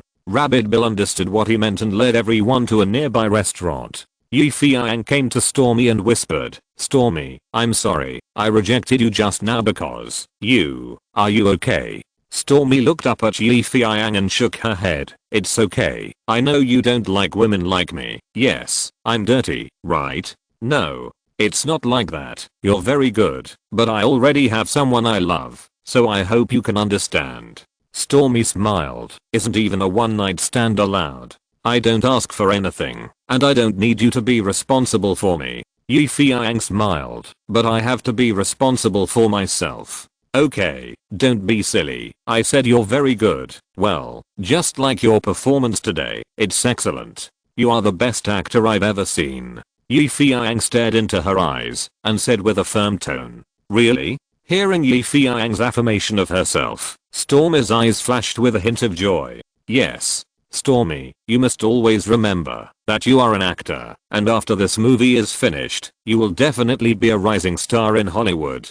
Believe me, no matter what you did or what you acted in the past, from now on, you will enter a new milestone in life, so forget your past self. You will have a brighter tomorrow. I believe in you, dear Yi. People say you are a magician. I believe you can help me realize my dream." Stormy smiled lightly, and under the dim light of the street lamp, she looked like an angel descending from the sky. "As you said, no dream is too big, and no dreamer is too small. One day, I will make you proud of me." Being able to think like this proves that you have finally become an excellent actor. After hearing Stormy say this, Feiyang finally put his mind at ease. Feiyang had many concerns about this movie, but the most worrying thing was that the heroine Stormy could not get rid of the original low-level acting skills and could not be competent for this emotionally rich role. Now that she has a clearer goal and direction, Feiyang feels a great sense of relief. Feiyang was not a stingy person, so he was willing to spend money on dinner, which made all the crew very happy. They believed that, although he was a little violent and bad-tempered when directing the play, he was generous and straightforward, which made many people think he was a good director and a good friend. In short, all the previous unpleasantness disappeared. Everyone came and went, toasted, and drank happily, just like brothers and sisters. Although Feiyang was drunk last night, he still accepted the toasts from Rabbit Bill and others. After he finished drinking, holding the wine glass, he couldn't help but look up at the infinite darkness in the sky and the towering high-rise buildings around him.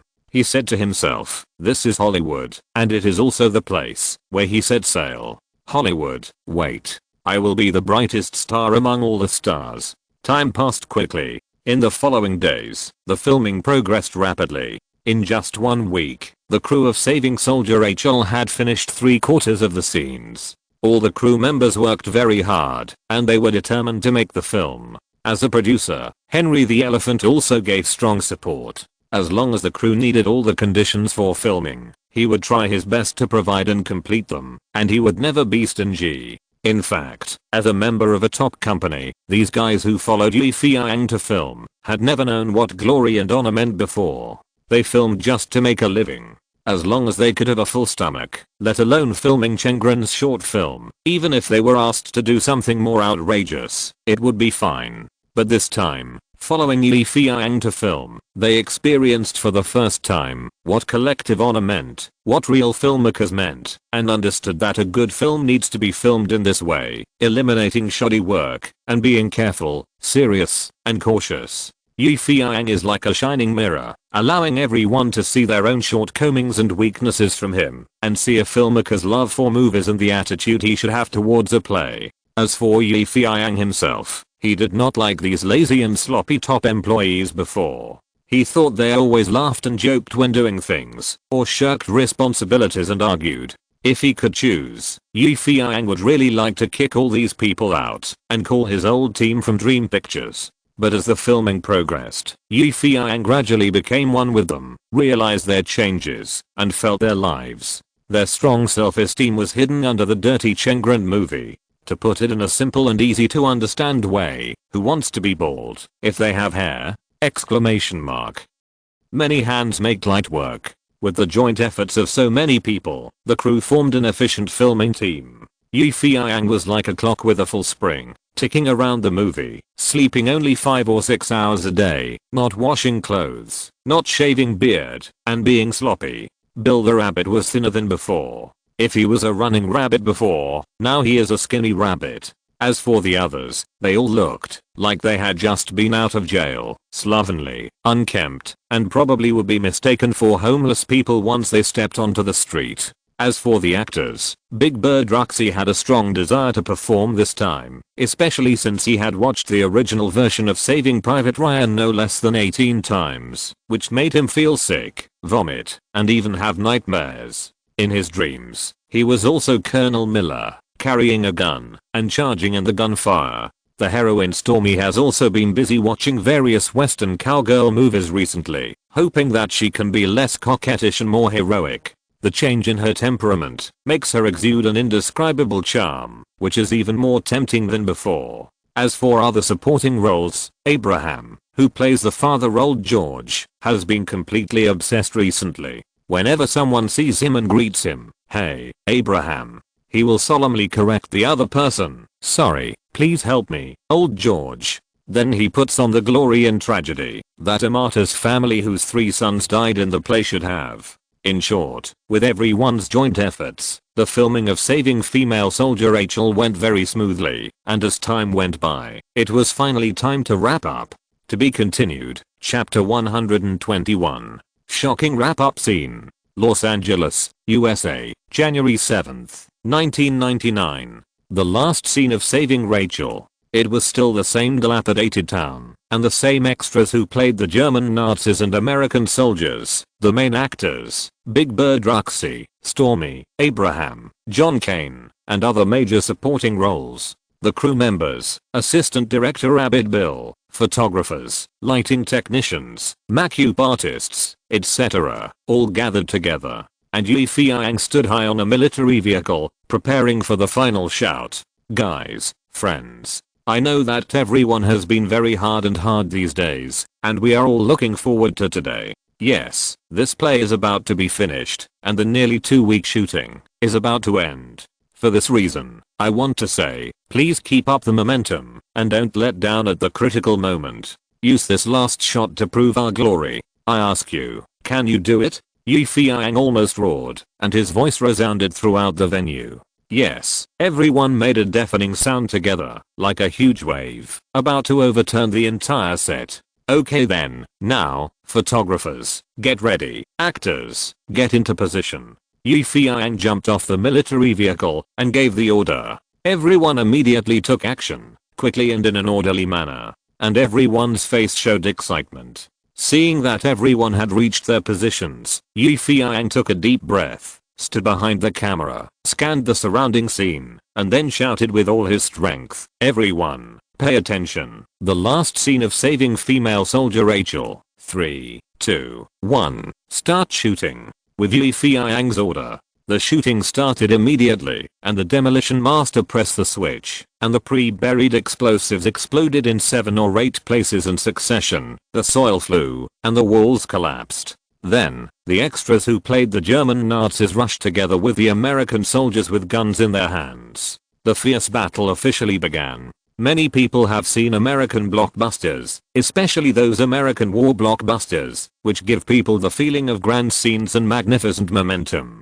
To be more specific, it is the planes roaring in the sky and the tanks roaring on the ground. However, with a small investment of more than $300,000, Feiyang could not produce heavyweight weapons such as airplanes and tanks, nor could he produce fierce scenes of thousands of troops fighting each other. What he could do was to capture the essence of a single element in the battle. For example, in a close-up shot, an American soldier and a German Nazi fought with bayonets and both died in the trench. For another example, a black soldier saved a white comrade who had always looked down on him and discriminated against him, but he was hit in the head by the evil bullet of the Nazi and fell to the ground. What Feiyang captured was the spirit and humanity of these people in the war. Although there were no magnificent scenes, he was able to move people with these valuable details. Because there were too many Nazi enemies, when Colonel Miller led his small team to save Rachel from the enemy's encirclement, his comrades around him died one by one on the battlefield. Colonel Miller saw these guys who followed him from the United States to the European battlefield, who were originally talking and laughing and jumping around, leaving him one by one. Seeing the blood staining their uniforms and helmets red, and staining this strange land red, Colonel Miller felt an uncontrollable sadness rushing up to the sky. Faced with more and more Nazi enemies, he refused to hide anymore, and rushed out of the trench with a heavy machine gun, and fired fiercely. "Damn bastards, you go to hell," he cursed and resentful, and the revenge bullets rattled out of the machine gun. The fire dragon formed by the heavy machine gun temporarily suppressed the Nazi enemies behind the wall, and they dared not show their heads. But on a building not far away, the German ace sniper Hoffman had already pointed the muzzle at Colonel Miller, who was venting his anger. It seemed that he was about to pull the trigger lightly, and Colonel Miller was about to be shot in the head by the dark bullet. Whoosh! Sharp whistling sound.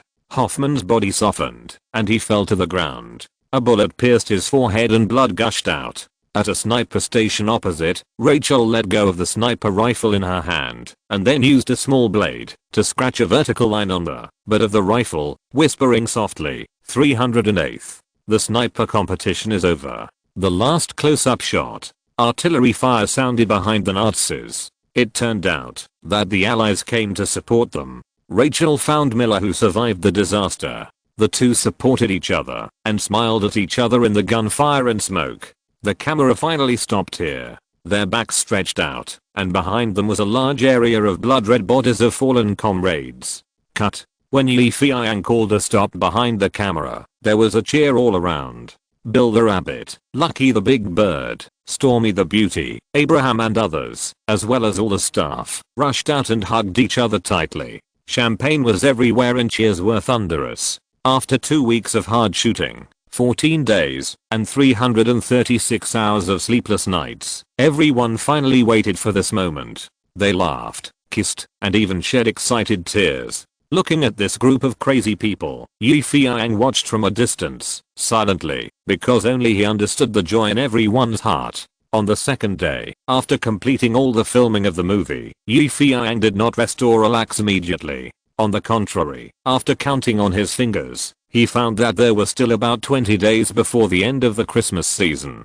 He had to hurry up to get this movie on the screen, otherwise, he would miss a good chance to be released. Of course, before that, the first thing Feiyang had to do was to return the rented props. These things are veritable vampires. Each one is not calculated by day, but by hour and minute. It can be said that every second is money. As a good director, you must control the cost of shooting, save what you can save, and recycle what you can reuse. Feiyang did this very well, at least. In addition, although the movie was finished, it will only be busier in the future, because Feiyang must edit this movie himself. Some people may say, aren't there special editors for editing? Why do you want to do it yourself? The reason is simple. Feiyang is not confident about those sharp scissors, and he is even more worried about the scenes he has worked so hard to shoot, being cut into a mess. Besides, there are not many editing talents in the top film companies, so Feiyang simply does it himself.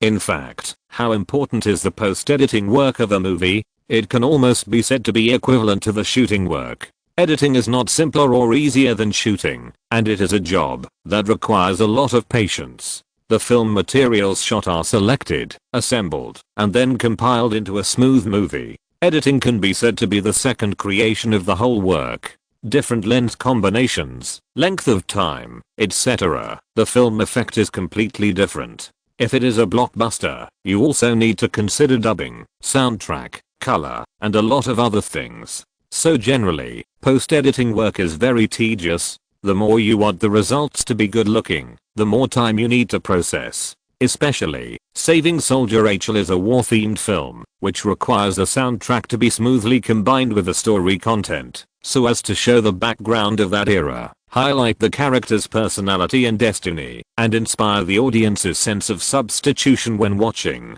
Feiyang is not an expert in soundtrack, but after the events of his previous life, he likes to listen to some American pop music and jazz minors. Therefore, when editing, he will substitute himself as an audience to see what kind of music is more suitable: American country, jazz, pop. This Saving Soldier Rachel shot nearly 300 minutes of satisfactory material, which includes many shots that were added temporarily due to a flash of inspiration. Most of them are shots of different performance effects, such as Stormy and Lucy's several passionate scenes, where to delete so as not to affect the rating, where to modify so as to become more beautiful, and where to exaggerate and simplify in the war scenes, etc., all of which require Feiyang to examine with the audience's eyes, and then make editing effects, and call Rabbit Bill and others to judge. After all, the 300-minute material can only be cut into a standard movie length of about 90 minutes. During these days, Feiyang almost didn't eat or drink. When he was really hungry, he would just eat a few mouthfuls of instant noodles, and when he was thirsty, he would drink a few sips of boiled water. For some reason, Henry, the elephant who was an investor, didn't come to the crew these days, nor did he call Feiyang. Feiyang guessed that he might be afraid of disturbing his work, or he was busy doing some charity activities, such as carrying a spoon and being a chef at a rescue station. During this period, Anne Hathaway, who had initially confirmed a vague relationship with Feiyang, came once. She looked at Feiyang's exhausted appearance with heartache, but she couldn't do anything, so she had to watch Feiyang editing the movie quietly. After a while, she left without wanting to disturb him. Fatty Gao Jiabao also came once, bringing a large bag of food and drinks, and even barbecued pork buns from Chinatown, which was considered a good meal for Feiyang. In short, over the past few days, Feiyang was like a lunatic, staring at the computer screen with his eyes fixed, constantly replaying the editing effects. Poor Rabbit Bill and others were called by him from time to time to watch and see which editing was good. As time went by, the editing work became more and more smooth, and Feiyang even got used to this endless editing work, because under his sharp scissors, you can be surprised to find that many original fragments can be changed into n different shots, and these shots can form many different stories. This can't help but remind Feiyang of the previous life's flirting scholar too. It is said that the original play was to be filmed as a tragedy by director Li Kai, but Emperor Entertainment disagreed and deprived him of the editing rights in the end. It was temporarily handed over to comedy director Wang Jing to edit. Wang Jing lived up to expectations and picked from those miscellaneous shots. In the end, he really turned the tragedy into a comedy. So, movie editing is really amazing. It can be used by gods and ghosts to influence the essence of the whole play. To be continued. Chapter 122. Am I a good person? Hey, it's already 3 in the morning. Feiyang, who was sitting in front of the computer, had been busy all day. He accidentally looked at the time in the lower right corner of the screen and found that it was already past 3 in the morning. He put down the mouse, stood up and stretched, and punched a few times. Suddenly, he felt hungry and went to find something to eat. Fortunately, the fat man Gao Jiabao hadn't finished eating some of the things he packed for him. He just stuffed them into the microwave to heat them up, then poured a cup of hot water, took out the buns, and ate them with the hot water in the cup. Just as Feiyang was eating, his cell phone rang. Feiyang thought it was Hathaway calling. Recently, she always called him late at night to check if he had rested. But when he took out his cell phone, he saw that the caller ID was Henry the elephant. Why would Henry call him at this time? Exclamation mark. Could it be that he was urging him to edit the movie quickly and wait for it to be released? Exclamation mark. Feiyang swallowed the bun in his mouth, answered the call in confusion, and said with a smile, "Hi, Henry, is that you? Why are you calling me so early? It's only 3 o'clock in the morning." "Hi, yes, it's me." It was the voice of Henry the elephant, but he was a little out of breath. "I'm sorry to disturb your rest." "Oh, nothing, I was just eating." So how is your film editing going? The tone on the other end of the phone was a little weak. Feiyang ate the bun while saying, it's okay. This job is a process of continuous assembly, just like assembling a car. Now we only need the wheels, and then we can run fast. He smiled and said excitedly, hey, in fact, I have already edited more than half of it. It is expected that you will be able to see the final film in 2 days. Ah, really? Henry the elephant did not say I'm looking forward to it next, but sighed slightly and said, but I may not be able to see it. Feiyang frowned when he heard this. What happened to Henry? He put down the cup and asked with concern, how could it be, man? This is what you have been looking forward to. We will invite you to attend the premiere. There was silence on the other end, and finally said, I am dying. Feiyang was stunned, then burst into laughter. Man, are you calling me in the middle of the night just to make a joke? This is not funny. I'm serious. I'm in the hospital now, and the doctor said I'm dying. Can you come to see me? The voice on the other end became weaker and weaker, and even a little breathless. Feiyang felt something was wrong. On the other end of the phone, Henry the elephant said with his last voice, I feel so lonely now. I don't have a friend. Although he couldn't see the other person's face, Feiyang could feel his sadness. Hold on, man, where are you? I'll be there soon. St. Paul's Hospital is the most famous large hospital in Los Angeles. When Feiyang drove to the hospital, Henry the elephant was lying on the bed in the intensive care unit, with an oxygen mask on his mouth and an fourth drip on his arm. His eyes were lonely and staring at the ceiling. After just a few days of not seeing each other, Henry the elephant, who was originally extremely fat, was obviously thinner, with a layer of deathly grey on his face, and looked very sick. Seeing Feiyang coming in, Henry the elephant moved his lips, meaning that Feiyang should take off his oxygen mask. Feiyang asked the nurse beside him, and after getting permission, he helped Henry take off the oxygen mask. Hey, my friend, I didn't expect you to really come. Henry the elephant tried to force his smile. Why is this happening?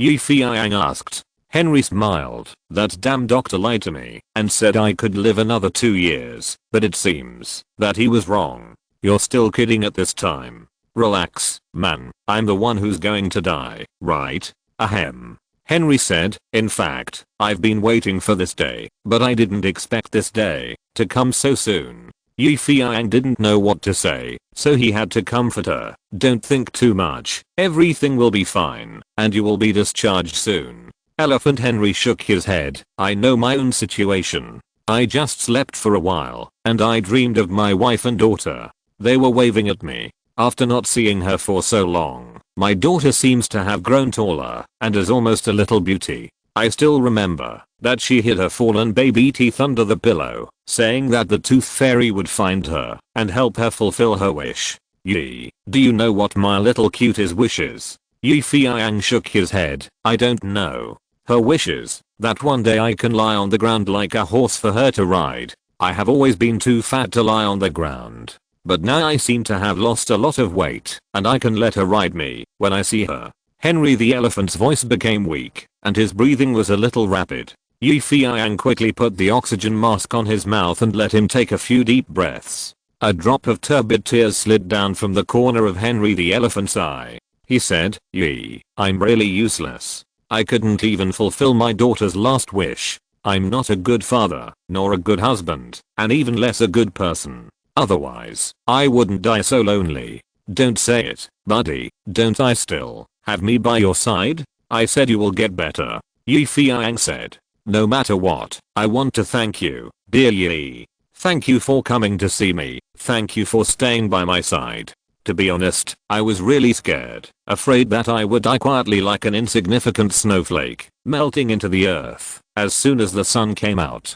But, thanks to you, you also let me know that it is so happy to help people. Henry the elephant seemed to be much better. His face was full of brilliance. Feiyang knew that he was just returning to his last moments. I'm really happy. In the past few days, I have seen people laughing and saying thank you to me. No one has ever said thank you to me, right? Henry the elephant murmured. By the way, is it still snowing outside? Why can't I hear the sound of snowflakes falling? Ahem. Can you open the window? The snow has stopped. Henry, you don't have to worry about the homeless people. Feiyang understood his thoughts. I really want to stand up and take a look to see those people who need help. Really, ahem. God, please forgive me. His tears flowed. Feiyang helped him wipe his tears. Henry's breathing became more and more rapid, his eyes fixed on Feiyang. Feiyang opened his mouth to call a doctor, but was stopped by Henry the elephant.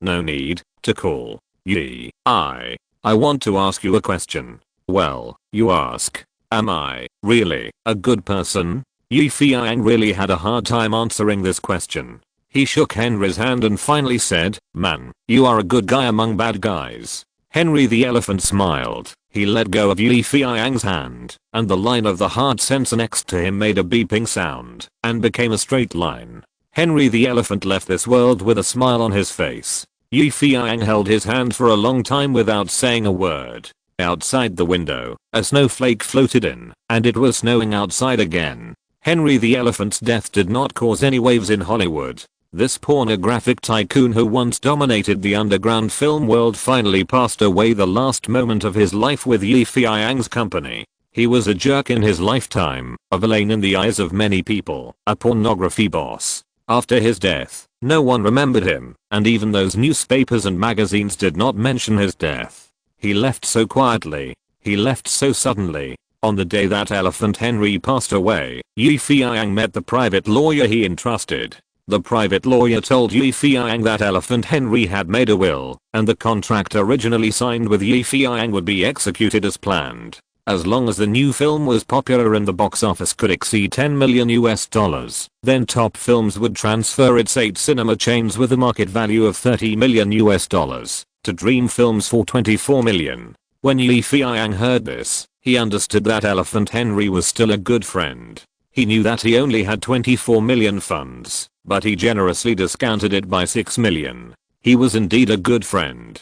But then the private lawyer said that Top Films would obviously be disbanded, and hoped that Feiyang would take in those company employees for the sake of saving $6 million, because Henry the elephant felt that it was too unfair for him to just leave after so many people had helped him for so many years. So he had to find a good place for them anyway, and there was no doubt that the recently popular Dream Pictures was definitely a good choice. This guy made him save $6 million just to let him take in his employees. Feiyang was once again moved by Henry the elephant's painstaking efforts. In fact, even if Henry the elephant didn't design it this way, Feiyang would have helped these people without hesitation, not to mention that his Dream Pictures had just been established and was in need of people. Then Feiyang also learned that after Henry the elephant passed away, in addition to giving part of his huge family business to some relatives who had not been in contact for a long time, the rest was used to set up a relief fund to help those homeless wanderers in the future.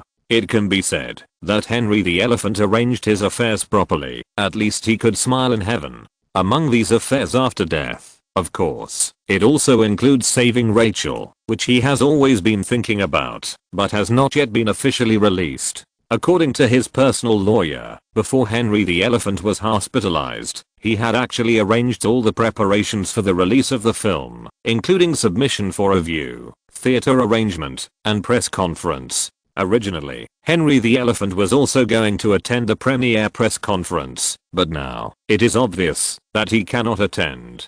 To be continued. If you're listening to this novel on a channel other than Fanfic World, it means they downloaded and uploaded it without effort. We cordially invite you to visit our channel, Mundo Fanfic Novelos. There you'll find the original version of this story and you can explore many other novels of various genres. We're waiting for you to immerse yourself in a world of incredible novels. Chapter 123. Fierce Battle at Christmas Time. 1999. In the conference room on the 4th floor of the Hilton Hotel in Los Angeles, Feiyang, on behalf of the film crew, held a simple press conference on the upcoming release of Saving Soldier Rachel. He invited almost all newspapers and radio stations in Los Angeles to the scene. The press conference was held in a very friendly atmosphere. Before it started, Feiyang, on behalf of Top Films and Dream Pictures, expressed deep condolences for the unfortunate death of Mr. Henry the elephant. Then the press conference officially began, and Feiyang answered their questions about the planning,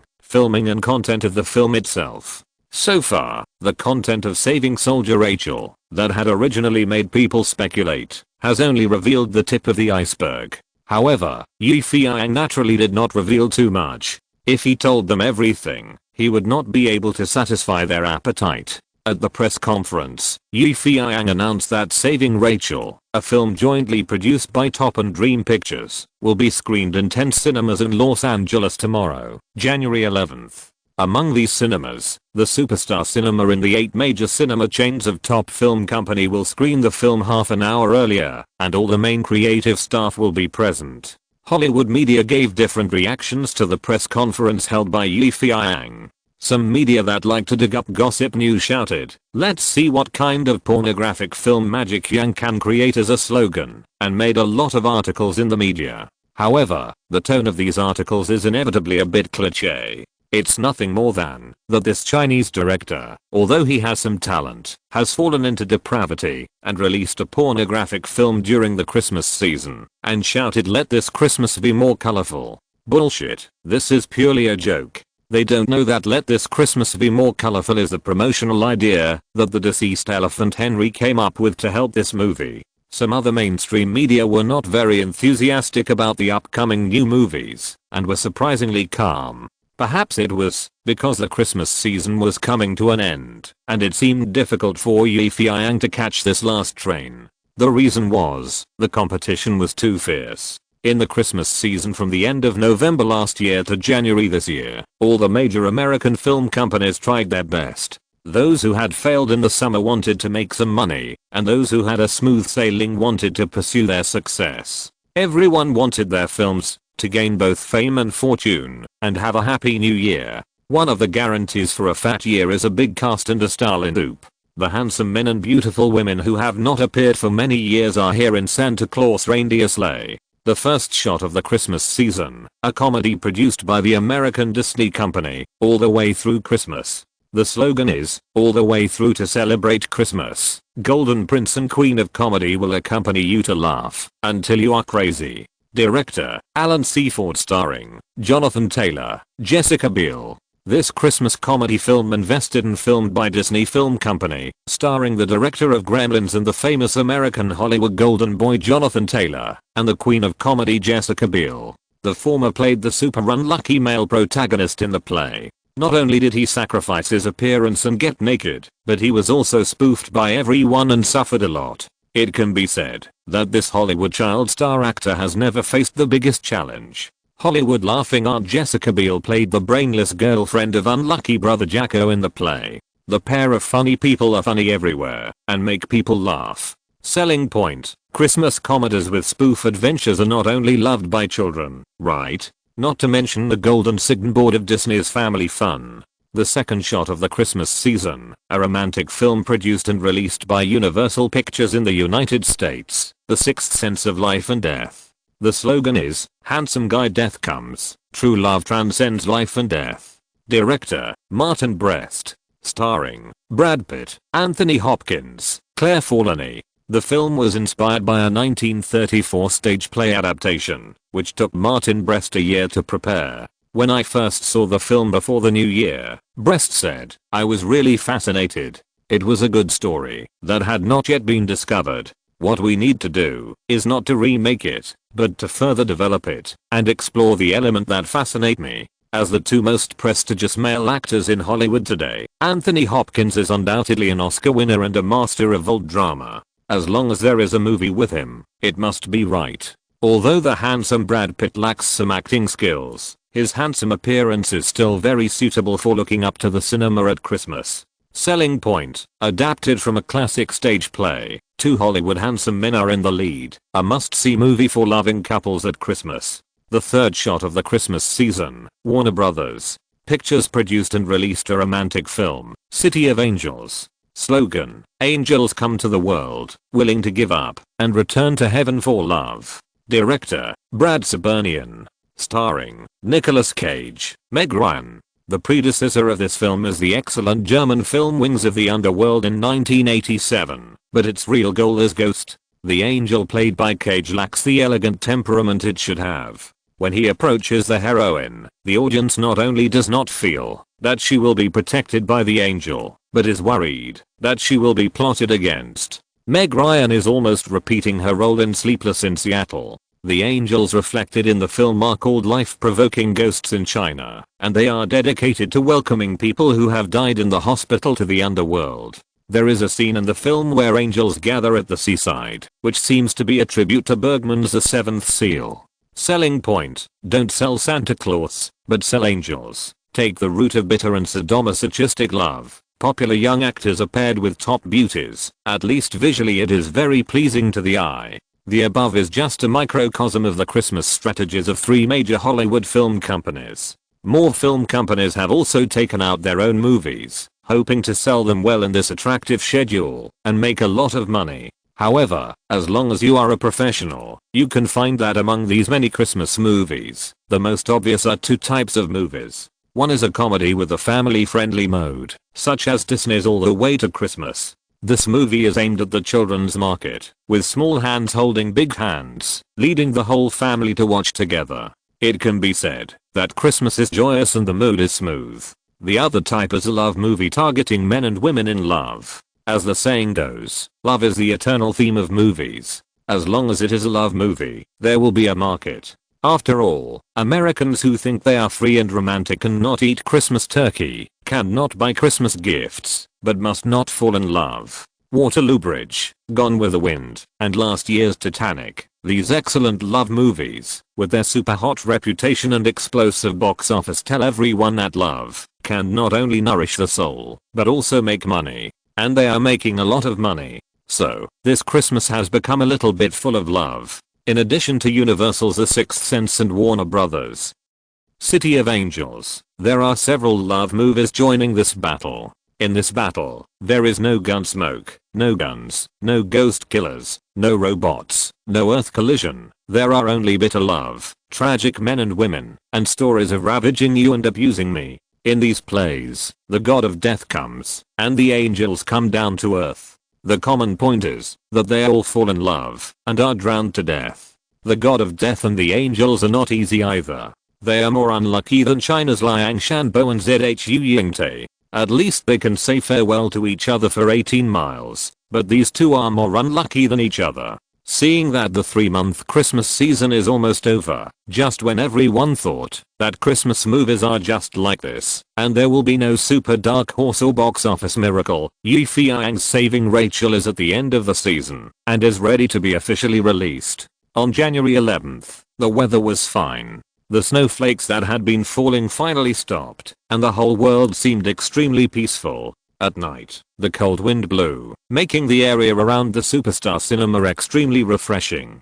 Passersby who passed by here accidentally found that this cinema, which had not been doing very well, suddenly became lively. Cars gathered here from all directions, and many of them were luxury cars. The streets were crowded with people, and the entrance of the Superstar Cinema was even more noisy. Feiyang, Bill the Rabbit, and the private lawyer of the deceased Mr. Henry stood on the steps outside the cinema to welcome the invited guests, while Fatty Gao Jiabao and Jack Black were busy inside. A total of 0 people were arranged to attend the screening, a large part of whom were people in the film industry, and the rest were residents of the neighborhood where the Black Dad lived, and they were also the extras who gave the greatest help to the play. In addition, there were a group of enthusiastic audiences who got the news of the premiere. The first person to arrive was Mr. Raymond, the CEO of Paramount Pictures. The reason why this Paramount CEO was able to attend the premiere of this movie was entirely because of the pleasant cooperation between Feiyang and him.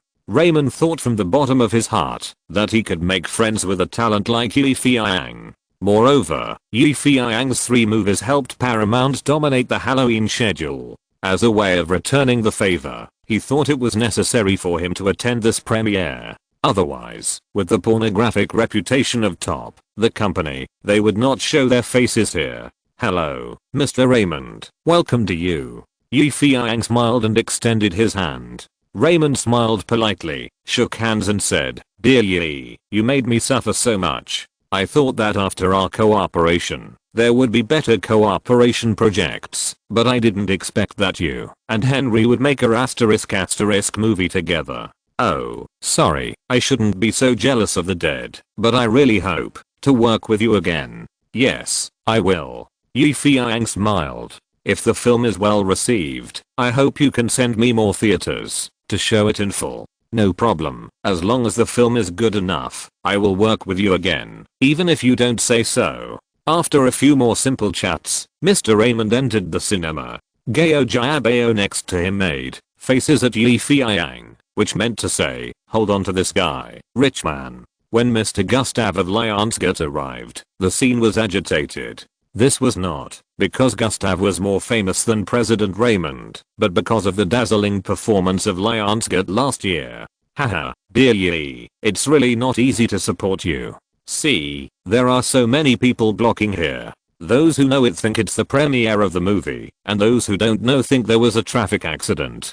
Gustav patted Feiyang on the shoulder, looking very affectionate. Feiyang smiled. Thank you for coming. I thought it would be quiet this time. Oh, it won't be quiet this time, because besides me, Mr. Raymond from Paramount came early, didn't he? Damn, why does it sound so jealous? Feiyang had to smile and said, that's Mr. Raymond giving me face. Otherwise, how could a nobody like me invite him to come? Haha, dear Yi, you are getting more and more talkative. I just wonder if the movie you shot this time is also amazing. Go in and take a look, won't you know? While talking and laughing, Feiyang invited Gustav in. The appearance of the big bosses of these two companies made everyone at the scene drop their jaws, and they had to look at Feiyang's reputation with new eyes. Especially those employees of the top movie companies, they thought. Even Mr. Henry was not so powerful when he was alive. This Chinese Yi is really not simple. Later, the appearance of several guests also surprised Feiyang, because he either knew these people or didn't know them. I don't know him, because I met him once at the last Christmas party and we were not very familiar with each other. I know him, because we talked to each other and felt good about each other. Among them are the genius director Quentin Tarantino and the Chinese actor Chen Long. Chen Long's appearance surprised Feiyang. According to Chen Long, he originally planned to fly back to Hong Kong immediately after reading the script of Rush Hour 2, but when he heard that his fellow countryman was holding a premiere ceremony here, he shamelessly came to get a drink. Chen Long and I are both Chinese. The two stood together with arms around each other and took a photo. Feiyang felt that no matter what happened in the future, the friendship he gave to me was precious. As for the genius director Quentin, Feiyang's understanding of him has always been the movie Kill Bill. On the one hand, he admired him for perfectly ruining Chinese kung fu movies, but on the other hand, he had to admit that Quentin introduced Hong Kong kung fu culture to Hollywood in a strange way. It can be said that the reason why Hollywood became popular with kung fu in the future was definitely related to this person, and the fact that Hollywood filmmakers learned the essence of Hong Kong kung fu films was also related to this person. In general, this guy's a big link. To be continued. Chapter 124. Premiere begins. Saving Rachel. Premiere scene. With the arrival of several heavyweight guests, the premiere ceremony was about to begin, and then Anne Hathaway arrived. Although she didn't dress up specially and didn't put on makeup, Anne's incomparable beauty and natural noble temperament still made the men around her almost drop their eyes to the ground. Take a rest, after you're done with this, you have dark circles under your eyes. Anne Hathaway greeted the others, muttered softly, and blinked at Feiyang. Fatty Gao Jiabao saw it all, and poked Feiyang in the back and said, "Yang, you are so lucky. You said that we live upstairs together. In terms of appearance, figure, and temperament, I'm no worse than you. But how could Annie, such a white swan, fall for you?" Feiyang kicked him, and the fat man screamed, "Fatty, do you mean that I'm the toad? No, no, how can you be a toad? You are the majestic Himalayas. The vast western plains." The fat man begged for mercy. He knew Feiyang's temper. He would kill people without blinking an eye and kick people without mercy. While he was talking, two more beauties came to congratulate him, but they were Natasha and Jessica. Natasha expressed her heartfelt blessings for the play, but as for Jessica, she kept her mouth shut.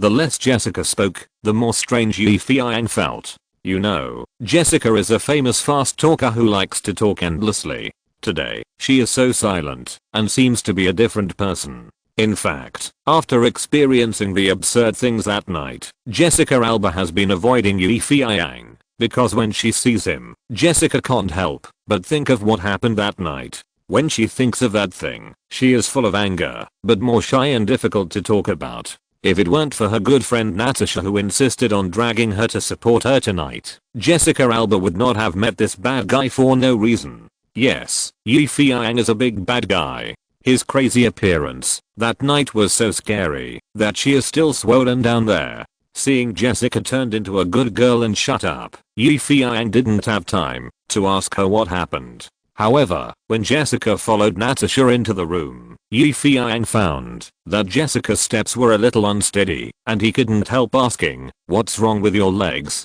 Why are you walking like this?" Hearing this, Jessica said the first sentence of the night, "You bastard." Then her face turned red, and she walked away. Feiyang was dumbfounded, and the fat man Gao Jiabao couldn't believe it. Finally, he sighed, "I just praised you, but now it seems that you don't seem to be very popular." This night, the superstar cinema was packed. No one had expected that the Chinese director who was criticized by the media for being obsessed and self-degrading would have such a big face and attract so many big names to come and support him. The onlookers saw these big names who they didn't see at all, and they all talked about whether Feiyang had any friendship with these people, otherwise how could he invite them? Their arrival has made Feiyang and his dream pictures famous, but the top company, which is the home company, seems to be bleak. If Henry the Elephant knew, he would be overshadowed by Feiyang. I wonder what he would think. "Boss, I didn't expect that you would have so many big guys to support you just after you came back. Fortunately, we are showing a porn movie. If it was a serious movie, even the President of the United States might come to join in the fun."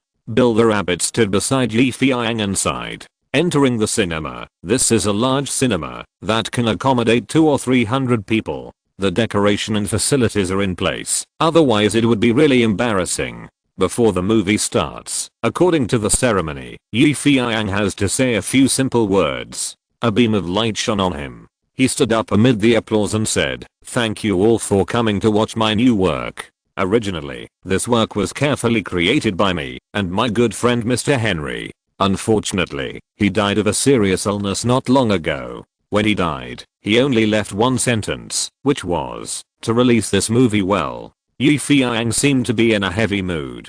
Now, on his behalf, I would like to thank everyone for their support and thank you for your support for top films and dream pictures. Saving Soldier Rachel is officially released. Feiyang made a gesture, and the entire cinema darkened instantly. After all the lights in the cinema were turned off, a beam of light was projected from the back onto the screen. People were silent, and only a few faint breathing sounds came from them. Feiyang did not seem nervous on the surface. This was not his first work, but in fact his palms were full of sweat. Sitting in the front seat, his heart was beating wildly. After 2 weeks of hard work and hardships, this movie finally came out. Whether it was successful or not, the answer would be revealed this evening. Feiyang sat in the middle of the third row, sitting in a row with Raymond, Gustav and others. They nestled in the soft and comfortable seats, staring at the screen with a leisurely look. The first thing that came out on the movie was the logo of Top Films, which was a level lower than the Mermaid of Dream Pictures.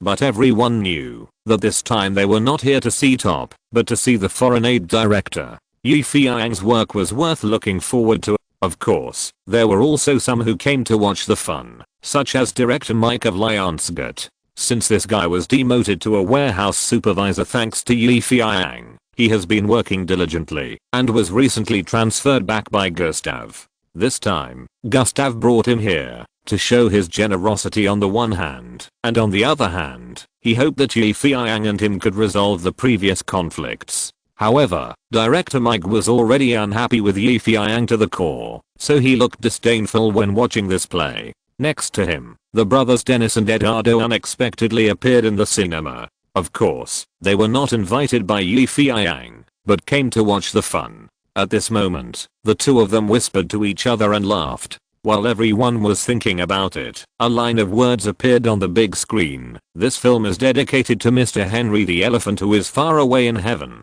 He is a bad guy among good guys, and a good guy among bad guys. This line of words was added by Feiyang at the beginning of the film. It appeared here at this moment, giving people a heavy feeling, especially Feiyang. In a trance, he felt that Henry the Elephant was looking at him with a smile in front of him. "Come on, my friend, I'm optimistic about you in this movie," he seemed to be saying. "Yes, I will definitely work hard." Feiyang nodded firmly. Beside him, Anne Hathaway seemed to understand his thoughts and gently shook his hand. In the first scene, when the German Nazi flag appeared in the movie, Mr. Raymond and Gustav sat up straight, especially Mr. Raymond, who had only heard that the movie was a pornographic film and did not expect Feiyang to package it as a World War II film. As for Gustav, his father was a veteran of World War II, and his father had told him stories about World War II since he was a child. Therefore, Gustav himself liked war films very much, and he had always been obsessed with the chaos of war. He clasped his hands together, and the corners of his mouth curled up to reveal a barely perceptible smile, and even his beautiful mustache curled up slightly, as if a wealthy lady shopping found a mink coat in the mall that she was interested in. The genius Quentin did not expect that the unbearable pornographic film rumored in newspapers and magazines would have such a wonderful beginning. Just looking at this war scene, although it is not magnificent and grand, it is very realistic, which shows the carefulness of the photographer. Big Brother Cheng Long doesn't like this kind of war drama, especially the ghost talk. His poor English has become the biggest obstacle for him to watch the movie, so he tried hard to hold back his yawns, encouraging himself in his heart that he must stick to the end of the show, which can also be regarded as cheering up his fellow Hong Kong people. In addition, director Mike yawned all the time, directly showing his disinterest in the play, while Dennis and Eduardo pointed at a woman in the front row and talked and laughed in a low voice, with a lewd expression on their faces. The camera on the screen quickly switched, shells exploded around, bullets hit the soldiers' bodies, heads were blown off, wounds, blood, wailing mouths, desperate eyes. All the shots were showing the cruelty of war and the humbleness of life. However, this relatively exciting war scene ended soon, and the camera returned to the small town like a paradise in the United States. From movement to stillness. From the cruelty and blood of war. From the flames of war and the smoke of gunpowder, directly transformed into the comfort and peace of the town. This strong contrast gives people an indescribable feeling. At this time, people sitting in the cinema watching the film had different feelings. Some people felt that this kind of war drama was almost the same. Apart from being realistic and bloody, there seemed to be no highlights. Some people thought that this play was similar to Saving Private Ryan. How to say it, it made people tremble in their hearts. Of course, there were also people who admired Feiyang's editing technique. It was not an easy thing to achieve smooth transition between movement and stillness, not to mention that different emotions had to be converted. No matter what the story of this play was, at least from the perspective of editing technology, it was very good. As the plot developed further, the originally peaceful and quiet American town was disrupted by the recent situation on the European battlefield. Hunter George let go of the doe that was about to be captured. He fired a blank shot, but startled his daughter Rachel, who was bathing in the stream not far away. Rachel's bathing in the river was very stunning, especially her snow white and smooth, turbulent 3060, which hit the big screen heavily, leaving countless men stunned. Dennis and Eduardo, who were originally joking in their seats, became confused, their tongues stiffened, their souls lost, and their mouths drooled when they saw Rachel taking a shower on the big screen. And this pair of breasts, this shitty Chinese leak really picked up a treasure. To be continued, chapter 125. Thunderous applause. On the movie screen, Stormy, the heroine, relied on her sexy appearance to attract the attention of many men. Haha, dear Yi, such a nice girl, you are from asterisk asterisk. She has a great figure and looks, and is a good role for filming restricted movies. Why don't you transfer her to our company? Don't worry, I will definitely give you a generous transfer fee. How about it? Consider it. Gusta said to Yi Feiyang in a joking tone. Steal my girl? Exclamation mark. No way. Yi Feiyang smiled and pointed at the screen and said, Mr. Gusta, the movie is not over yet. Seeing him like this, Gusta knew that the transfer was unlikely, and a little disappointed appeared on his face. He sighed and continued to focus on the movie. Hunter George's 3 sons died heroically on the battlefield. He was disabled and could only watch the ashes of his relatives being sent back. Next to him, his only daughter Rachel looked at the ashes and shed tears. Then old George received a conscription notice. In order to avenge his son and drive away the German devils, old George prepared to go to the European battlefield again with his disabled body. His daughter Rachel knew about this and secretly prepared to join the army in her father's place. The story in the movie developed very quickly. On the big screen, on the European battlefield, Colonel Miller, who was responsible for rescuing the female shooter Rachel, fell in love with this brave and kind girl unconsciously. The two kept sparking love in the war. Finally, in the trench, Colonel Miller was injured in his arm to save Rachel. Seeing that his beloved was willing to give up her life for her, Rachel could no longer hold back her inner emotions and kissed Colonel Miller affectionately. The next shot made everyone present excited. Outside, the artillery fire was raging, but inside the trench, the two began to frantically take off their clothes. Rachel was lying in the trench almost naked. Her proud breasts and plump and beautiful body were presented to everyone without reservation. Miller used his rough hands to forcefully push the other's body, lifted Rachel's beautiful legs, put them on his shoulders, and then. There is no shortage of pornographic movies in the United States. After experiencing pornographic classics such as the Roman Empire and Deep Throat, many people thought that they could completely remain calm when watching such movies. But they were wrong. This set of pornographic shots taken by Yi Feiyang was absolutely unexpected.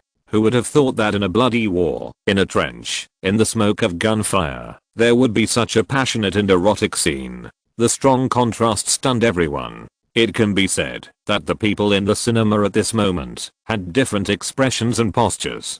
Gusta opened his mouth wide and looked at Yi Feiyang in astonishment. His mind was short-circuited. He was probably saying, this guy is so creative. He magnified the asterisk in the artillery fire hundreds of times. Raymond's face was red. He coughed a few times in a pretentious manner. He held his chin with his hand and pretended to be an artist appreciating. He was probably thinking that shamelessness to the extreme is art and absurdity to the extreme is classic. Anne Hathaway next to Yi Feiyang was even more shy. She pretended to be tired and buried her head in Yi Feiyang's shoulder. In fact, she stole a few glances and breathed rapidly. The other men either swallowed their saliva violently or loosened their ties. Their cheeks were flushed. They felt hot all over and shamefully eager to move. Some guys who claimed to be gentlemen were fascinated by such shots. On the one hand, there were many women sitting next to them. In order to maintain their gentlemanly image, they could not look too much, so they were embarrassed.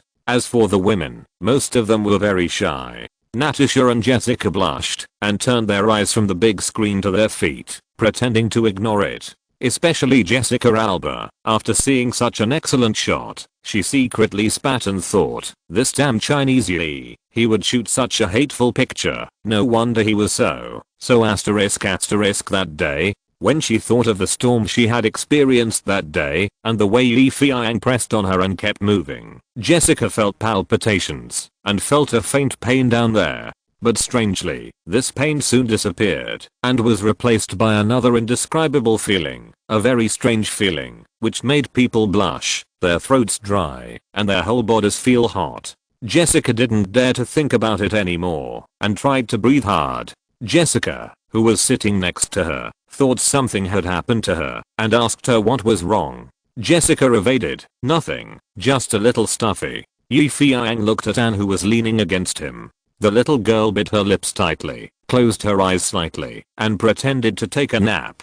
But when she opened her eyes, she saw Yi Feiyang looking at her. She couldn't help but blush, and then rolled her eyes at Yi Feiyang fiercely. The audience around was in a panic, with women screaming and men cheering. Yi Feiyang shrugged, and felt a sense of accomplishment, to see these people being stimulated by him. As the plot unfolded, the people around him had completely integrated themselves with the characters on the screen. Although there were constant nude shots, the previous shyness had slowly disappeared, and then they were moved by the spirit of self-sacrifice in the story. If the super blockbuster Saving Private Ryan is about redemption, then this play is about sacrifice. For a female soldier they didn't know, and to respect her fearless bravery, Colonel Miller and his group braved the hail of bullets and shuttled through the cruel battlefields of Europe.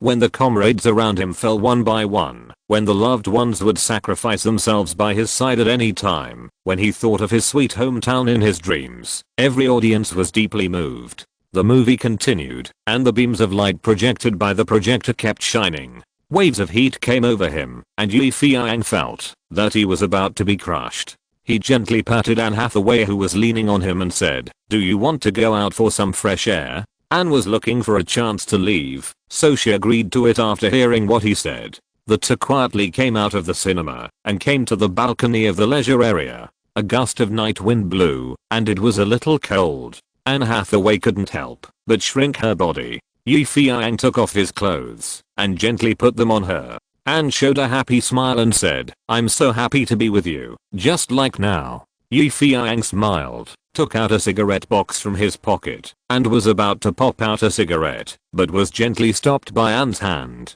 "Don't smoke, it's bad for your health." Feiyang didn't say anything, just looked at her and let go of her hand. "Okay, you can only smoke one, I know you are nervous." Feiyang lit the cigarette. "Yes, I thought I wouldn't be nervous, but I couldn't control it at the critical moment. This is your first play after your comeback. It's normal to be nervous." And comforted. "That being said, in fact, I have paid a lot for this play, and Henry the Elephant, his spirit in heaven, must be looking forward to the success of this play." Feiyang exhaled a puff of smoke leisurely, and the smoke drifted away. "But you have tried your best, haven't you?" Anne looked at him and said. Feiyang didn't say anything, paused for a while, and suddenly asked, "Am I very selfish?" "Well, what?" Anne Hathaway didn't hear clearly. "Am I too eager for quick success and too selfish? I work so hard to film, just to own the 8 cinema chains of the top movie company. From the beginning to the end, I have only been thinking about myself." Feiyang smiled self-deprecatingly. "How should I put it? I'm just an elk running to eat fresh grass. I look proud, but I'm actually insignificant." Anne Hathaway looked at Feiyang, who was in a bad mood, worriedly, and suddenly said, "I don't know why you think so, dear Yi, but in my heart, you are not just running for yourself to eat fresh grass, but for everyone to share the fruit together. You used to be alone, but now you have a company as big as Dream Pictures to take care of. Your choice is no longer just for yourself, but for the entire company, for everyone. So no matter what you do, it's right. Am I right?" Feiyang asked himself, just like Henry the Elephant asked, "Am I a good person?" Feiyang pondered for a moment, and suddenly burst out laughing. "Alas, I really don't know what's wrong with me. I've become more and more sentimental. It seems that the pressure of filming in the past few days has been a bit too great." And looked at him, smiled, and said, "Then you should have a good rest in the future, and stop talking about filming." "How can that be? Didn't you just say that now my business is not just my own business, but to maintain the entire company, so no matter how hard or tired I am, I will stick to it?" Feiyang said firmly, and then held Anne Hathaway's hand. "Annie, will you always support me, just like tonight?" And didn't care that he would suddenly ask this, and her hand was held by the person she loved again, and she suddenly felt very happy.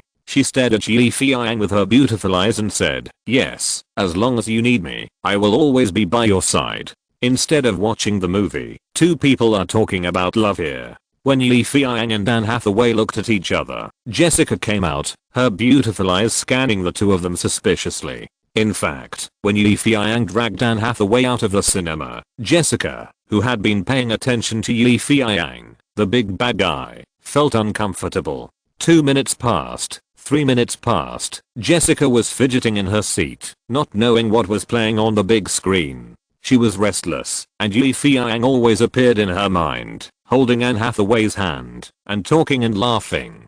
"Damn guy, he only knows how to cheat girls. Damn bastard, he only knows how to speak sweet words." Humph, I must not let your conspiracy succeed. A lot of random thoughts ran through her mind, and then Jessica told herself that Anne was a good girl, and she couldn't fall into the mouth of Feiyang, the big bad wolf. With the idea of saving Anne Hathaway, Jessica chased out. As expected, as soon as she came to the balcony, she saw Feiyang and Annie looking at each other, almost kissing each other.